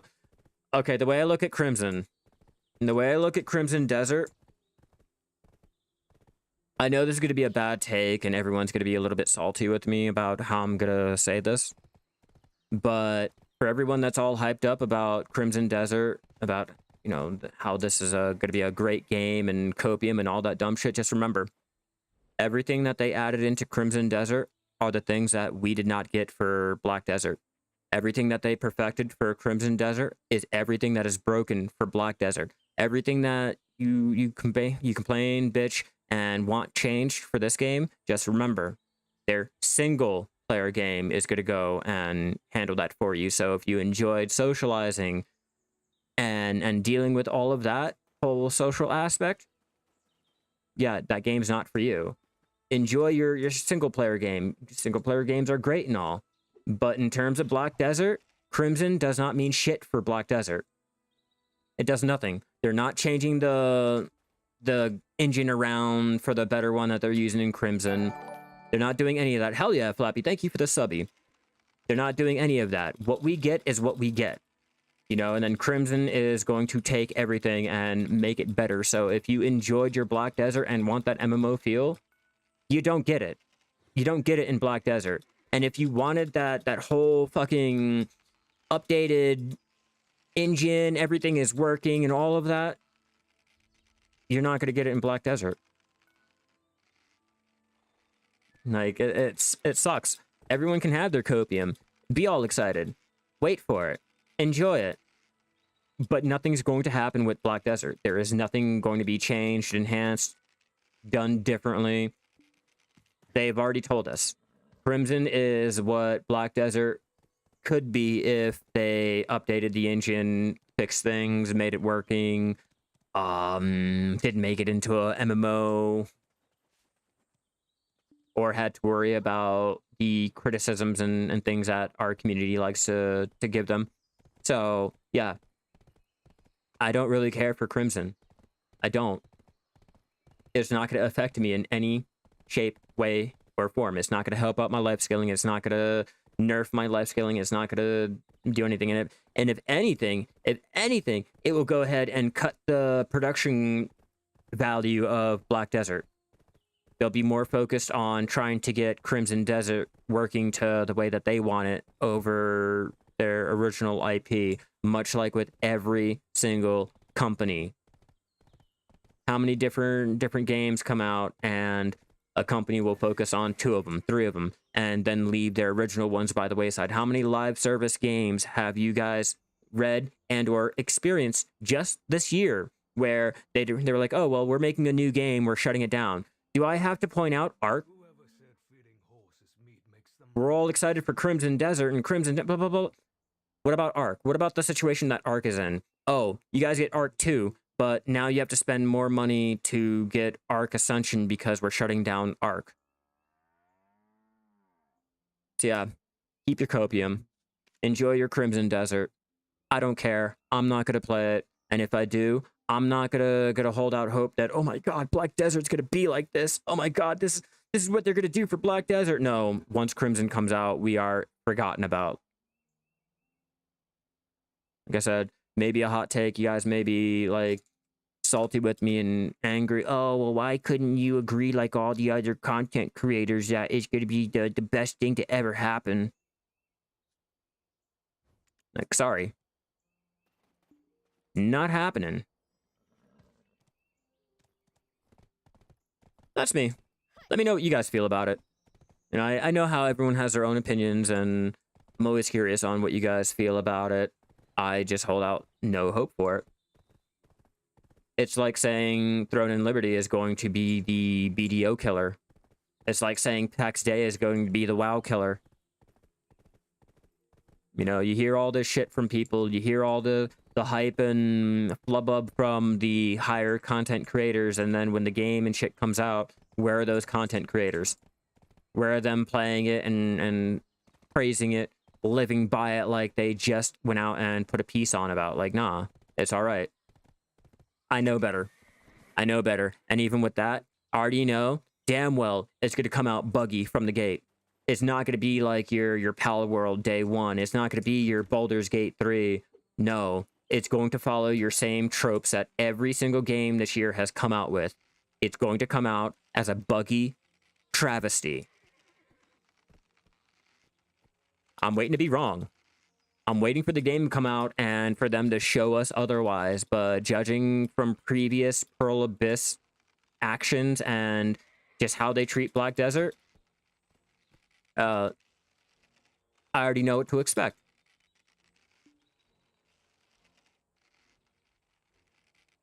It'll be a great game if you don't want to play Black Desert anymore. It'll be a great game if you want to play Black Desert, but you don't want to deal with all of the bugs that Black Desert has. It's a great game if you're not wanting to play this game. You know, it's great. But if you enjoy this game and you have hopes for this game, Crimson is not going to be where you put your hopes in. Like, everyone needs to stop trying to assume that they're going to go behind what they stated, what they came out in a press conference about, or a fucking interview about how they can't change from their Quexel game engine to the new one, the Crimson Desert engine. I forgot what it's called. You know, the same one that Doki V is being made on. So I get it. Great to have hope. But if they themselves say that there's nothing that they can do, this engine and everything is just too far gone, they cannot try to bring Black Desert onto it, I clearly know they're now dropping Black Desert. You know, they got Crimson Desert on the way. They can slowly phase out Black Desert to where it's like a Wizard 101 situation, or Lord of the Rings Online, or hell, they'll even do it like a fucking WildStar situation and just scrap the whole shit. But I have no hope for our game once Crimson comes out. I have no hope in Crimson. I have no type of incentive to try to make content on it or anything like that. It's going to be a single-player game that comes in, leaves, and it's done. It'll be like Hogwarts Legacy. It was great when it came out, and then that was it. There was nothing else. And that's after you get past the fact that it's going to be a buggy mess. Meat makes them run fast. Yeah, I know it's a little bit biased saying that it's not going to be like Baldur's Gate 3, or it's not going to be like Power World and how popular it's going to be. Like, yeah, I know. That's unfair to go ahead and say, but when you're relying on the community to really, build a new community, and you're telling them that their old community is ass, there's nothing that can be worked with it, you're really not going to get a new community. You've seen people play it on multiplayer, but is it an MMO? Is it an MMO? Am I going to find people running around like this, or do I have to invite them to my game? I don't care. I don't care. No. Destiny was multiplayer enabled. It wasn't an MMO. It was multiplayer enabled. So is it going to be like that? Is it going to be another little, you invite your team, your squad into it, and there you go, Helldivers 2, or Helldivers 2, or whatever the fuck it's called? It got delayed 4 times. Oh, so they changed it back.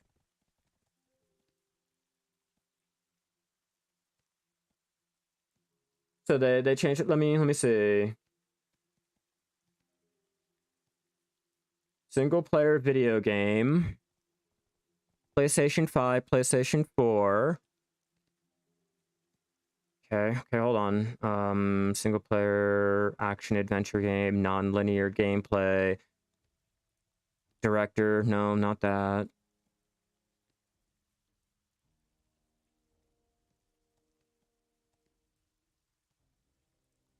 Let me see. I'm still looking. Open world RPG, open world. Yep. Doki V just got delayed again.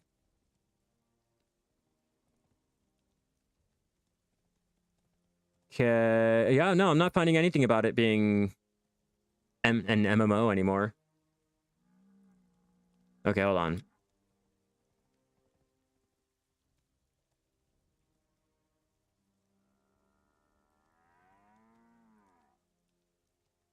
Gamescom. Okay, Gamescom Breakout Crimson Desert isn't an MMO despite its dev's track record. Crimson Desert nearly stole the show at Gamescom 2023, but it's actually a strictly single-player RPG. So let me do some more looking up, see if I can't find a recent thing that's not from 2023. Let's see if we can't find something from last week. Let's see. The game has been developed since 2018 and released globally on both console and PC in 2024, and will be released 2024. But nothing about an MMO. But just in case, I know how this works. We all know how this works. Hold on.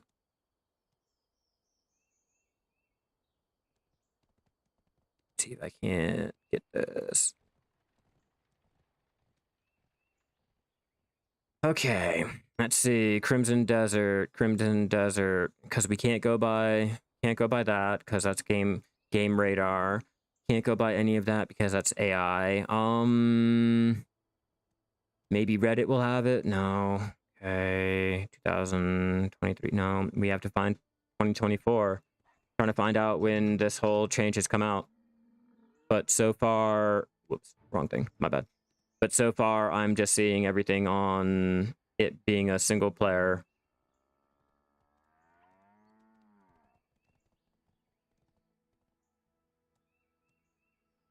No.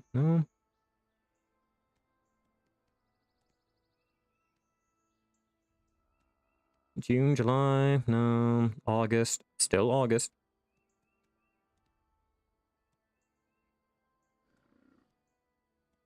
Nope, still RPG. What's up, Post?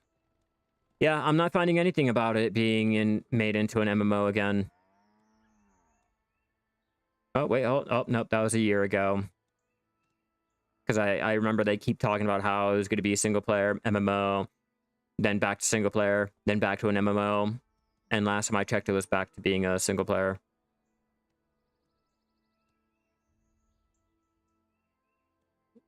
Yep. Nope. Still nothing. I'm not seeing anything on it being an MMO still. So I'm not sure what you mean by that, Umar. Maybe if anyone can go ahead and link me an actual article or anything on it, I could figure it out more, but from what I'm seeing, like, nothing.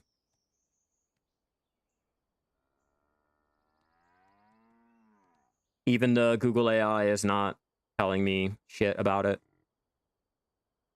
The latest thing that they can pull up is the Games Radar August 2023.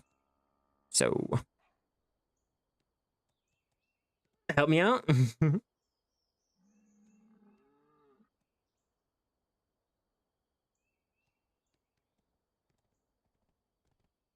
Yeah, again, you can have multiplayer on your single player game and not be an MMO.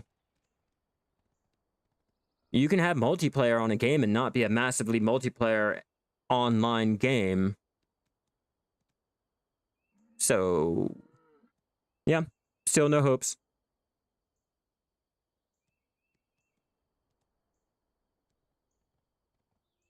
All right, guys, let me go. Be right back. Let me get a drink and let my dogs out. But so far, for the most part, until I can find anything that's saying MMO is massively multiplayer online, meaning shared world, not you have to invite them into your session. Like, take Monster Hunter World. Okay, take Monster Hunter World.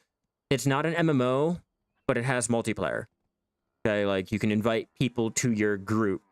You know, you can get a squad made.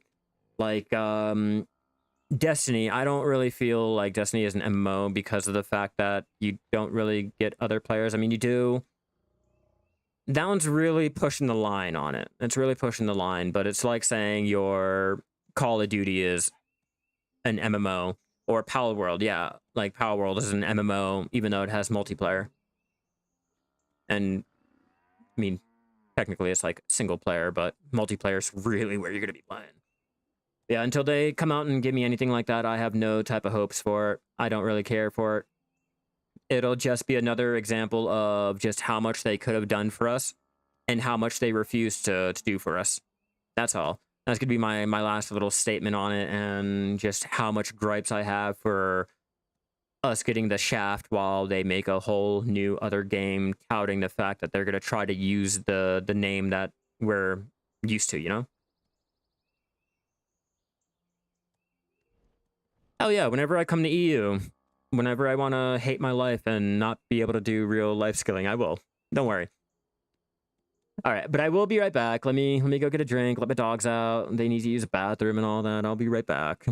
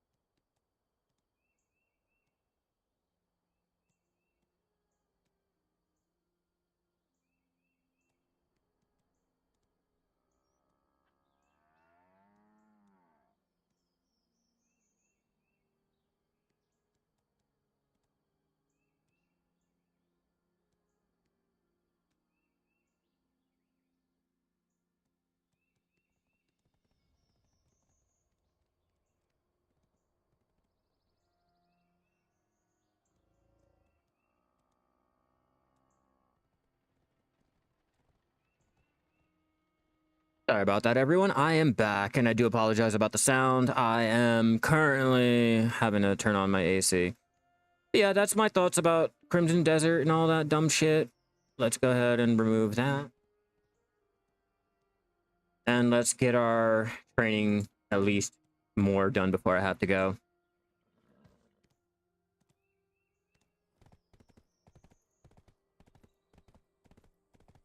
And jumping back onto the whole life skilling aspect, sailing isn't that bad. Sailing isn't that bad to level up. Especially if you AFK auto loop around the ocean.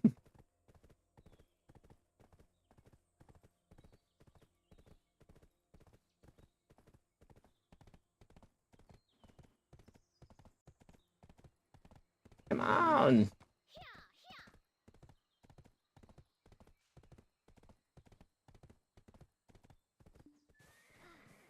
I mean, there's not many MMOs coming out.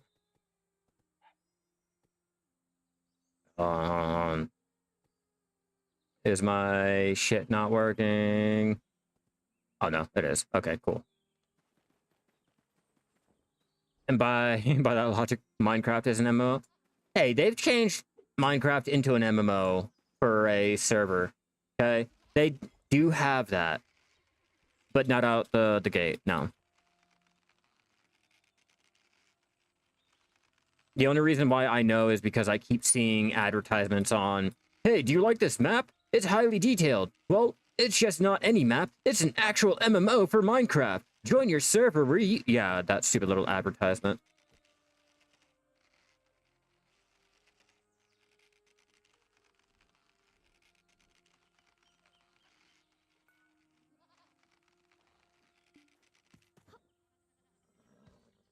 Coming soon, Throne and Liberty. Oh yeah, I'm waiting. That's what I'm really waiting for. I'm waiting for Throne and Liberty, and I'm waiting for PAX Day. I'm gonna try them both. Much like with New World, much like with Lost Ark, and every other MMO that comes out anymore, you have to try it. You have to jump into it at least once so you can really see like what all the gripes are about, what people are complaining about. Like, you just can't just take it by face value. Like with Lost Ark, I did not take it by face value. Like with New World, I didn't take it by the face value. I sat there, I played it, I tested it out, tried to see like what it was about, and personally, I feel as though it's not even worth my time. Like with Lost Ark, you know, Lost Ark is no longer worth my time. Horse's meat makes them run faster. Where's my horse? Oh, there you are. No.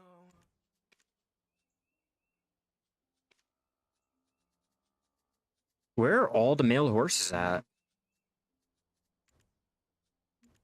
Let's get some more transferred out and check to see what we have so far. Over to Dubin.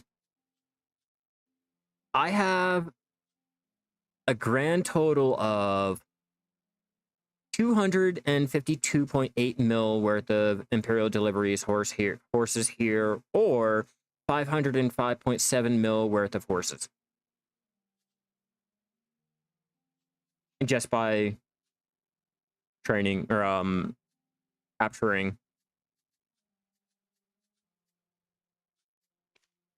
all the same like the MMOs that do come out. You take a look at the shop and it's like pay to win everywhere. Every game that comes out anymore is going to be pay to win in some way, shape, and or form. Like in terms of MMOs, they're always going to be pay to win in some way, shape, or form. You have to go and look to see which one you can tolerate the most. Let's be real. There's no game out there that is currently out there right now that is not pay to win in any shape, way, or form. There's no game out there. Either you have to buy a sub, and the sub will give you these little add-ons, or there's an item that will give you something more so than another play. There's always something. And it just goes about whichever one you can tolerate. That's all. Like with Black Desert, if you can tolerate just how pay to win it is, you can get past it and you can have fun. You can play it. You can play it without having to spend any type of fucking money.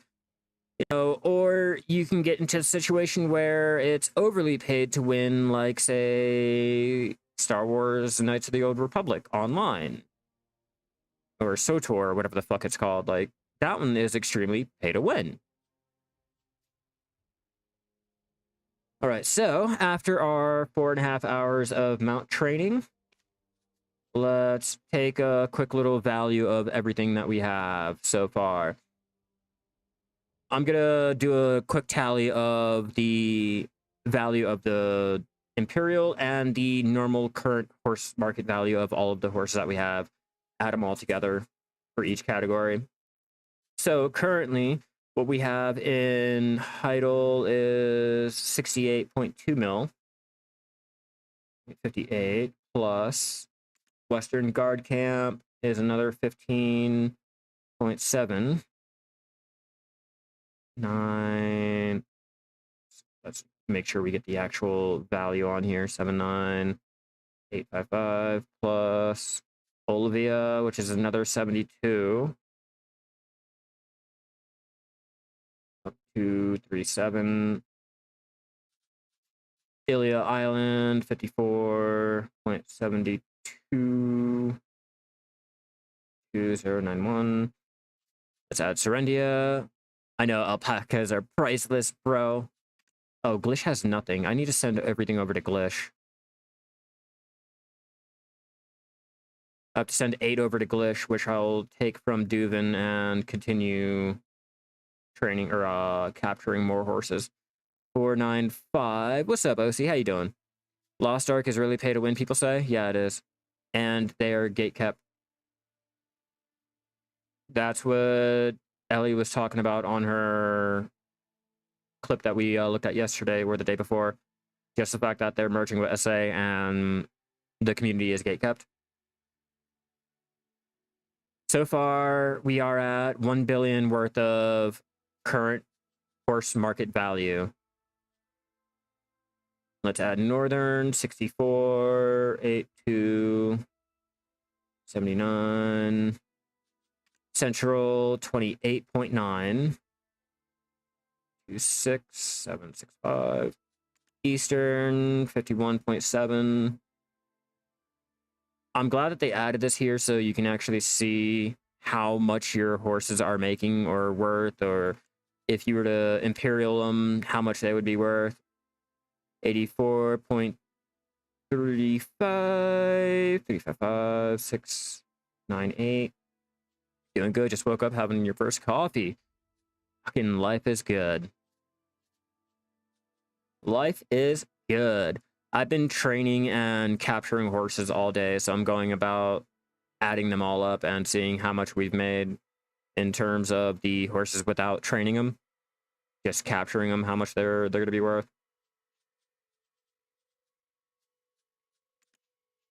And obviously we have Duvin Kroon with the 505 740 So far, we have a grand total of 1.9 billion worth of the current horse value. You guys wanted to see? That's the value of the horses that we have so far, but we're not done. Turn off that AC.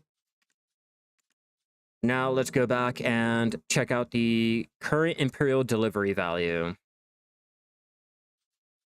34.1 for 3829 plus Western Guard Camps, measly little 10.4.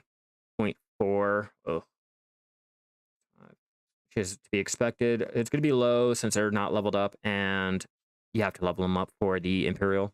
Not to mention, we're not taking into account of the mastery. I feel like it's just current, like what I'm currently what they're valued at instead of what I would make if I was to apply my mastery. Ilia Island, 27.3. Idle. And I'll keep doing this until we get all of our stables done for the new update that's going to be coming out, whenever that may be coming out. Okay, 30.5, so we're at 144 or 141 mil. Going by when I'm getting an alt to Pro 1 and capturing and selling seems worth doing, but I never totaled the numbers. Can you see what you come up with? Yeah, we're dealing with at least 50 horses here. 50 or more. Okay, so 40.9. 99. 4, 5. We are at 182. These are unleveled, just captured, thrown into a storage, and forgotten about. 32.410. 395. Central Guard is going to be Slacken. 643 or 463382. Eastern 25.8. 0. Whoops.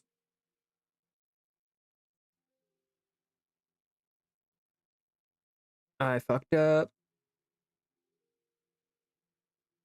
Yep, I fucked up. Hold on. I have to redo it all because my calculator tried to add something that it shouldn't have added. 82 plus Eastern 25 873 020. Okay. Then the 42. Yeah. Then the 42.1 849. Oh, I plan to. I plan to get 4 of these trained every single training attempt. Well, every little training session. 45. Let's see, 0.52 or 45.011 plus. Let's go down. Nope, that's right. Dragon. 252,870. 487. Okay, so it will be a little bit lower, but you're gonna have to level up the horses and all. But for the grand total of all of the capturing that I've done today, we've made, well, we could make 594.8 million. So they'll be ready and waiting to be trained up, and we'll see how much money we can make after I've trained them all up and Imperial delivered them. Feel that BDO is the only MMO on the market that leads into the fantasy game market that is like SAO, and then truly has a feeling of an entire world that is built out of it. If only they can fix their fucking problems, it would be perfect. Not perfect, but in terms of what we want for a fucking MMO, it'd be great.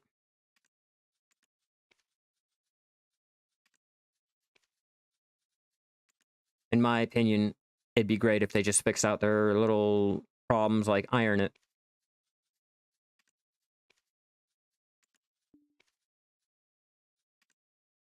And Glish should be finally, yep, can't register anymore. So you can start on moving everyone to, okay, that's all Serendia. Altheon, I think. Nope. Start moving them to Kepler.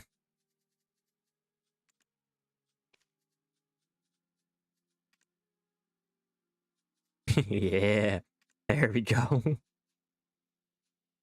I'm liking these numbers here. I'm liking them. 17, 33, 7. I don't count Medea because Medea has my dreams and my Corsairs that I am trying to train up. But if you guys were looking for a great way to prepare for the new global update that's coming out for the horse training, to use your tier 8s to level 30 tier 8s to get the higher chances at your Imperial Steeds, this is a great way to go and get all of the horses needed while still leveling up any alts, leveling up your main, getting the Imperial Steed seals from doing the Imperial deliveries after you train up your horses and breed them together. Just trying to make sure you are not sleeping when the new update comes out, just to get yourself in a better position for the Imperial Steed attempts. The same method will work as before with leveling up to level 15 and just breeding them to get your higher tier and then breeding them to get the higher tier. It's just, it helps out more so if you are taking the time to train your horses up to level 30, breed them for the highest tier, and then trying to take those tiers, smashing them together for your tier 8, and or just getting your tier 8 out of the gate and leveling it up to 30 to try to breed for the Imperial.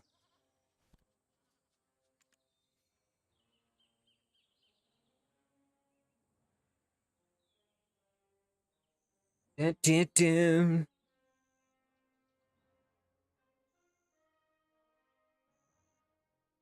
Bum, bum, bum.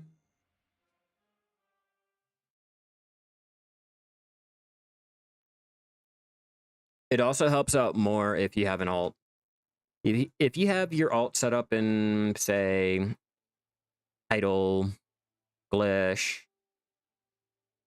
I want to say Trent, other areas like that, and they're able to train, it'll make it a lot easier to just switch off, start capturing, move on to another area, capture over there, move on to another area, or just go from one tune to every channel and transport all of your mounts to different stables around the world.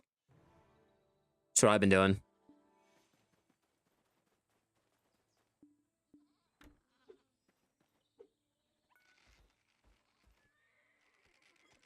And this guy will be sent back to Keplin. Then from there, I can jump on my Shai and start getting my other 4 alts AFK trained throughout the night.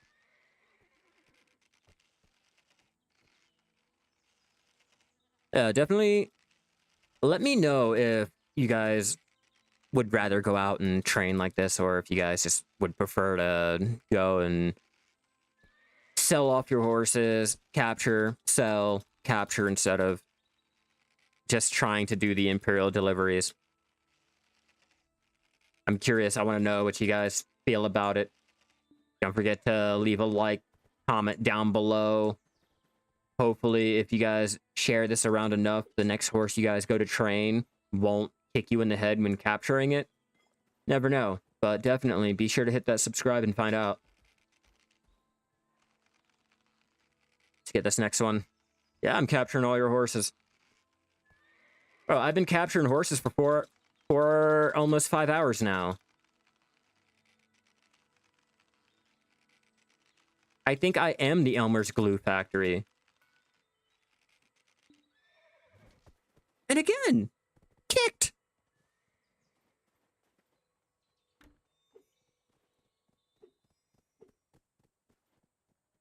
What happens when you don't use sugar? Oh, you just ran.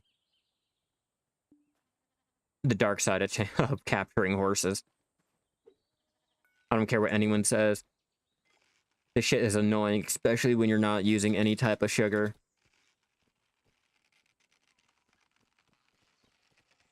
I see you trotting. Oh, now you just galloping.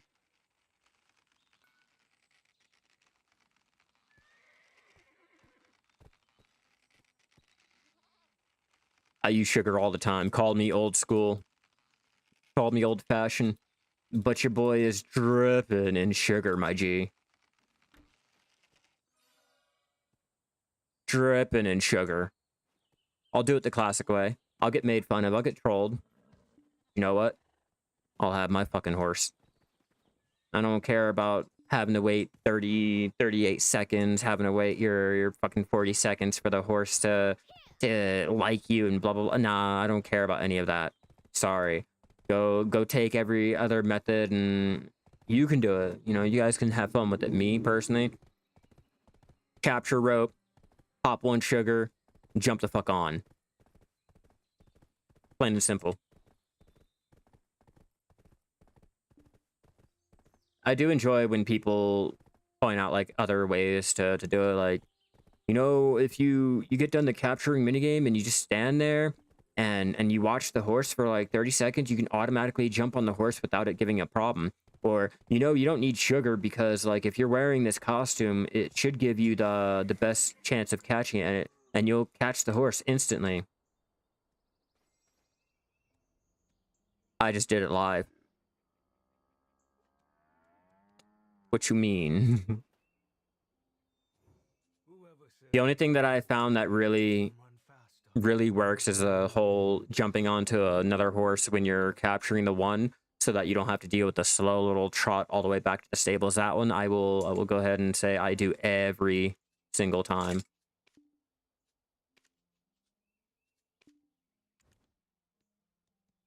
Mean distance too great. Where are you?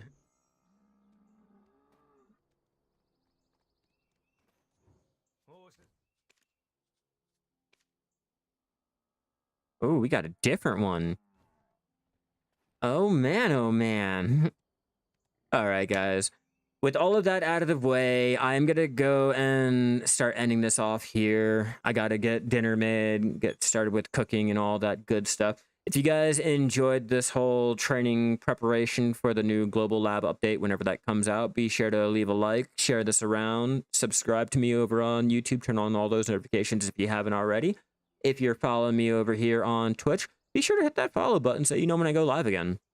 I'll be going live tomorrow. I think the same time, doing probably the same thing to get the rest of our horses in our stables and all. But definitely come back again. It was great having you all. It was great chatting with you, debating all of you, and keep gathering out there. Good night, everyone.